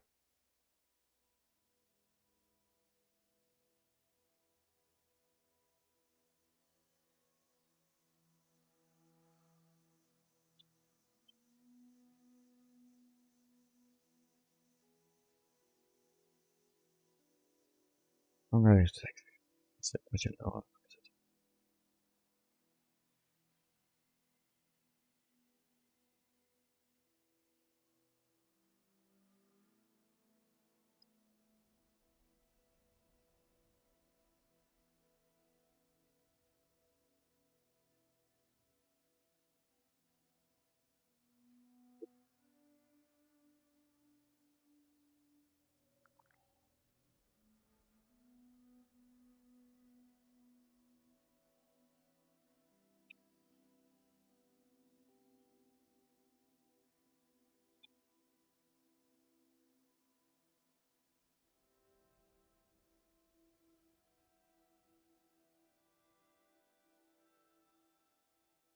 All right, are we good? Did we settle all our disputes? By the way, if any of the pro-Palestinian people want to join a Discord, you can chat to me on there. Or you can just hang out there. And you can get notified when I stream, so you can come to my chat and yell at me anytime you want. That's pretty sick. Yeah. There's also more pro-Israeli people in the Discord that you can yell at too. And also, that's the best place. Like, you can send me links when I'm not streaming, and then once I do stream, I can see them and click on them and read them. Is the argument that it doesn't matter how many civilians are killed because they're targeting Hamas? It obviously matters how many civilians are killed, okay? But right now, you're arguing proportionality. Proportionality rules out genocide. You understand that, right? If you're arguing Israel's attacks are disproportionate, you can't also argue Israel's attacks are genocidal. That's a contradiction. If you want to have a proportionality discussion, that's fine. We can talk about proportionality. But just be clear what you're talking about.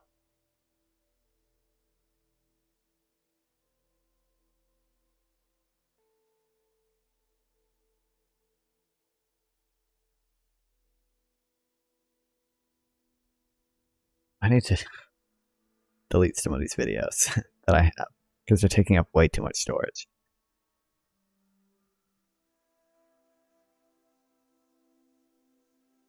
But I want them because they're funny and awesome, dude. Japanese attacks were unproportional too, in order to. They committed genocides. It is possible. Wait, what? In China. Additional Protocol 1 didn't exist back then.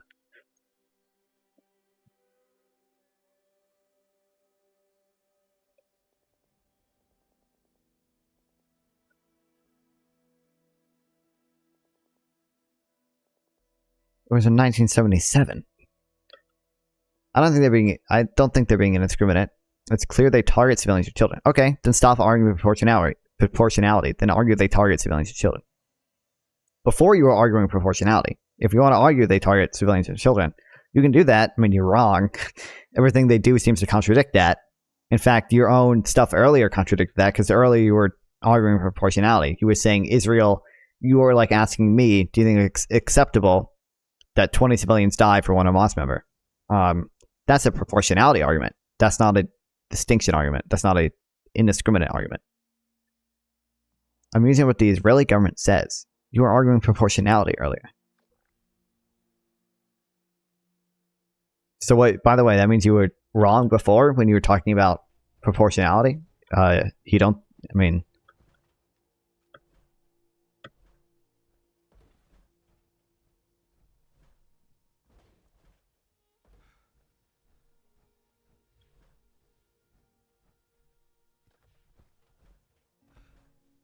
It would be cool if we fucked 100 women, but 43% were kids. What? Bro, I don't think you understand what collateral damage is.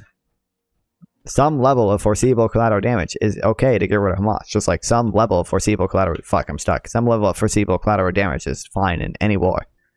It's unfortunate. It's bad. It sucks, but it's a war. It's bad. It sucks. Yeah. The pedophile. He's making a dumb argument. Like, again, join a Discord, guys.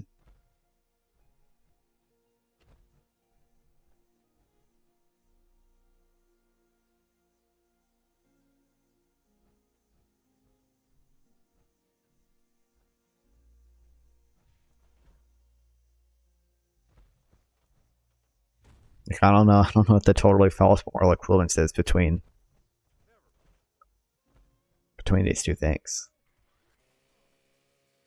Why can't I kill this guy? Okay, cool. When did you make up your mind on this conflict? What do you mean make up my mind? I don't make up my mind. My mind has been changed. My mind is constantly changing. Okay. Like the more I read, the more my mind changes. I started leaning more pro-Israel after October 7th. I would say I started leaning more and more pro-Israel. In the first month I started streaming and started reading more, and then I kind of started leaning a little bit more to the pro-Palestinian side from where I was on the pro-Israel side. Reading a little bit more and talking to more people and hearing their arguments. So when did you? I mean, I just answered that. Have these opinions. These current opinions I started having a week ago, because again, my mind is constantly changing. Talking to some people. I don't think talking to Minar has done anything. Minar is Minar. There are a few other, there are pro-Palestinians in my Discord server, and they seem to have decent arguments sometimes.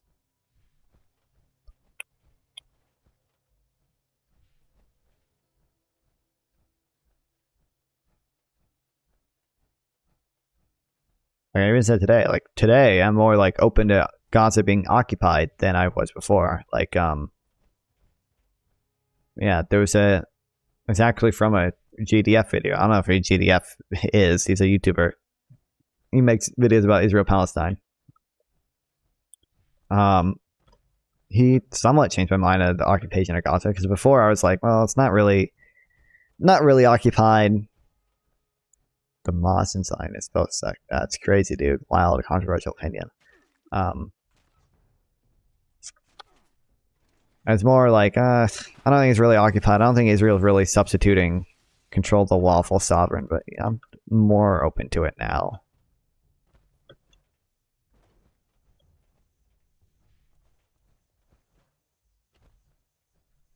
Pre-October 7th, I mean, obviously they're occupying it now because they invaded, but...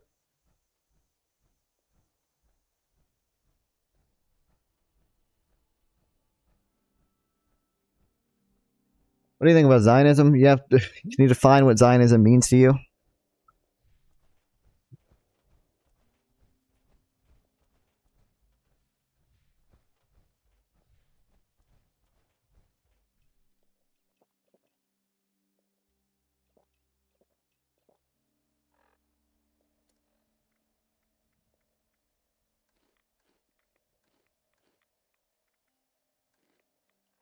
October 7th.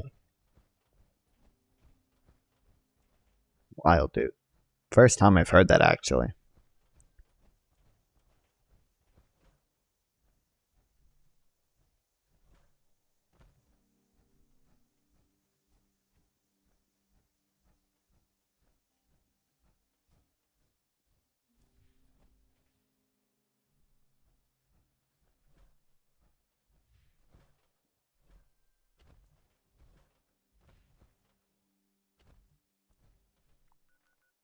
I kind of need ammo. I don't know if I want. Name the ammo factory, though.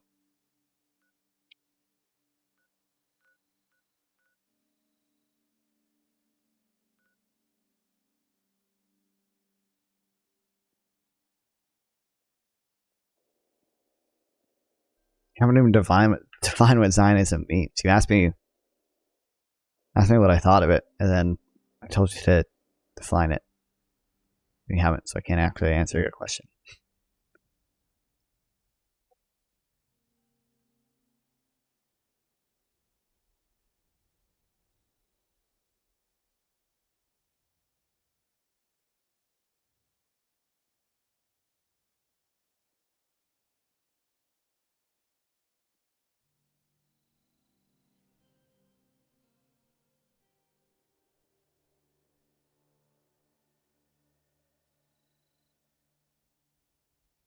Wait, shit, where did I put this?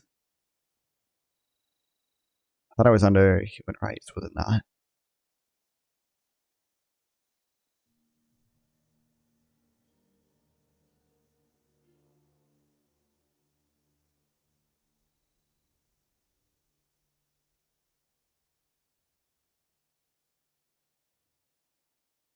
Oh, it's under war crimes, isn't it? Yeah.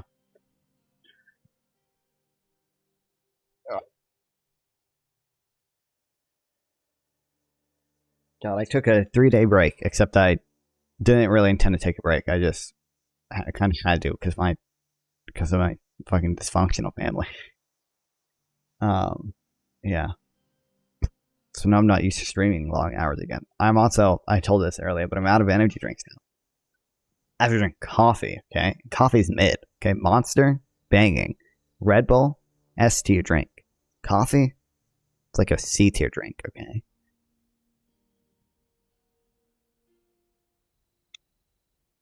Okay, I need to pee. So I'm gonna do that. But also ads are playing right now, so it should be cool. And I'll play Twerk Break, don't worry. Keurig coffee and a beef trail. Keurig coffee is expensive.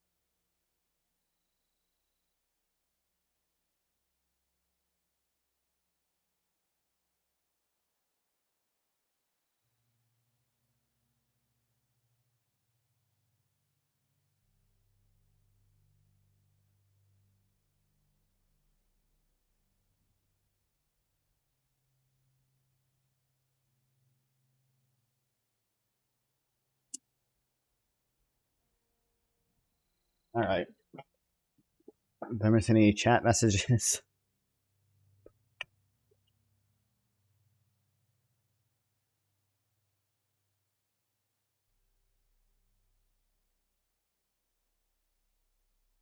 Don't all my pro-Palestinians leave?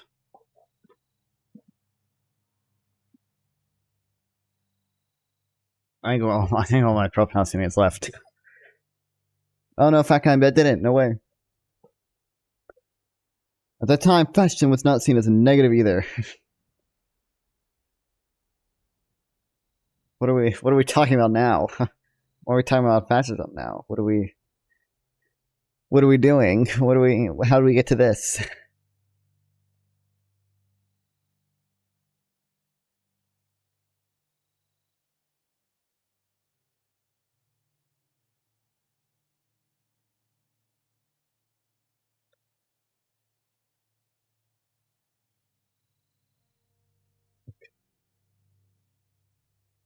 We don't think could cost them more mana over time. Okay.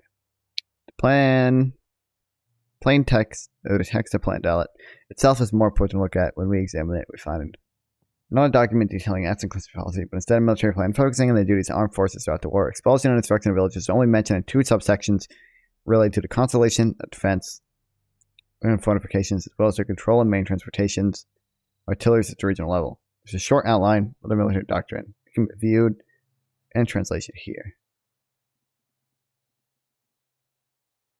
Marxism was not seen as a negative either. None of those concepts have changed greatly. This is stupid. You're not learning pro-colonialism stuff. What are we on right now? Why are we on British colonialism and not Israel Palestine? Who cares?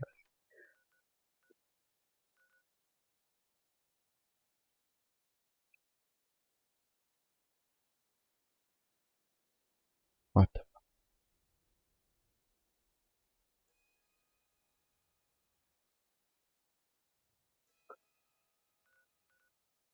I don't know if Josh is here, but that's an awesome image that he sent in. Oh no.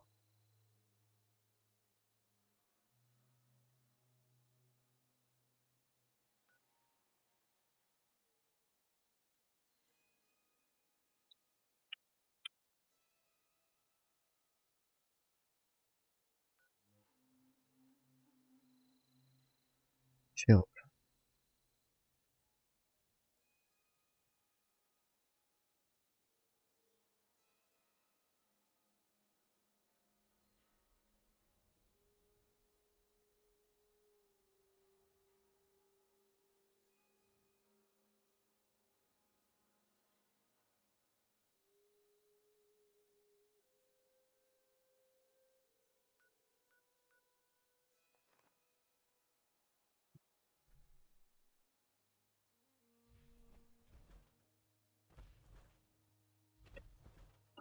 Can I do my daily quest yet? I don't know actually how the daily quests work.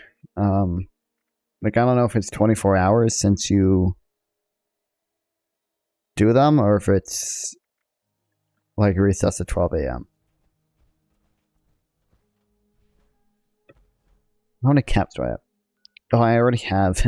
I have 6,000, but I can't actually buy the gold until next week, which sucks. But I guess, I don't know, hopefully it'll mean it's not so painful to spend them all.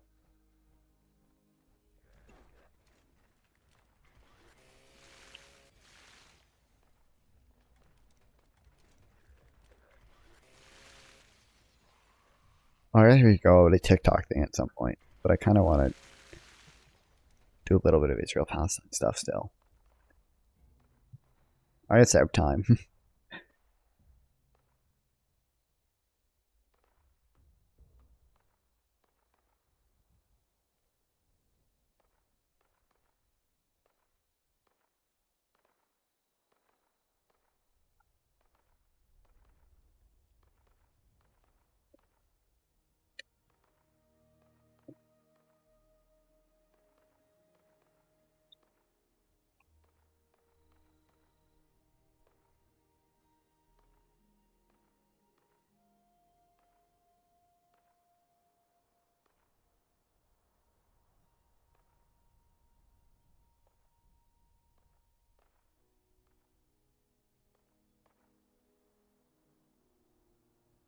Okay. Consolidation of defense systems and military fortification. No, not donate like that.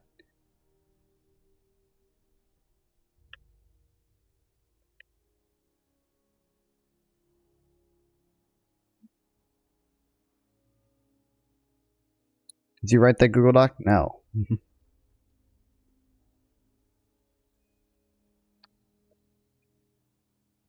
It's basically a summary of Benny Morris's book.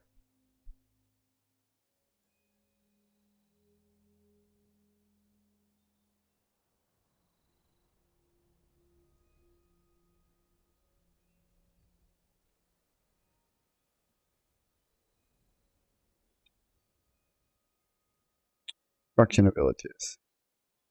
Especially those population centers are difficult to control continuously.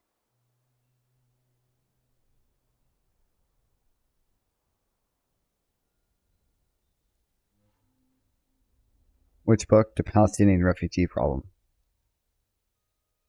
I think it's 1948, the Palestinian refugee problem. World's largest political streamer, Hasan Piker.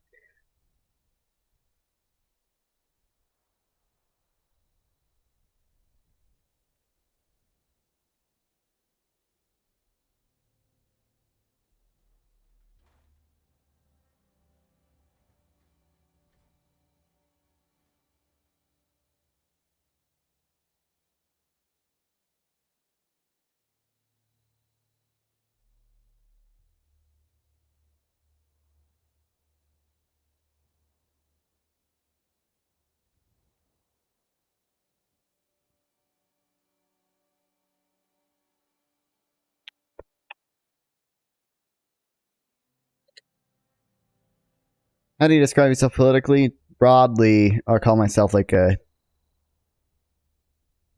liberal progressive-ish, maybe a new liberal. I kind of like the term new liberal.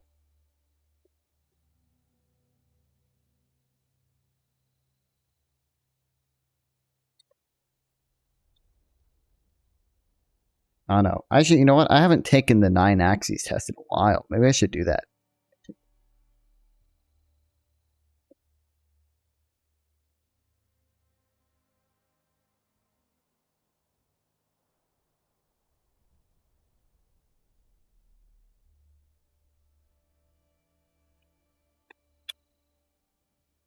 That because I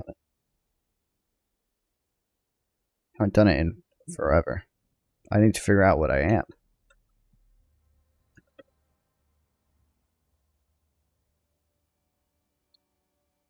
That describes Israel. Interesting. Crazy, dude. People should have the right to leave their wealth to descendants. Yes, but it should be taxed. I like a big, strong inheritance tax. So I'm going to say disagree. Local governments give each region good representation of the views. Agree. We must go back to the basic way of life without modern communities. Disagree. War is needed to make the economy thrive. Disagree. Strongly disagree. The benefits of open borders outweigh the cost. Benefits of... hold on. I'm tired. Jesus fucking Christ. The benefits of open borders would outweigh the cost. Disagree. Wait, no, agree. The benefits... well, I don't like the word open borders.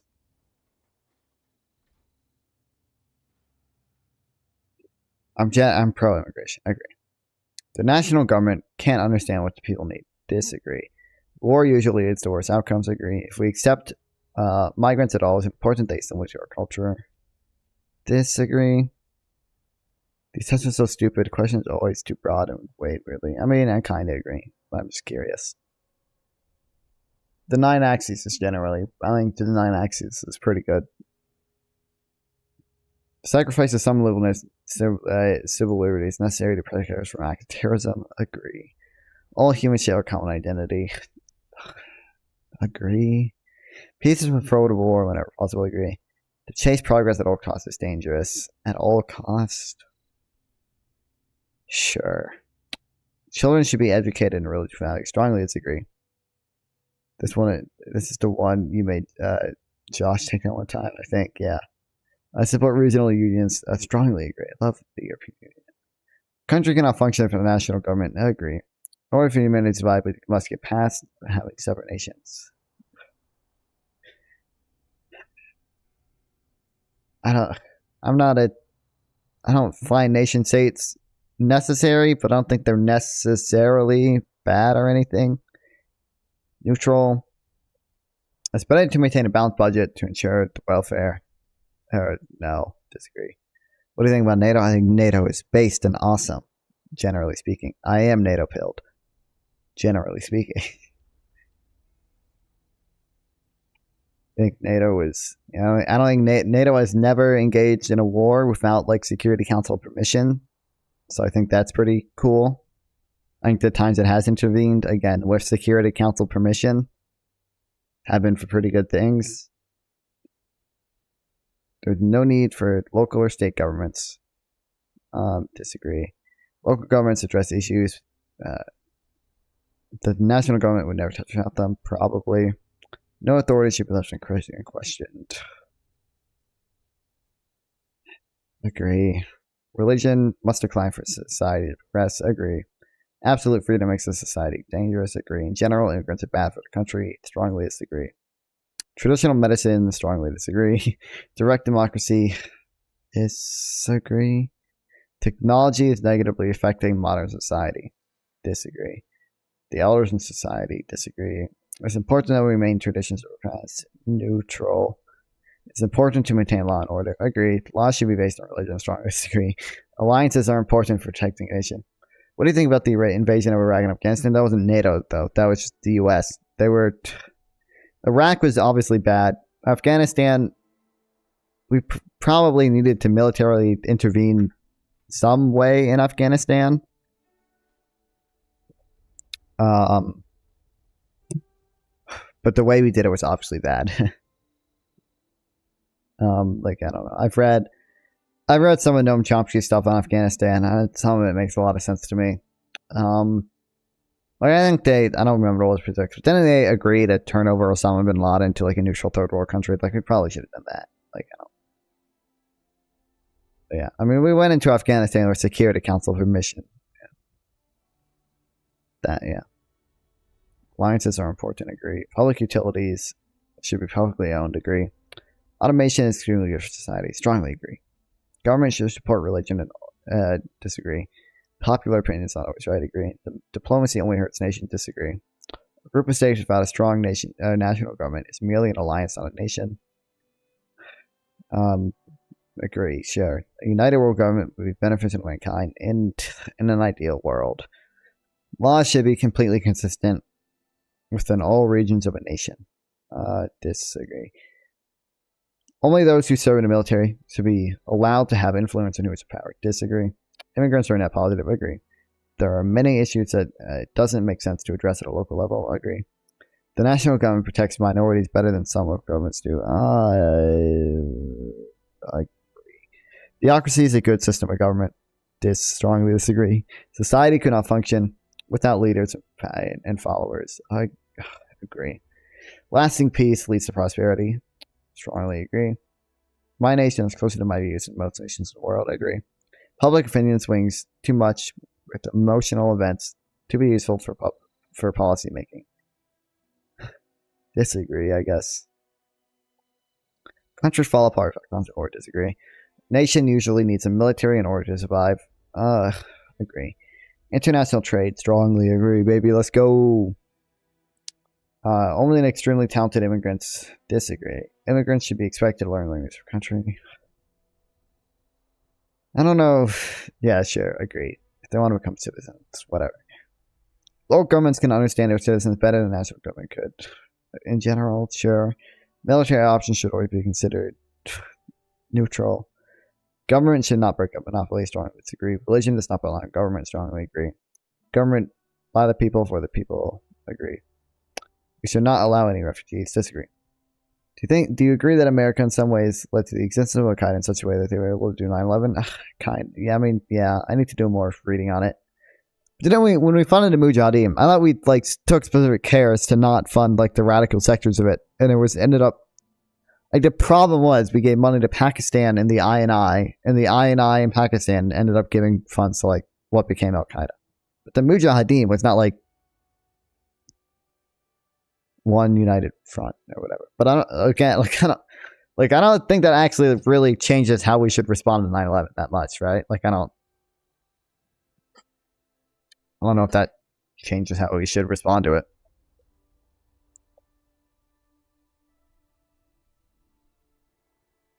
Like, whether we've made them or not, if they pose a continued threat to our safety and existence, then something needs to be done about them, right? I enjoy some foreign cultures. I agree. Sex outside of marriage, strongly disagree. I believe there's something after death, strongly disagree. Single payer, agree. More people ask, the better chance. General. Agree. Genetic modification. Probably, yeah. Government should be as concerned with foreign citizens as they are. Neutral. Disagree, I guess. Each person should have one vote equal to every other. Agree. There should be no police force. Disagree. Only those who serve in the government should be able to gain power. Disagree. It is more important to retain peaceful relations than to further our strength. Agree. Basic things we need to live. Agree. Nobody but me can utterly. Disagree. Quality of outcome. Disagree. Subdivisions should not be able to exempt from national laws.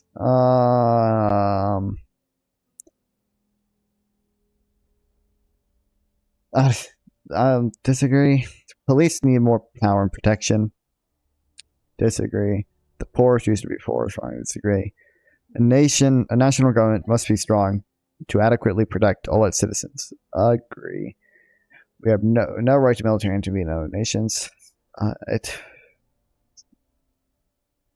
Neutral. The United Nations needs more power. Agree. Border protection is important. Disagree. There should be compulsory military service. Disagree. No cultures are superior to others. Disagree. War is never justified. Disagree. Whistleblowers should be strongly prosecuted. Neutral. Military action by our nation is often necessary to protect it. Agree. People who think of themselves as citizens of their nation rather than their state. Agree. Stronger leadership, the better. Disagree. The national government needs more power. Neutral. The United Nations should be abolished. Strongly disagree. Genetic modification should be rarely, if ever, used. Disagree. People should have the power to choose their leaders. Agree. A government must maintain a strong military to defend itself. Agree. In general, I guess. Anybody who wants to be able to enter the country should be able to. Anybody? No. Having an independent nation with the risk of global conflict creates a neutral. National cultures are important to protect. Neutral. We should respect those who have served in our military. Agree. Nations should cooperate with whatever benefits them both. Agree. Religion should be banned. Disagree. Government-owned industry is usually a bad idea. Agree. People have already suffered for technology to develop. We should use that technology. Probably. It's important that we further my group's goals above all others. Disagree. Tradition just hinders the progress of technology. It doesn't just do that. Disagree. There should not be international law. Strongly disagree. I believe in a higher power. Strongly disagree. It's important to maintain our national sovereignty. Neutral. It's necessary for the government to intervene in the economy to protect consumers. Agree. Technology is not always beneficial. I mean, agree. People should vote issue by themselves. Disagree. Representatives rarely represent the nation well. Disagree. All societies are a blend of culture. Agree. Those who disagree with the government should be removed from the country. Disagree. Countries that violate human rights should be toppled. It depends. But agree. Elections are an effective way of showing government approval. Agree. Government surveillance is necessary in the modern world. Some level of it. I hate this. Neutral. The wealthy have far more than they need. Agree. Religion usually provides the truth. Disagree. People's freedom should have no limits. Disagree. We are first and foremost citizens of Earth. Agree. Excessive government intervention is a threat to the economy. I agree. Leaders must be strong or a nation will suffer. Disagree. They funded Al Qaeda, and I'm aware of that. The question is more, and do you agree with funding these groups in the first place? Didn't we take? I thought we intentionally tried not to fund the extremists. Like how they funded death squads and global nuclear. No, I don't think. No, I don't. Why do you think I would agree? First of all, it's 1973, the Chile coup. Why do you think I would agree with that?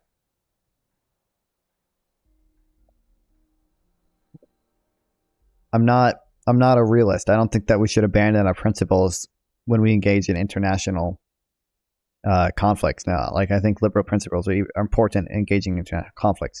The reason we had things like the coup in Chile was because there were a bunch of realists in government, which is funny because leftists get as mad about all the coups we did in South America, and now the same realist ideology is what they used to criticize NATO for the war in Ukraine. People don't realize that. The reason we had realists in government, or the reason we had the coups, was because the realists were like, oh, we should totally abandon our principles when it comes to opposing the Soviet Union. It doesn't actually matter that we have liberal principles, because in an international stage, principles don't matter, and we're fucking bullshit as realists. So we should just topple governments and replace them with fucking authoritarian leaders or whatever. But now the realists are all leftist.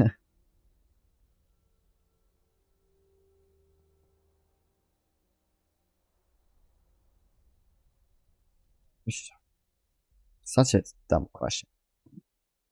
Disagree.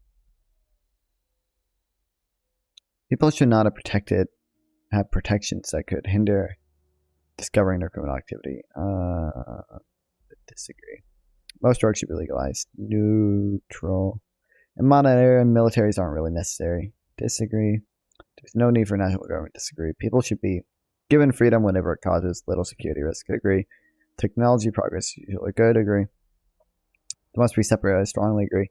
Democracy, it makes it too easy for majority to be further itself at the expense of minority. Disagree. Chilean president was a democratically elected. I'm aware. Do you think I don't know that? That has nothing to do with what I said. That just proves my point. Again, it was because of the realist in government. Just so that we should abandon our principles when, like, I don't understand. I don't know what your point is either.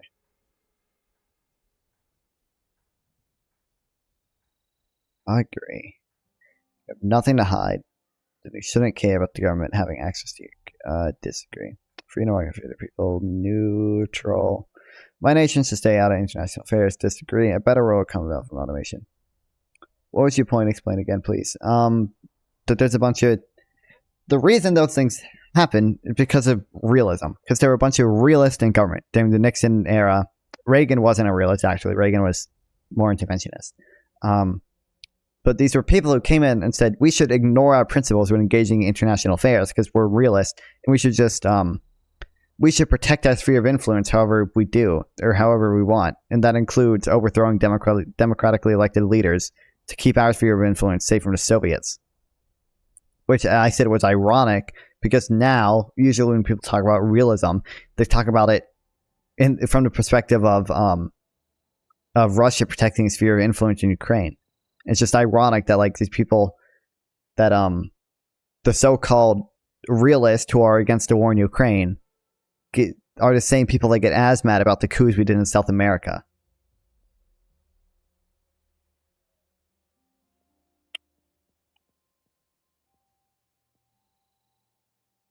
Better world would come from automation, science, and technology. I agree. Constant state of war benefits the country. Disagree.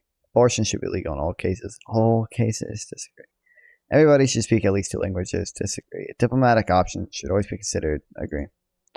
Government should not fund any religious organization anyway. Agree. Communism is correctly. Disagree. I'm proud to be in my country. I agree. Marijuana should be legalized. Strongly agree. People have equal opportunities. People should have equal opportunity. I agree. Police should be regulated more. I agree. Hierarchical state is best. I agree. States cannot function without a strong national government. I agree. If AI could rule more efficiently than humans, then AI should rule. I agree. Also, I don't think America has any principles. That I just told you because the realists were in government at the time. Yes, that's why we didn't obey our principles. Most leftists don't side with Russia. Those who do are dumb Twitter leftists. I don't know if most leftists side with Russia, but there are a significant portion of leftists who do side with Russia.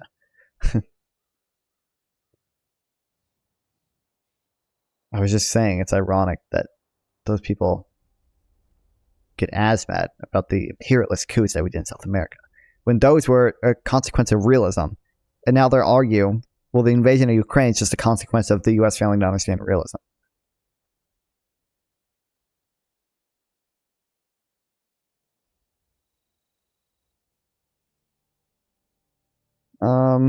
Agree. I support gay marriage. Strongly agree. Elections are a waste of resources. Disagree. People should have more loyalty to the local state than their country.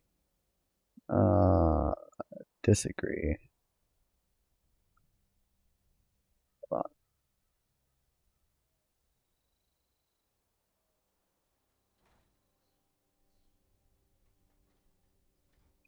Monitor all citizens. Disagree. The government should not regulate the economy. Disagree. Government economies without any capitalism will collapse. They might not collapse, but they won't be good. They won't be as good as they could be. Neutral.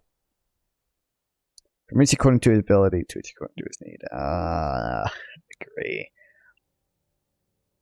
Government should be accountable to the international community. Agree.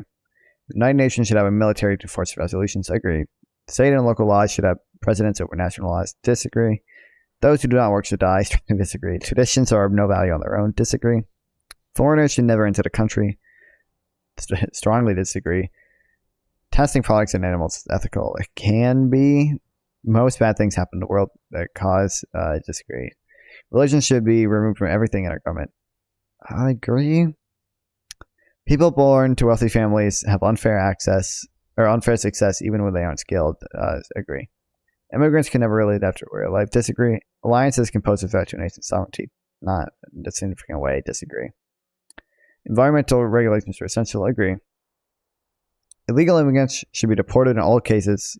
In most or all cases.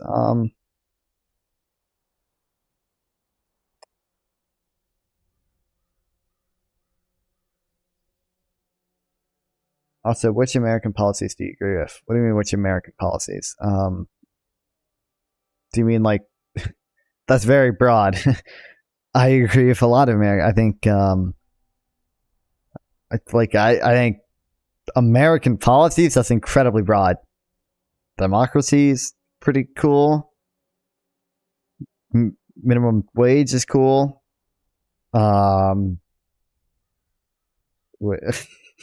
It's way too broad. Narrow it a little. Illegal immigrants should be deported in most or all cases. Disagree. Nobody in other countries has an interest in mine. Disagree. My religious values should be spread as much as possible. Disagree. Oppression by corporations is not more of a concern, no. The government has no business looking into lie. I agree. A country must be sure to take all necessary measures to enforce law. I agree. Nations should not maintain a military. Disagree. States should have precedence over national laws. Disagree. Democracy is the worst form of government. I strongly agree. America isn't a democracy, and minimum wage shouldn't have to exist. America is a democracy, okay? By any reasonable definition of a democracy, we are a democracy. If we're not a democracy, I don't know what country would count as a democracy. We're certainly not the most democratic nation, but we're pretty democratic overall. Minimum wage shouldn't have to exist. I semi-agree with that because I'm probably more in favor of UBI because UBI is just more economically efficient than minimum wage is. I think in an ideal society, we wouldn't have minimum wage. We just have like UBI. Right now, UBI minimum wage seems decent. Although it's too low right now, but it's important the government follows the majority opinion. Units wrong. Disagree. We should be more accepting of other cultures. Agree. International aid is a waste of money. Disagree. Local government should have more power than they currently do. Disagree. I think they're fine. A nation must obey its leadership without question. Disagree. Maintaining family values is essential. Neutral. People must be allowed to follow religion. Agree. Any deals other countries want must be bad for us. Disagree. Strong states weaken a nation. I agree. Human caused climate change. I agree. Strongly agree. Subdivisions, nations should disagree.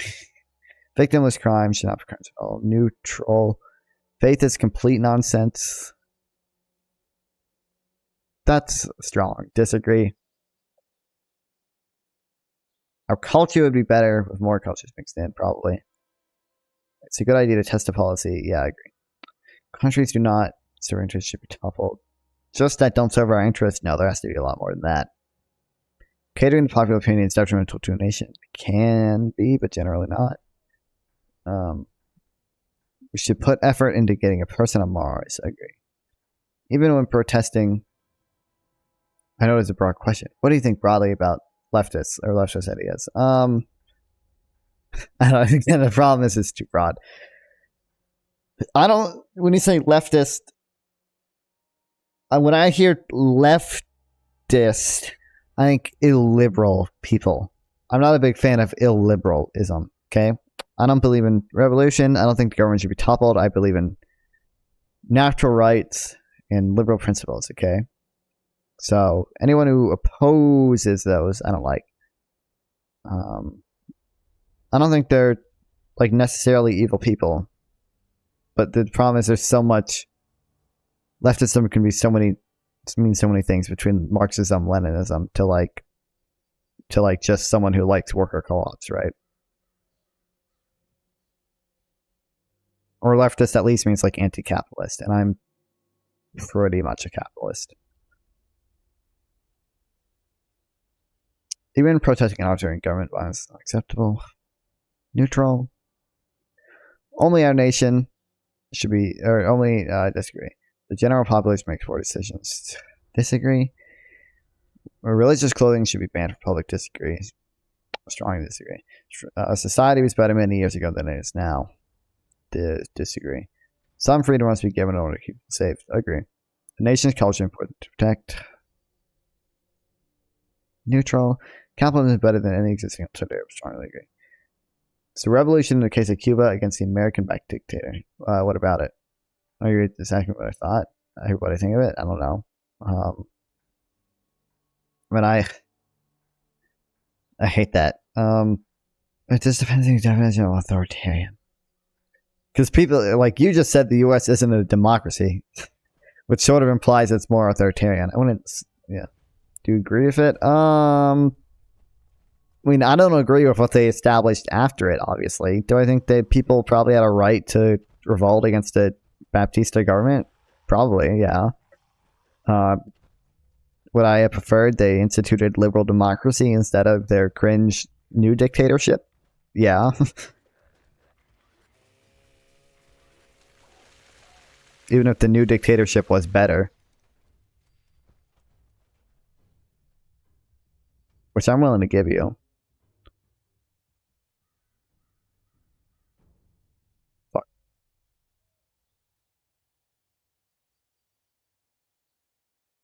People should have to work for anything they get. Anything. Disagree. The government should have access to the emails of suspected terrorists. It depends. It's dumb. Because suspected could mean a lot of things. They have to have some probable cause, I would say. But the very existence of a state is a threat to our liberty. Disagree.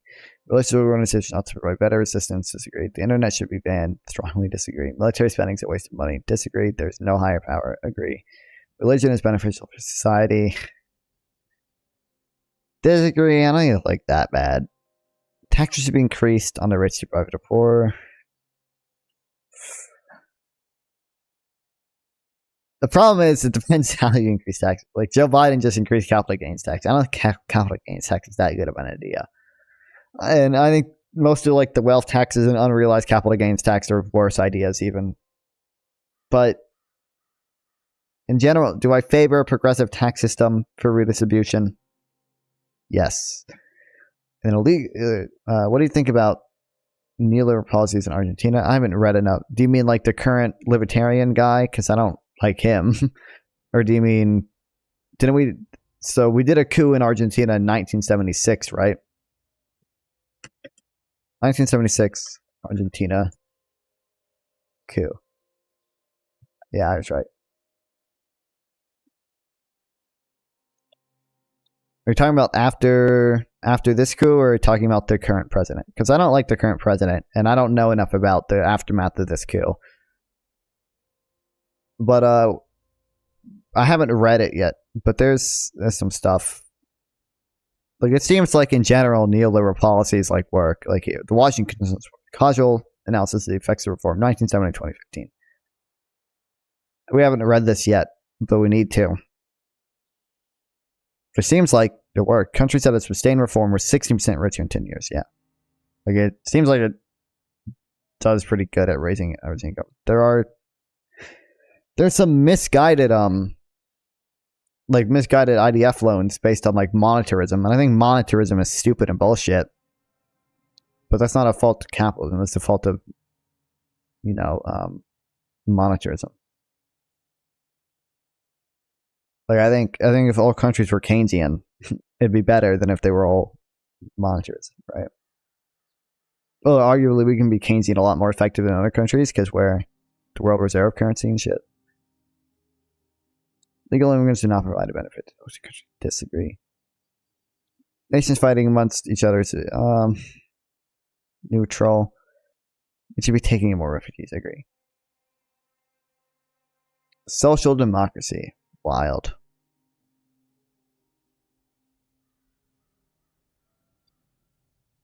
%57% unitary. Democracy. 13. Neutral. Moderate globalist. Makes sense. Neutral. Makes sense. Neutral. Makes sense. Moderate equality. Yeah. Secular. Moderate progressive. Moderate multiculturalist. We look at Chile again. What do you think of neoliberal policies out of Chile and Problem is, when I hear neoliberal, I don't think fascist dictator. Pinochet was a fascist dictator. He wasn't neoliberal. There's something liberal about Pinochet, but I don't know enough about the specifics. Like, I think he was trying to nationalize copper, right, and telephone. Like, those make sense to nationalize, actually. Okay, nationalizing copper in telephone industries are probably fine because they're natural monopolies. But in general, I think private industries tend to do better.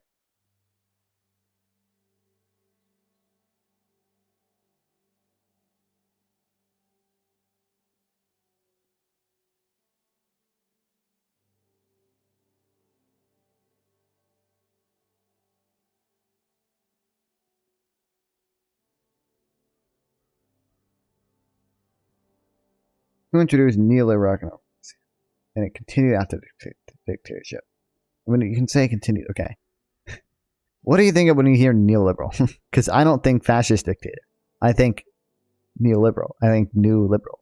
I generally think of some type of democracy that has mostly capitalist policies. I mean, you can say definitely were more capitalist policies that were implemented after the coup, right? But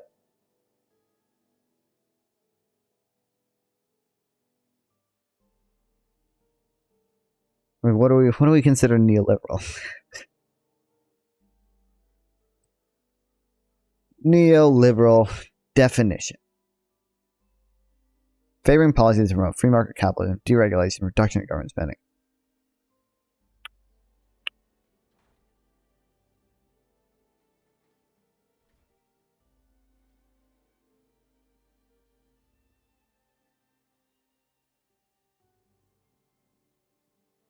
Argue neoliberalism is fascist, but we aren't there yet. Okay. Neoliberalism is fascist. Okay. So is there a single non-fascist country? Isn't every country neoliberal to some extent? It's North Korea is not very neoliberal. They seem to be pretty fascist, though.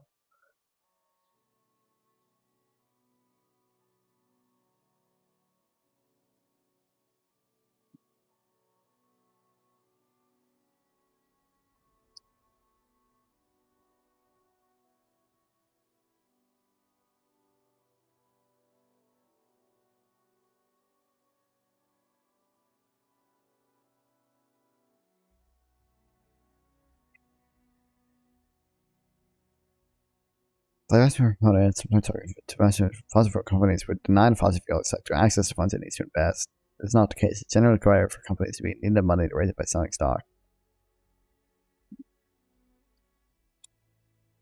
More to misunderstands the relationship between a company and ownership stock. Non-profit endowment shares sell shares in ExxonMobil. ExxonMobil is involved in a transaction. The shares are sold to some third-party investor who wants to own ExxonMobil shares, and the company continues on where there's nothing happened at all.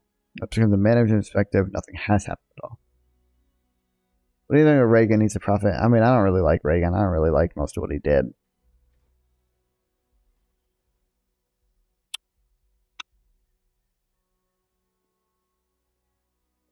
Like, arguably, there are maybe some things that need to be deregulated, but even Jimmy Carter deregulated some things. Like, didn't Jimmy Carter deregulate airlines, right? But I don't know. I don't like most of what Reagan did. I don't think he was a good president. I think he was probably second worst since World War II. Probably. Under Trump. But at least Reagan didn't incite an insurrection.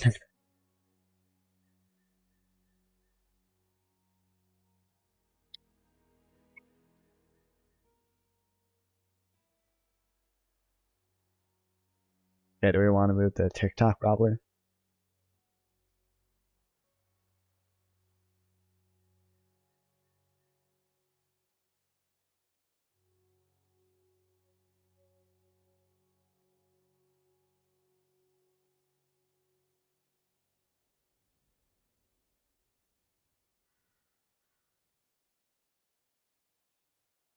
TikTok.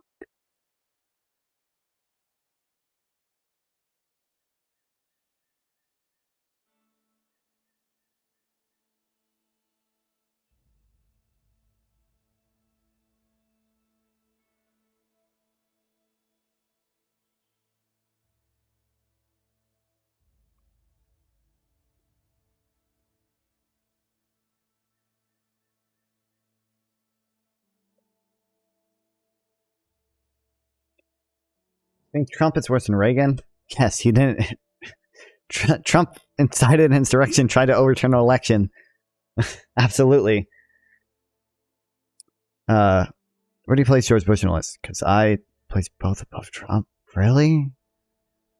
Trump literally tried to overturn an election, my guy. At least Reagan adhered to the peaceful transfer of power. Trump tried to undermine like one of the most foundational things in our democracy, which is the peaceful transition of power. And he tried to undermine that with he made fake electors and tried to send them to Mike Pence and tried to get Mike Pence to certify fake electors. Tried to pressure Mike Pence into overturning the election.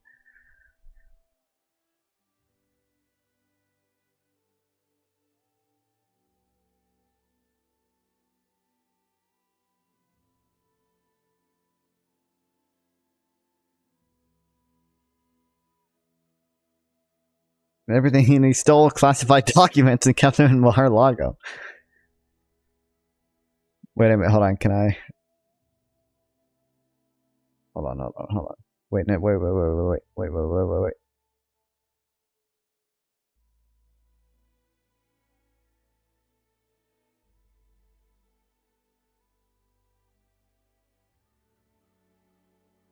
Fuck, where is it? Come on. I need to find it. Oh, god damn it.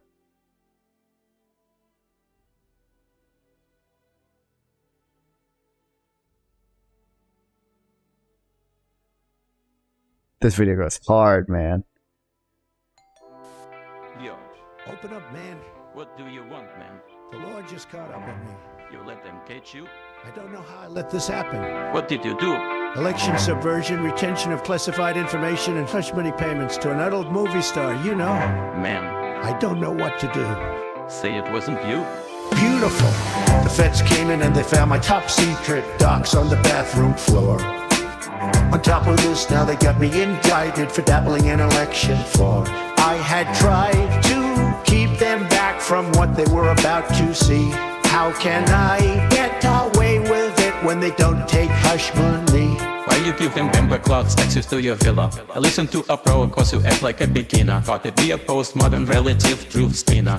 Let's review the situation that you caught up in. To be a dictator, now you got to dictate. Something to say and I convince them say that they never admit to a word that they say. And if they claim it, you tell them, baby, no way.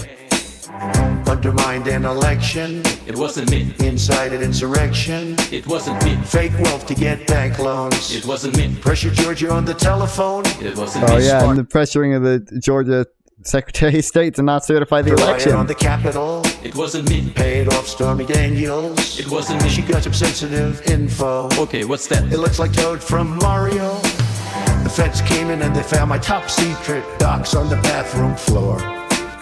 On top of this, now they got me indicted for dabbling in election fraud. I had tried to keep them back from what they were about to see. How can I get away with it when they don't take hush money?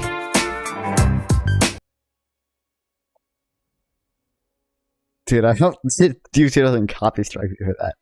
It'd be funny if they actually thought it wasn't me. The song, the like real song.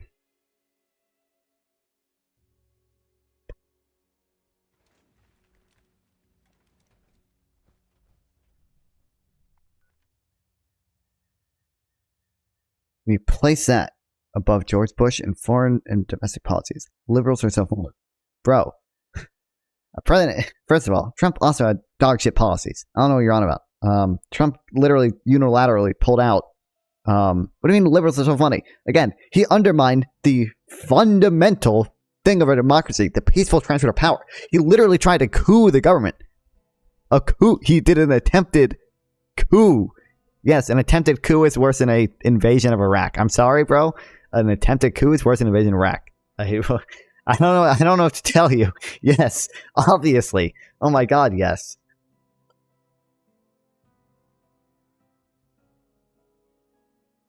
I can do an event. Yeah, trying to undermine our democracy is worse than an attempt to than George Bush's policies. And again, Trump had dogshit policies too. Pulled out of Syria. He kicked the can down the road in Afghanistan. He pulled out of the Iran nuclear deal unilaterally. Now Iran's pissed at us, rightly so, for that. Trump's foreign policy was dogshit too. And his domestic policy wasn't. I don't even. He barely even had any domestic policies. He was such an ineffective leader. But what he did do was did fucking tax cuts. You know, it's just a handout to wealthy people.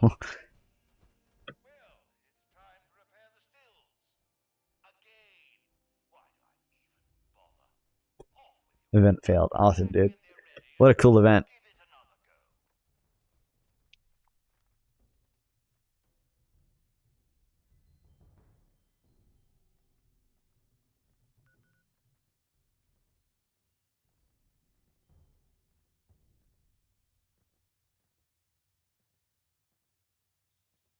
What is next? Oh shit. Don't care. Who owns their stocks? They very much care about the share prices when investments.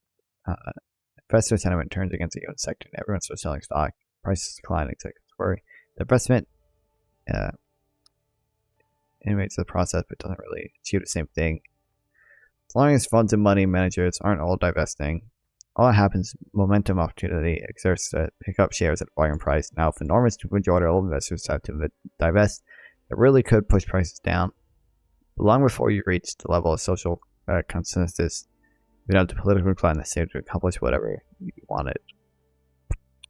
One way to share fossil fuel company is not going to be driven by investors' estimates of their long-term profitability, not by divestment actors.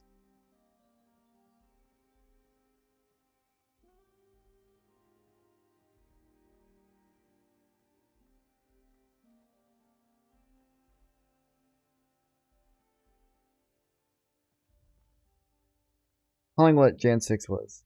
A coup is never not fun. There's no chance he would have gotten away with it. You don't think there's any chance he would have gotten away with that? When, like, do you think if Mike Pence was a loyalist, he wouldn't have gotten away with it? Or he wouldn't have, he's at least going to try to, if he gets elected again, substantially. I think that's worse than 100,000. I think undermining our entire democracy is worse than starting one unjust war. Yes. I think that is worse. If you gave me a choice between the U.S. going into war that I don't want, or the end of our democracy, I would choose the U.S. going into a war I don't want. Yes. Absolutely. You know why? Because if the U.S. goes into a war I don't want, we're still a democracy, and I can change it. If we don't have a democracy, when the U.S. says something I don't like, that I can't do shit.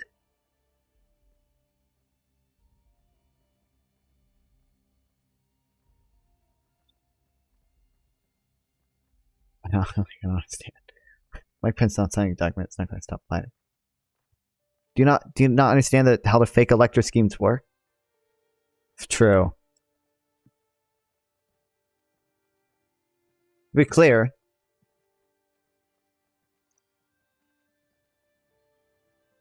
Trump made fake electors try to get Mike Pence to certify them.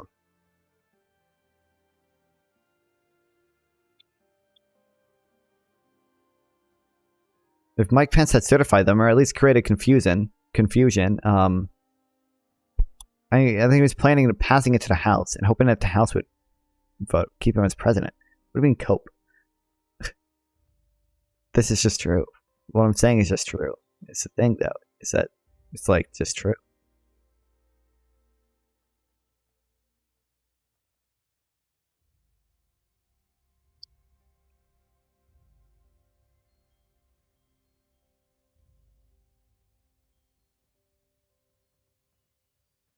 Ordinance ending the alternate election certificates depends by January 6th in time for congressional certification of electors.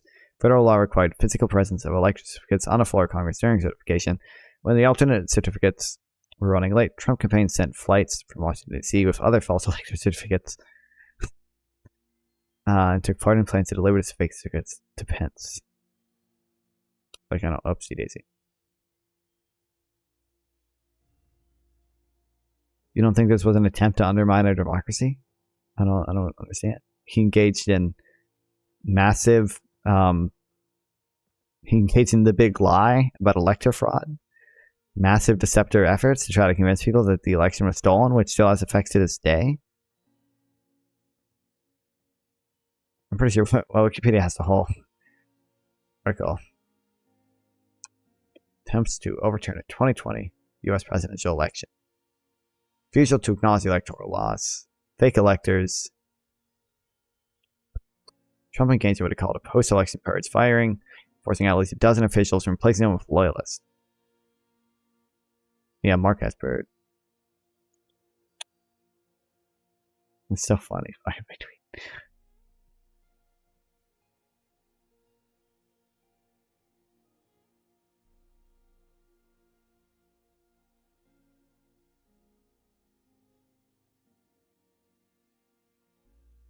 To define a presidential election is just symbolic. If you actually think that would have done anything. What do you mean it's just symbolic? That's how our electoral college works, bro. Whoever wins the certified electors in the House is who becomes the president. I don't understand how you can't... Do you disagree that Trump tried to retain power? You disagree that Trump tried to overturn the election? I don't understand how you disagree with that.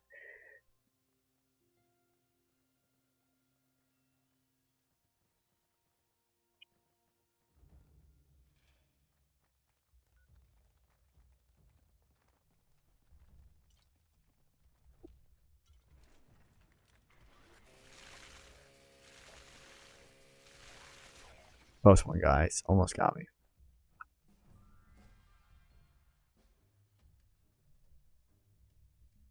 Do I have my notes on this? I don't remember.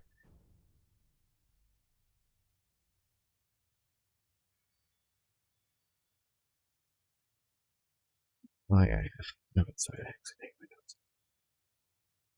No, I don't. Trump is fucking stupid. Okay, man. I mean, you're just wrong. He tried to do that. I don't know what to tell you. You can say it never would have worked, but the fact is he tried to do it.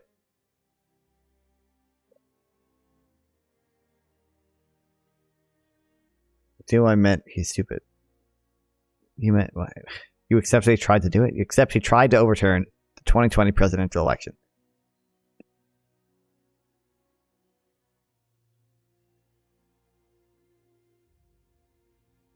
Oh, and he also, I forgot, the first time he was impeached for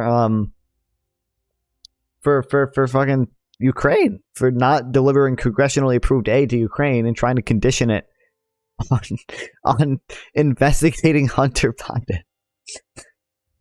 That's unhinged.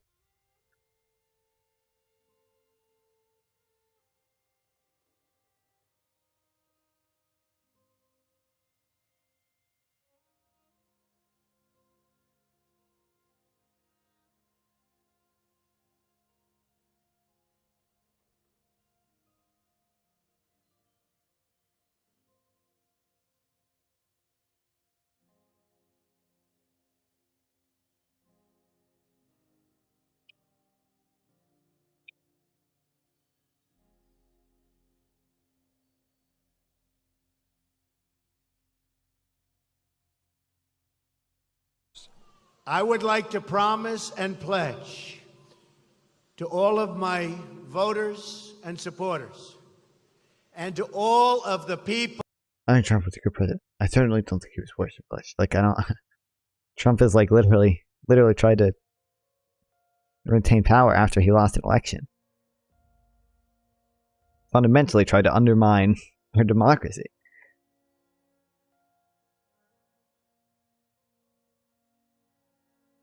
And it's only like the two things that he did for domestic policy was like the wall, which is cringe, and tax cuts for the rich, which are cringe.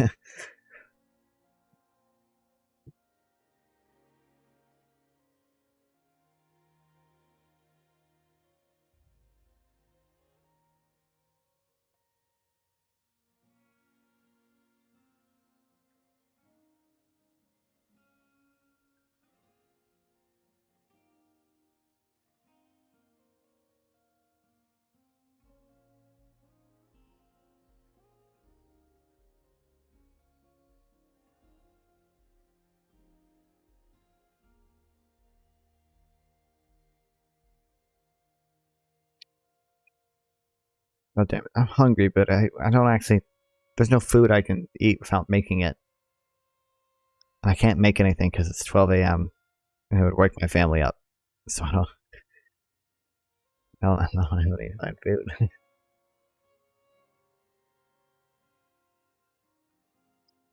Someone donate right now so I can order Domino's.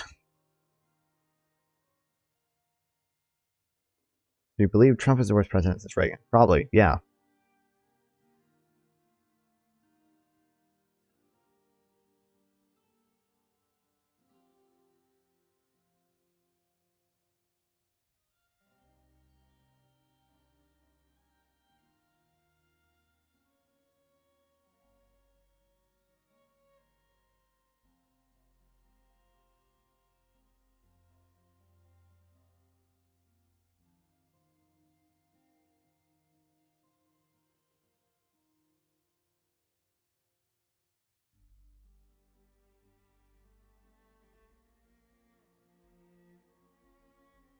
I think election fraud is about the worst thing you can do in democracy.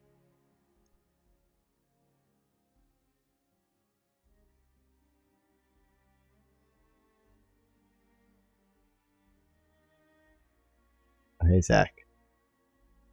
Zach, we're going over to TikTok ban now, which you don't like because you're a TikTok user.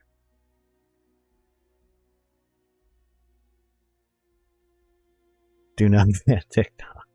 I need it. Yeah. What do you think about TikTok ban? I mean, that's what we're reading now. But I think TikTok absolutely should be banned. Well, I don't think it should be. I think it should be forced to sell or banned. I mean, like control group, China sensitive topics. Yeah, you can see. Like this goes over examples where, like, very clearly. Oh wow, Instagram post related to Uyghur versus TikTok. Related to Uyghurs, yeah. A lot lower on TikTok. And about Tibet, 37.7.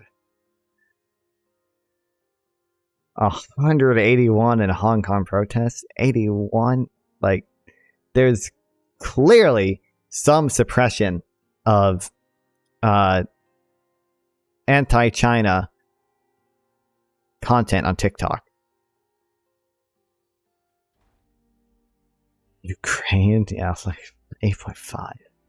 6.2 for Israel Palestine. Kashmir. This one is insane. There's no way that something funky isn't going on here. Yeah. The number of post-Kashmir related TikTok is considerably higher in TikTok, with the number of TikTok being over 600 times larger than the number on Instagram. Like, that doesn't make any sense unless at the very least, Russia has, like, troll farms being used on TikTok. Like, none of this, like, it's so clear. Like,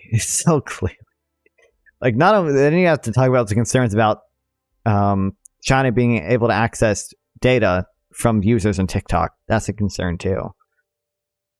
So I say those are two big concerns: the propaganda element and the user data element, both of which seem to have considerable evidence for both. Why it's not worse than American Facebook. It is significantly worse than American Facebook. And American politicians don't care about regulating Facebook. American politicians do kind of care about regulating Facebook. At least some of them do. Like, I think Elizabeth Warren has done shit about Facebook, but this is way worse than American Facebook. Are you kidding? I mean, this is directly comparing to Instagram.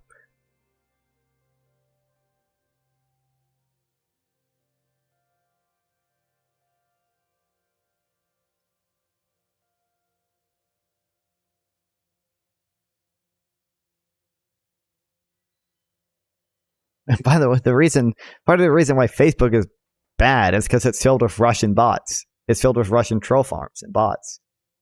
That's why Facebook exists as part of the, not the only reason, right? But that's part of the reason why Facebook has disinformation on it. It's because of Russia and bots. And probably Iran and China too. Definitely Russia.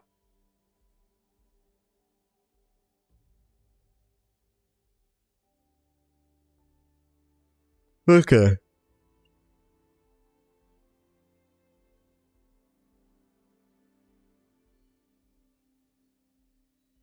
Woof. The Network Cognition Research Institute analyzed hashtag ratios between Instagram and TikTok across topics sensitive to the Chinese government. What ratio is Chinese? You should watch the Tim Cotton clip questioning the ByteDance CEO. Bro, the ByteDance CEO? Wait, the ByteDance CEO? Or the TikTok CEO? I've seen the clips of the TikTok CEO. Yeah, this is the TikTok CEO.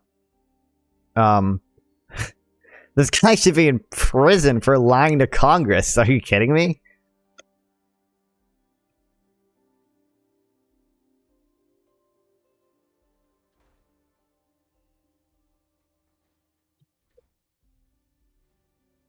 I'm sure, like, I remember when it happened. Like, it's funny, like, because Congress people are old and don't understand how the internet works. But to say that there aren't legitimate concerns about user data being collected by the Chinese when there obviously are. And I think, like, this article goes over, I think, like, specific reports that contradicted the TikTok CEO's claim.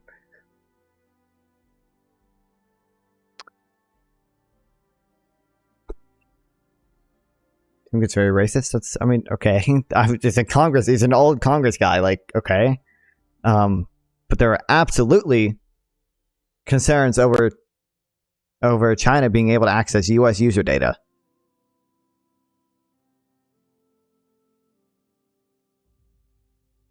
And again, at the end of the day, ByteDance is stationed in China, right? China could, if they wanted to, like, again, like, let's say China invades Taiwan tomorrow. Do you think there'd be a lot of you don't think China would engage in some disinformation efforts on TikTok? You don't think that would happen? Oh, TikTok data is still an American company. Only after, I think that's Project Texas, right? Isn't that literally this? For American citizens, there are genuine concerns about TikTok user data being able to be accessed by the CCP. Multiple reports have said as such. Hold on, we can read this. A recent pair of stories have made those questions difficult to avoid. A May Forbes report claims TikTok stored important financial records including social security number, tax ID numbers on Chinese servers. Another report released by the same time by the New York Times claims TikTok and ByteDance employees, including some based in China, use the messaging application to leak the personal data of users around the world. The companies using the messaging app, according to the Times, drew concerns from employees internally. A more recent wrongful dismissal complaint filed by a former high-level ByteDance executive this week appeared to confirm some of the lawmakers' deepest fears. Communist government officials viewing U.S. data. In a complaint, former U.S. ByteDance head of engineering named Intel Roger Yu alleged that the company has a backdoor channel in its code that this is just alleged, but allows members of the Chinese Communist Party to view the data from users anywhere in the world. ByteDance is also the parent company of TikTok. Yu, who claimed to downplay China's access to user data, said the Chinese Communist Party had special office of ByteDance and were granted super user credentials, which he said made them an equivalent of a god user, able to access any and all data collected by ByteDance. A ByteDance official refuted Yu's claims in a previous statement to Gizmodo, and they seem to have confirmed, or seem to have intended to garner media attention, rather. It's worth noting TikTok is an old company sending user data to China. Earlier this year, they found 28,000 apps. They use TikTok software development kits to send data to TikTok functions like logging in. Blah, blah, blah, blah, blah, blah, blah. Yeah.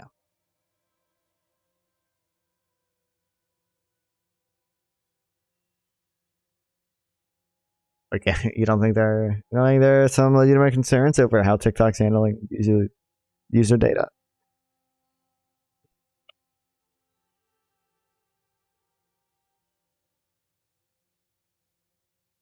Facebook sells virtually all of its data.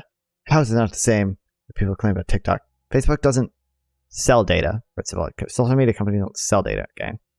They provide data they let advertisers see data to give you ads, okay? The concern here is that China is going to either use TikTok data to train off AI, or China is going to use TikTok data to spy on us. That's the concern.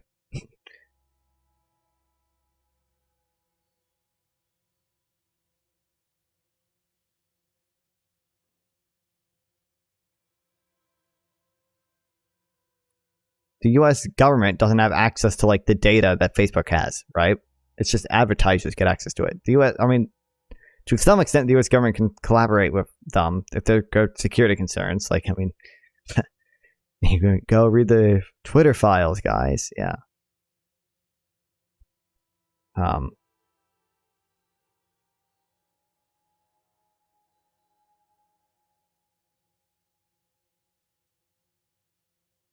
NSA is already spying on all citizens. True. So we should just let China do it too. Absolutely. Yeah. There are legitimate concerns over what the NSA does. I don't think I would necessarily disagree with you on a lot of the stuff the NSA seems to do. Like at the end of the day, we're a democracy. We can control that. We can change. Okay. If we wanted to pass a law tomorrow that says the NSA doesn't exist anymore, then the NSA wouldn't exist anymore. We can't control what China does. Like, that's the reality at the end of the day. If there's, political will to change what the NSA does, it will happen. They won't. That just simply isn't the case for China. The U.S. citizens can't control what the Chinese government does. Mass graves found in Gaza. Is this? You already sent me this, right? This is the. Yeah. Why not? Let the Chinese feed us propaganda. True. Amazing argument. So yeah, so those are the two big things. Concern over user data, which seems to have valid concerns. And concern over propaganda, which this paper seems to confirm some level of is happening. Whether it's like a direct policy by the CCP, or more likely TikTok's probably just doing it to have better relations with ByteDance. Like,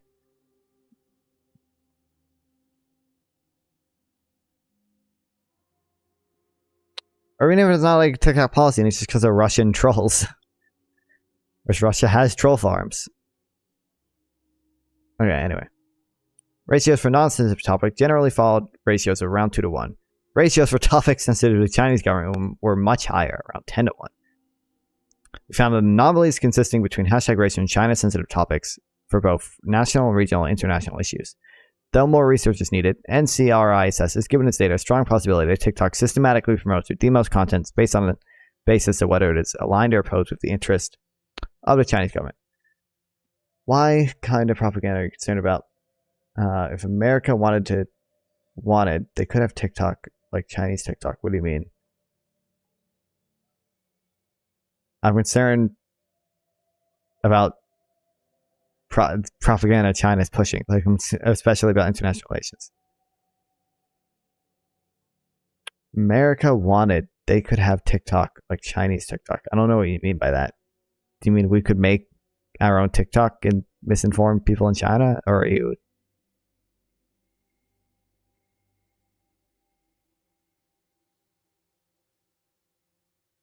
I don't know, I mean, I'm concerned mostly about propaganda about foreign policy. The Chinese TikTok is very different to one we have. I know. Yeah, because China censors what's on its own TikTok. Yeah.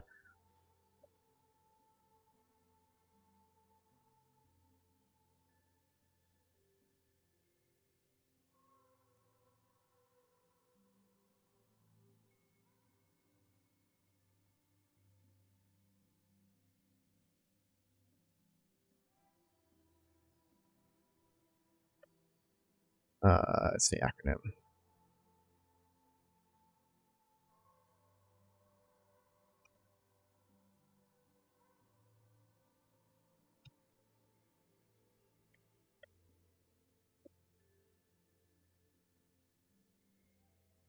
Finding non-sensitive, that is saying.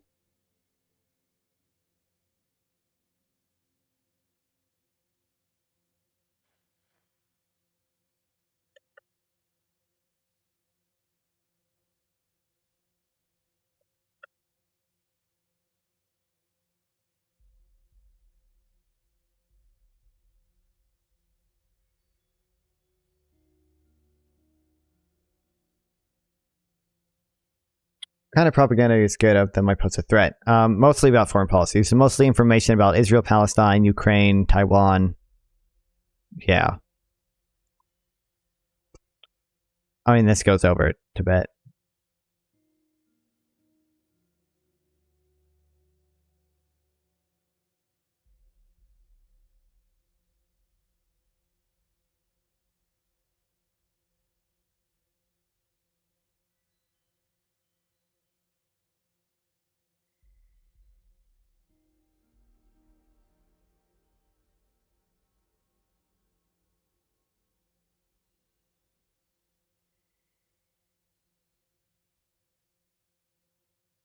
God, you know what I super hate is that talking to far left people has become the same as like talking to conservatives during COVID. We have to be caught up in 20 different conspiracy theories about what the US is doing, and yeah, so fucking absurd. Jesus. Especially with Ukraine. It's wild.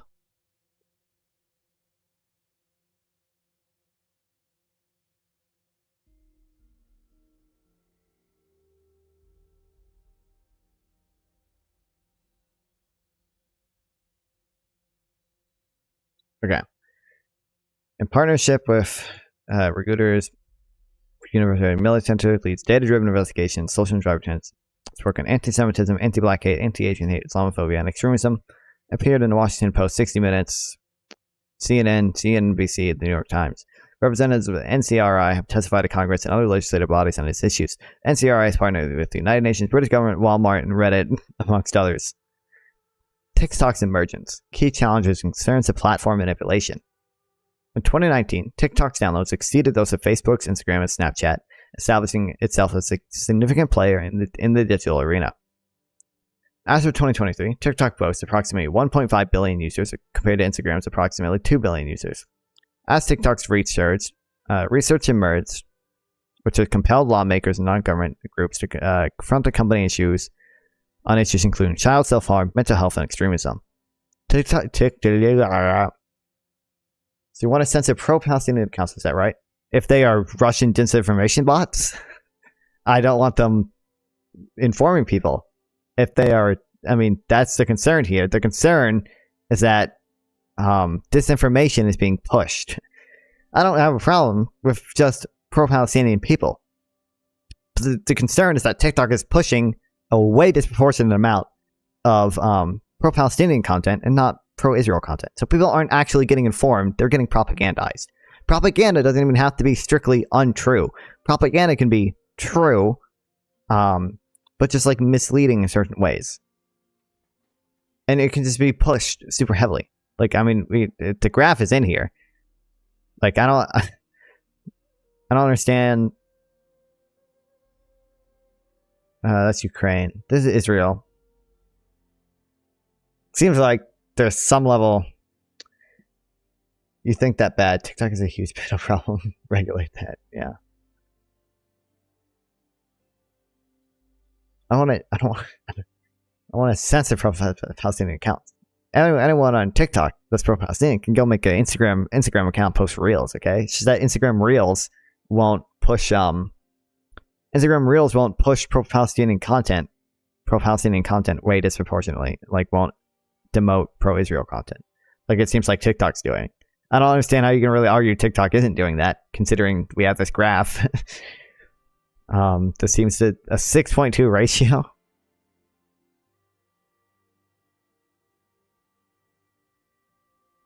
Zoomers are by far more pro-Palestinian. True. Why is the ratio for this so weird then? You want forced pro... Did I ever say I want forced pro-Israel content? I just don't want platforms propagandizing people by demoting pro-Israel content and by promoting pro-Palestinian content. That seems like it's what TikTok's doing. If you have evidence against that, that's fine. But seems like TikTok is doing that. In fact, I would argue Gen Z is probably by far more pro-Palestinian because of TikTok. Like, where else do we get this 6.2 ratio from? Again, the way they did it is they compared it to the ratio of non-sensitive topics. So if the ratio of like topics of non-sensitive stuff is like generally speaking 2-to-1, why is it 6-to-2? That can't be explained by just totally different demographics. Like Instagram also has young people using it. They probably go into that too. TikTok is most active with Zoomers. TikTok is probably more active with Zoomers, but like Instagram also has a significant amount of young people in here, and they have control groups. Like, why is the ratio for political stuff in general normal, but pro-Ukraine, but all this is so odd? Young people vastly outnumber those accounts. Do you think? You think all of this is explained by just there are more young people on TikTok? Which there are probably more young people on TikTok, but I don't think it's that significant. Hold on, can we go to the Kashmir one? To be clear, you think that this ratio is explained by the fact that there are more young people on TikTok? You think that's reasonable? I think the fact that there are 200 million stand-up Kashmir things on TikTok and so few on Instagram, do you think it's reasonable to assume that's just because of young people?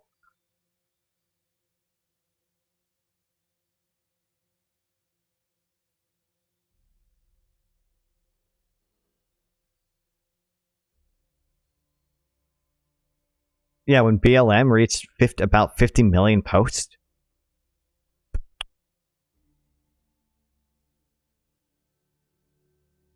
There's no shot. There's no way you can argue that, my guy.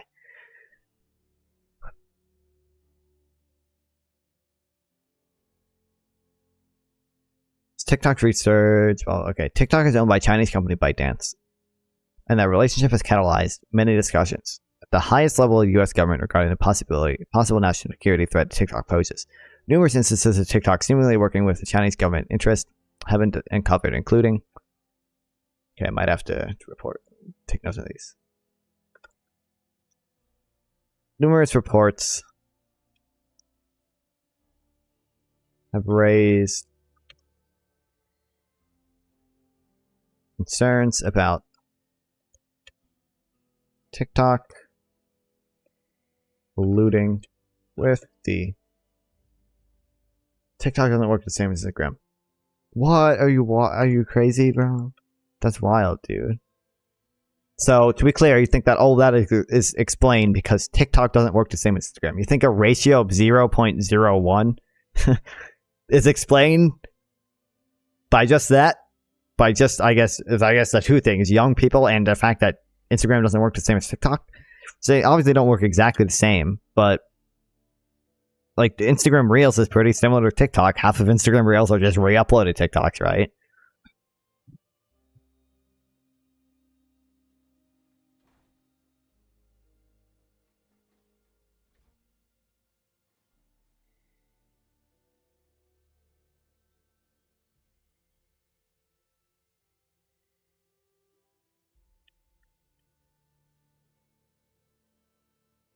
Oh my god, fuck.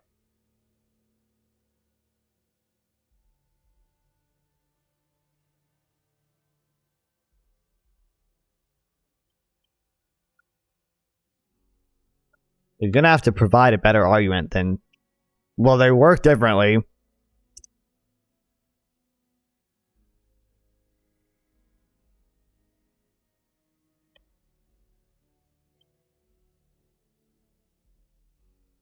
I don't know any other that is counted, so I would have to look into that. There's search and such. People just want to upload a TikTok, but they do it Reels. Like, like what would be? You think? There's no way it can account for that big of a difference, especially when TikTok censorship is way worse than Reels. Are you kidding me? Like, it's literally the meme that like Instagram comments are unhinged, right? Yeah, and Instagram Reels literally show like people dying. Like, that's the general like meme people have on Instagram Reels. On TikTok, you can't even say, on TikTok you have to censor saying, you have to say unalived, you have to say like, instead of white people, you have to say YT people. Like, like the censorship on TikTok is way worse. I don't understand what content would be too sensitive for Reels, but not sensitive enough for TikTok. That doesn't make sense. A 2019 TikTok blocked an American teenager for highlighting the repression of Chinese Uyghur minorities. The account was later reinstated.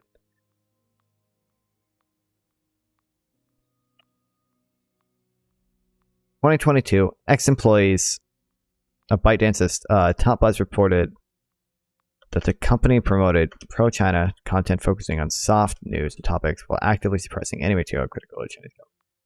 Like, all these reports are fake, or what?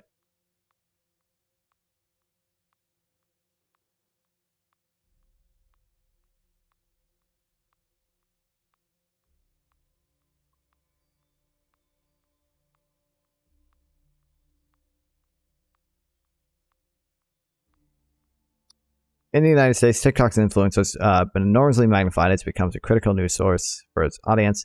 An October 2023 research study, or Pew Research Center study, shows that 1/3 of U.S. adults under 30 regularly turn on TikTok for news.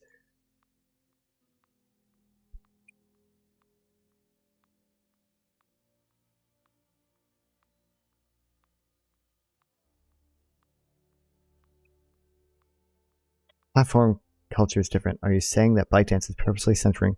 It's possible that ByteDance is censoring pro-Israel content, or it's possible that TikTok just wants to be in good standing with ByteDance, so they have so they've taken a policy of censoring pro-Israel content themselves without like necessarily explicit instructions from ByteDance, but with some understanding that doing so will keep them in good standing with ByteDance. But yet, yeah, absolutely, pro-Israel content is absolutely being on some level suppressed on TikTok. There's no way. I don't understand how you could argue against that. Like, with this data, it seems almost impossible to deny that somehow. If you think a 6.2 ratio, or a, again, 0.01 ratio for Kashmir is explainable by different platform cultures, I don't know what to tell you.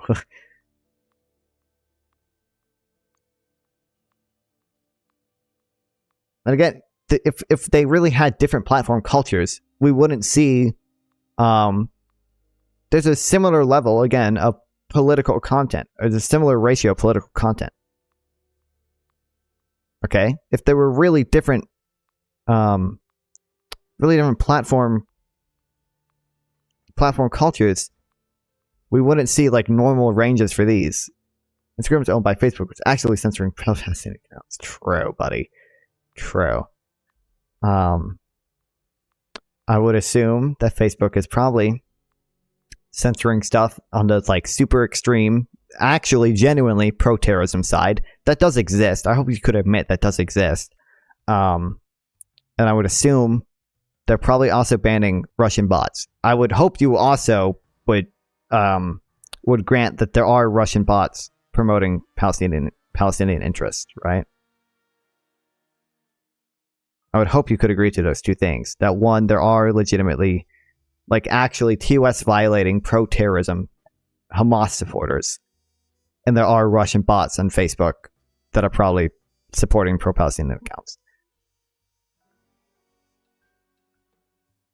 Hey, if you have a study showing that Facebook's censoring pro-Palestinian accounts, I'd love to see it.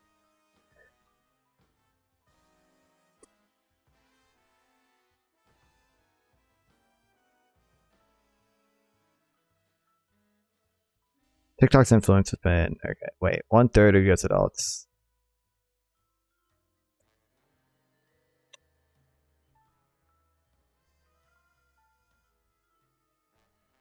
One-third US adults.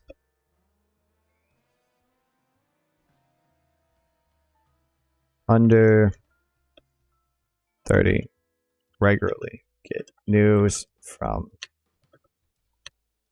TikTok.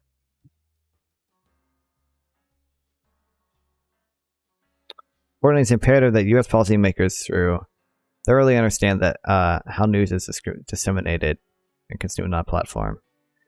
As recently as March 2023, TikTok's CEO was questioned before Congress in bipartisan efforts with wide support formed around an outright ban or forced sale of TikTok.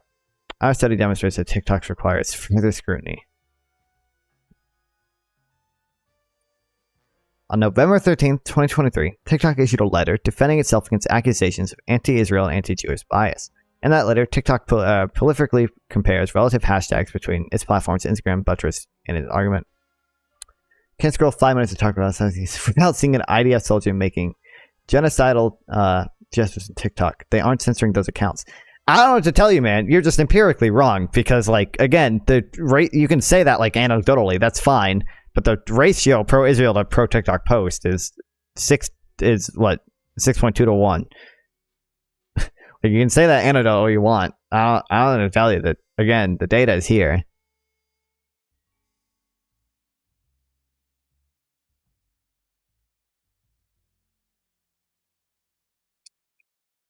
We replicated TikTok's methodology to assess whether anomalies exist regarding the representative issues TikTok versus Instagram.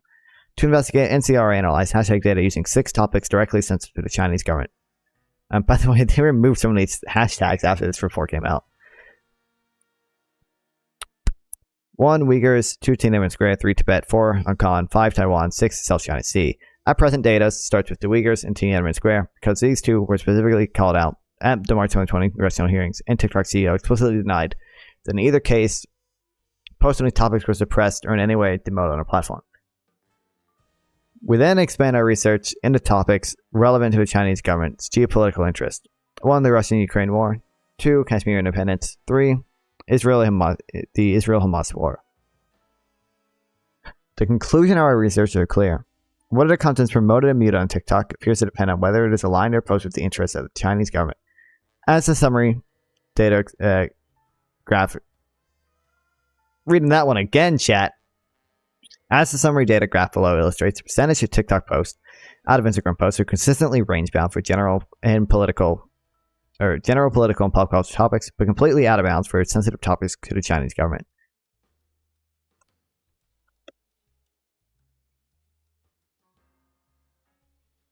Replicates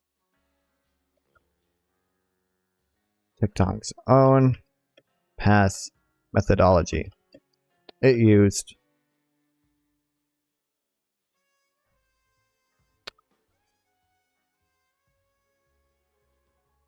and argue against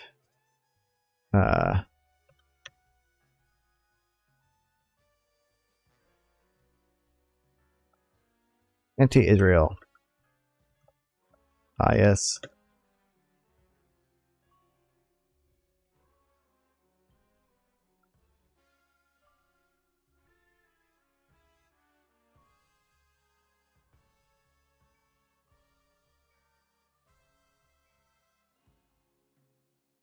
Looking at ratios of hashtags for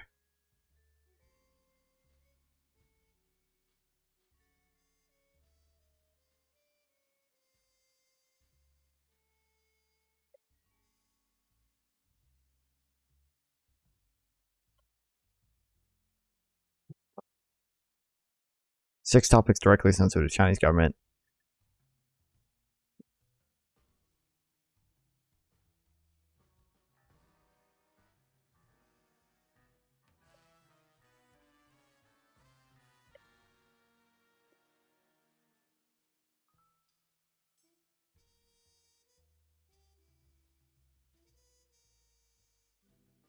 And 3 topics relevant.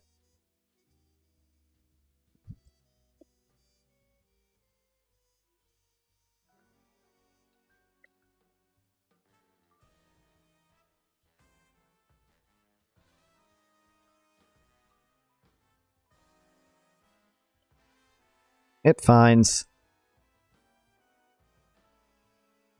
the content is promoted via TikTok appears to be aligned with the interest of the Chinese government.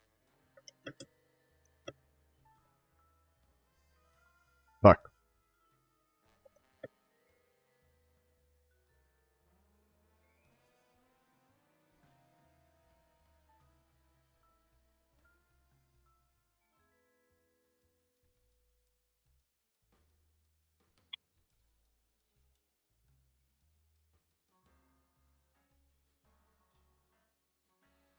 I should probably...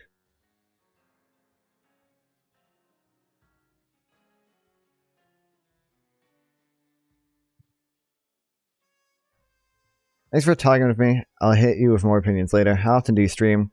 One last thing. Where's the study from? I forget. Network Continuation Research Institute.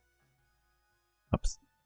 I stream every day at 7 p.m. Eastern Standard Time. From about 7 p.m. Eastern Standard Time to 2 a.m. Eastern Standard Time. Usually is where I try to stream. But I'm thinking about maybe starting earlier at like 5 p.m. and still going till 2 a.m. just because I have the time.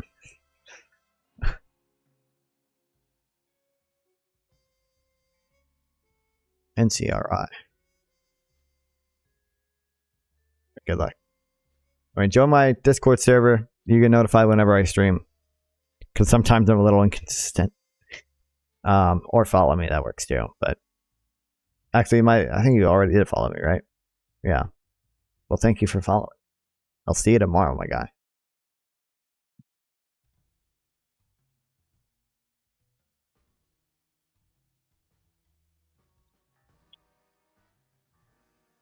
But now I just have... Oh, fuck. I was idle for too long. I guess I don't really need this. Now I just have lurkers here.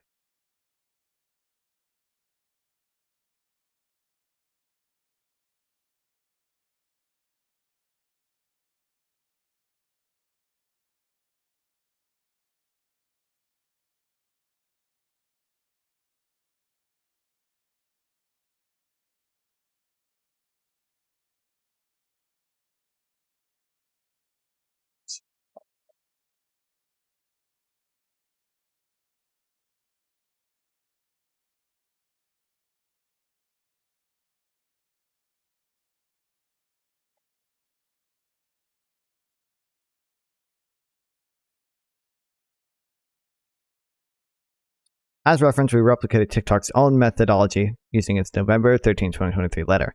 NCR analysis to examine the volume of posts on TikTok using the hashtags own ads manager portal. For the same analysis using Instagram's Explore feature. Based on the relative size of the user base, we'd expect approximately a 1.5 to 2 point times ratio popular hashtags in TikTok versus Instagram.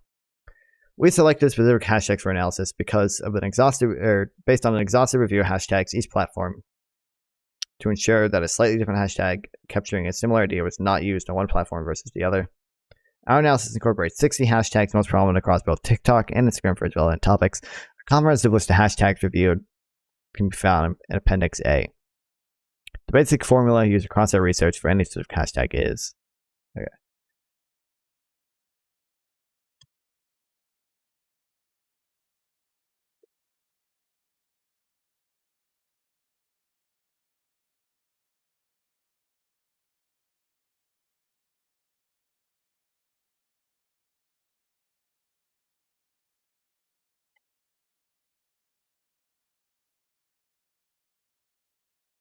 Instagram's Explore tool.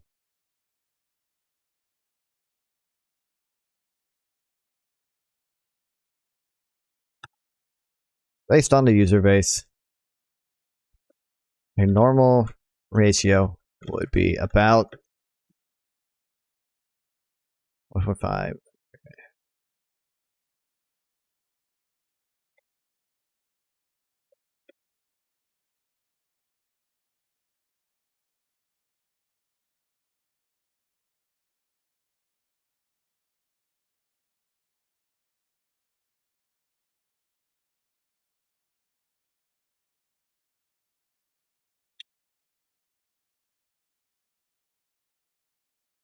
Select specific hashtag based on exhaustive review of hashtags.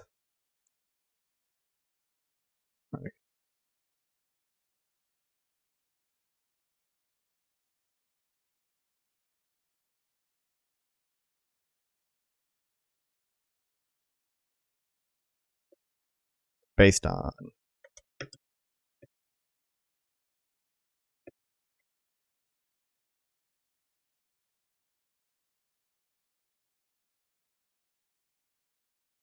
findings. For popular culture, the ratio between platforms is consistently round range. Conversely, the ratios we found for topics sensitive to the Chinese government were completely out of bounds.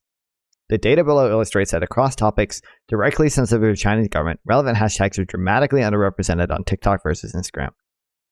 Given the unanimity of anomalies, we extended our research to topics relevant to the Chinese government geopolitical interest. There too, we found relevant hashtags were dramatically underrepresented on TikTok versus Instagram.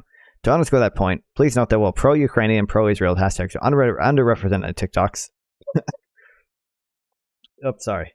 Jeez, CCP and me. Okay. Pro-Kashmir independence TikToks are dramatically overrepresented, begging the question of whether such an outlier activity could have been organically and or with or without the knowledge and consent of the implied consent of the platform.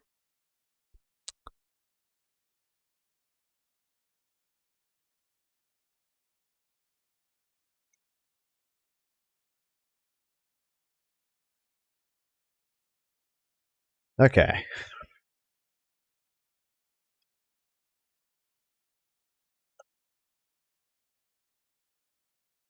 Well, general politics.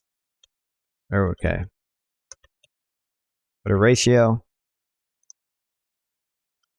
hashtags to in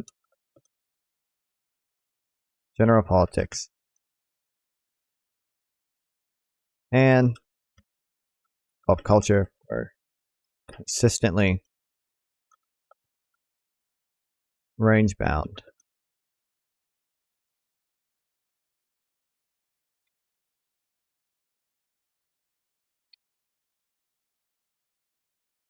Interest relevant to China or not.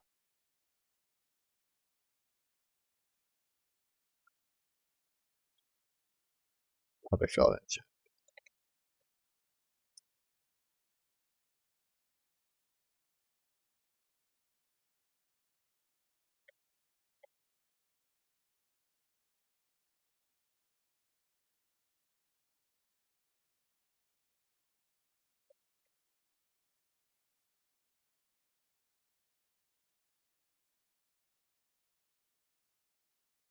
Pop culture hashtag ratios align with user size on Instagram and TikTok. NCRI began analyzing differences between TikTok and Instagram hashtags used around popular culture icons and content. NCRI reasoned that the wide research of platform try to one again, chat. Wide reach of platforms like Instagram and TikTok should ensure comparable usage of popular cultural hashtags. The data generally supported this reasoning, and the ratio of platform posts pertaining to popular culture figures, movies, and events align closely with the user ratios.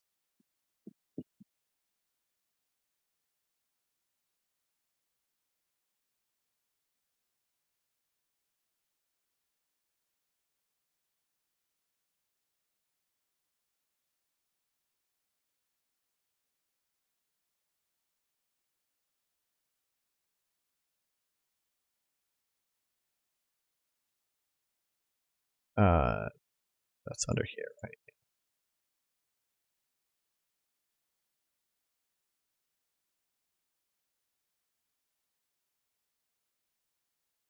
U.S. politics. NCRI next analyzed whether or not political hashtags would evidence distinction between these two platforms. As notable differences in political orientation between large social media platforms have been observed by other researchers, while there are many fluctuations in the ratio of political hashtags, the distribution and interaction across these platforms tend to reflect the user ratios, even in the context of controversial political discussions.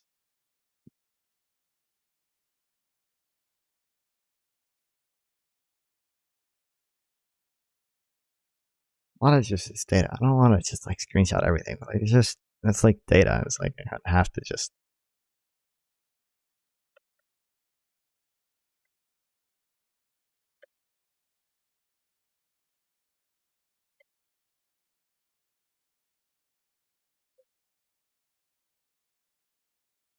Subject sensitive to China's national or regional interests. Figure 4, Instagram. Okay, wait. Next, NCR analyzed whether or not hashtags pertaining to the subject which are more sensitive to China's national or regional interests would be evidence that would evidence differences in popularity or use between TikTok and Instagram. Across each of the domains we analyzed, hashtag popularity, in fact, showed wide disparities with far fewer appearing on TikTok when hashtags pertain to issues sensitive to China's national or regional interest.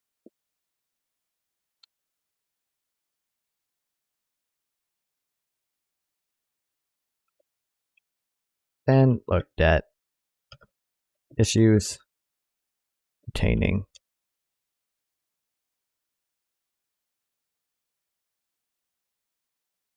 China's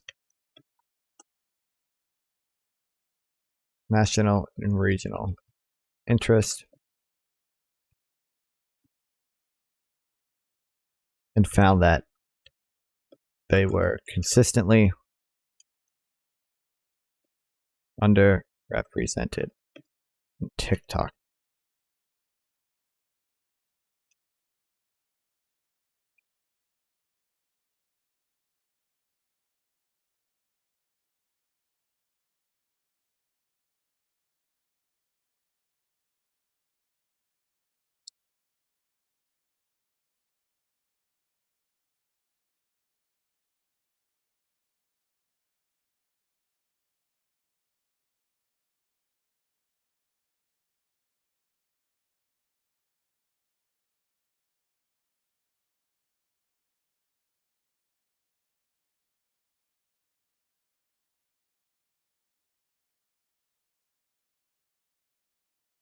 Let me just screenshot half the post real quick.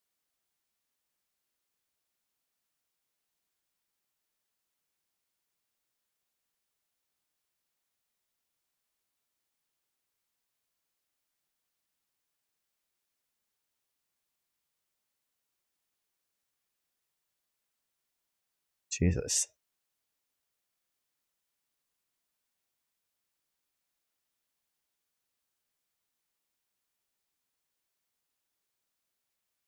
Topics of foreign military tensions insensitive to China's international interests. Given that hashtag in the sample, which is sensitive to China's national and regional interests, were anonymously underrepresented on a platform, we next sought to examine whether these pattern of underrepresented might extend to international arenas. We chose the 3 conflict areas that comprise the strategic interests of China: Ukraine, Israel, and Kashmir. Yeah.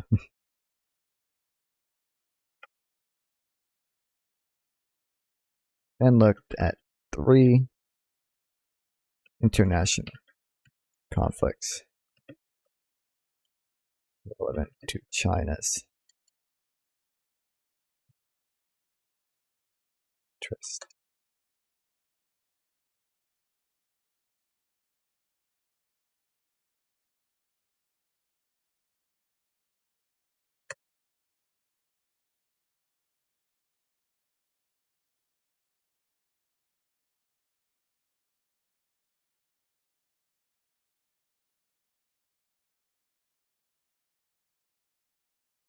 Oh shoot, let me.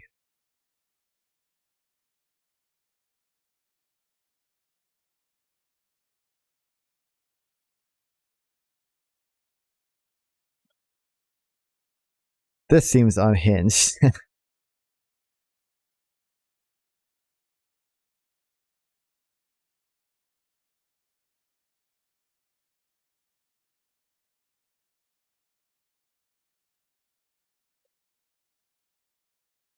Overall, in our sample hashtags pertaining to foreign military tensions, which are sensitive to China's international interests, we noted that pro-Ukraine and pro-Israel hashtags were underrepresented, while pro-Kashmir independence hashtags were overrepresented.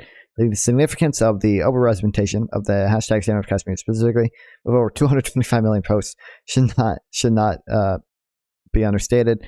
To contextualize the magnitude of this activity, consider the total sum of hashtag stand with Kashmir posts outweighs the sum of all other political hashtags in a sample put together by an order of magnitude. The BLM hashtag, one of the most widely used hashtags in politics, reached a peak on Twitter at nearly 50 million posts by comparison. It's challenging to imagine activity such magnitude could occur on a platform organically, and without the knowledge and consent of the platform itself.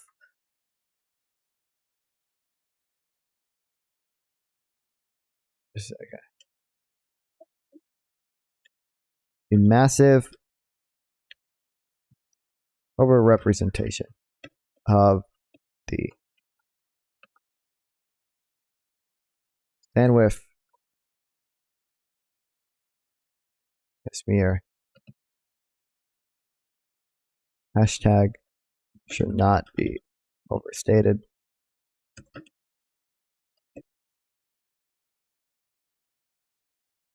Or sorry, understated.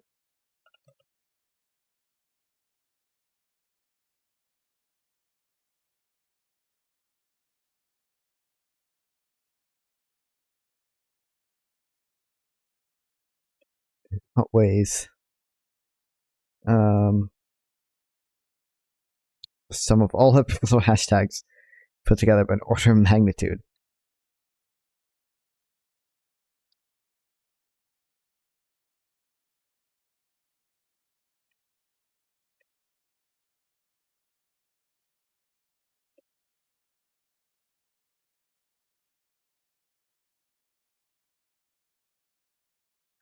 BLM, when we reached a peak of 50 million posts.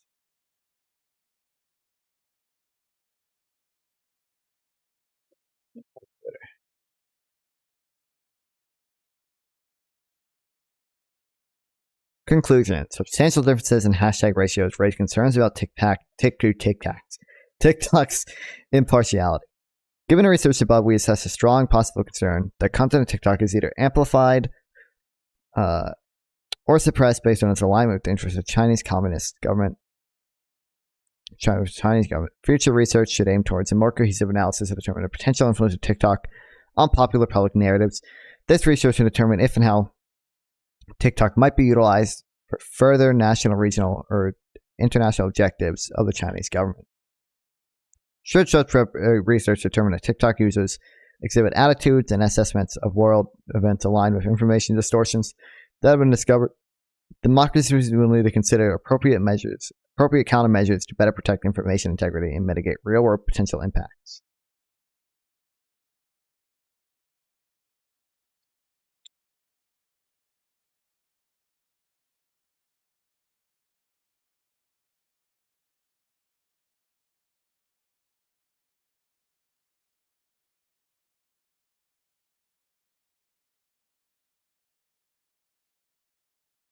China's substantial $400 billion investment to create rational ground for China to invest in regime stability.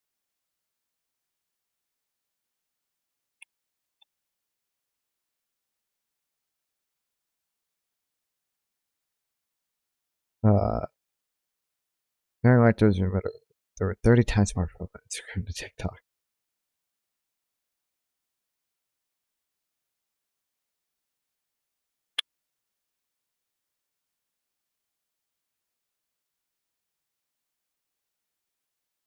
Jesus.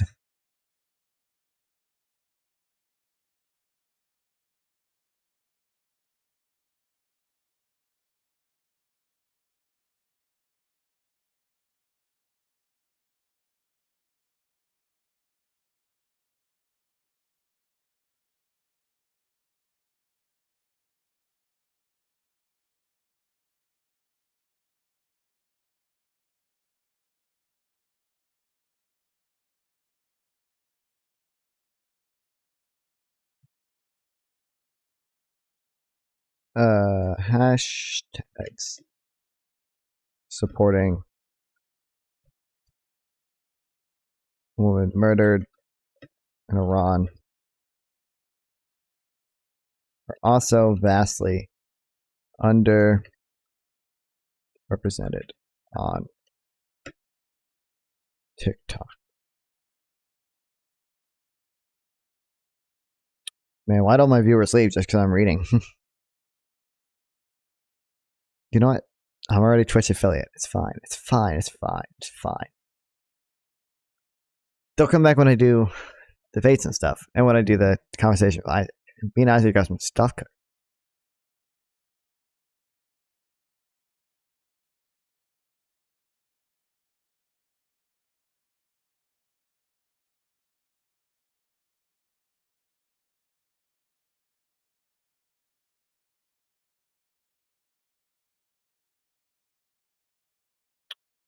Oh shit! I should message Ellie.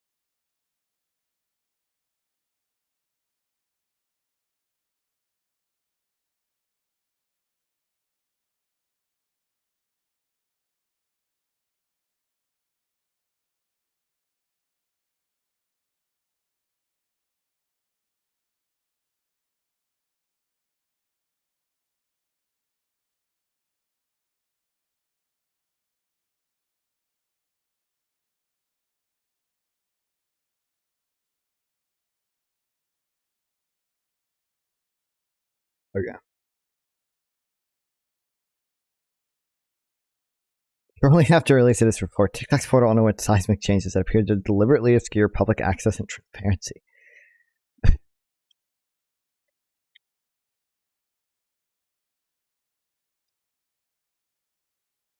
After releasing this report, TikTok's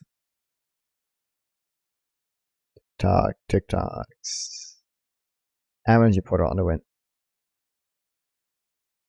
underwent changes, seemingly aimed at deliberately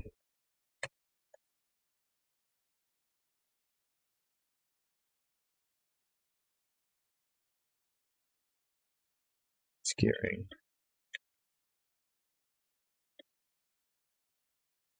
the information presented.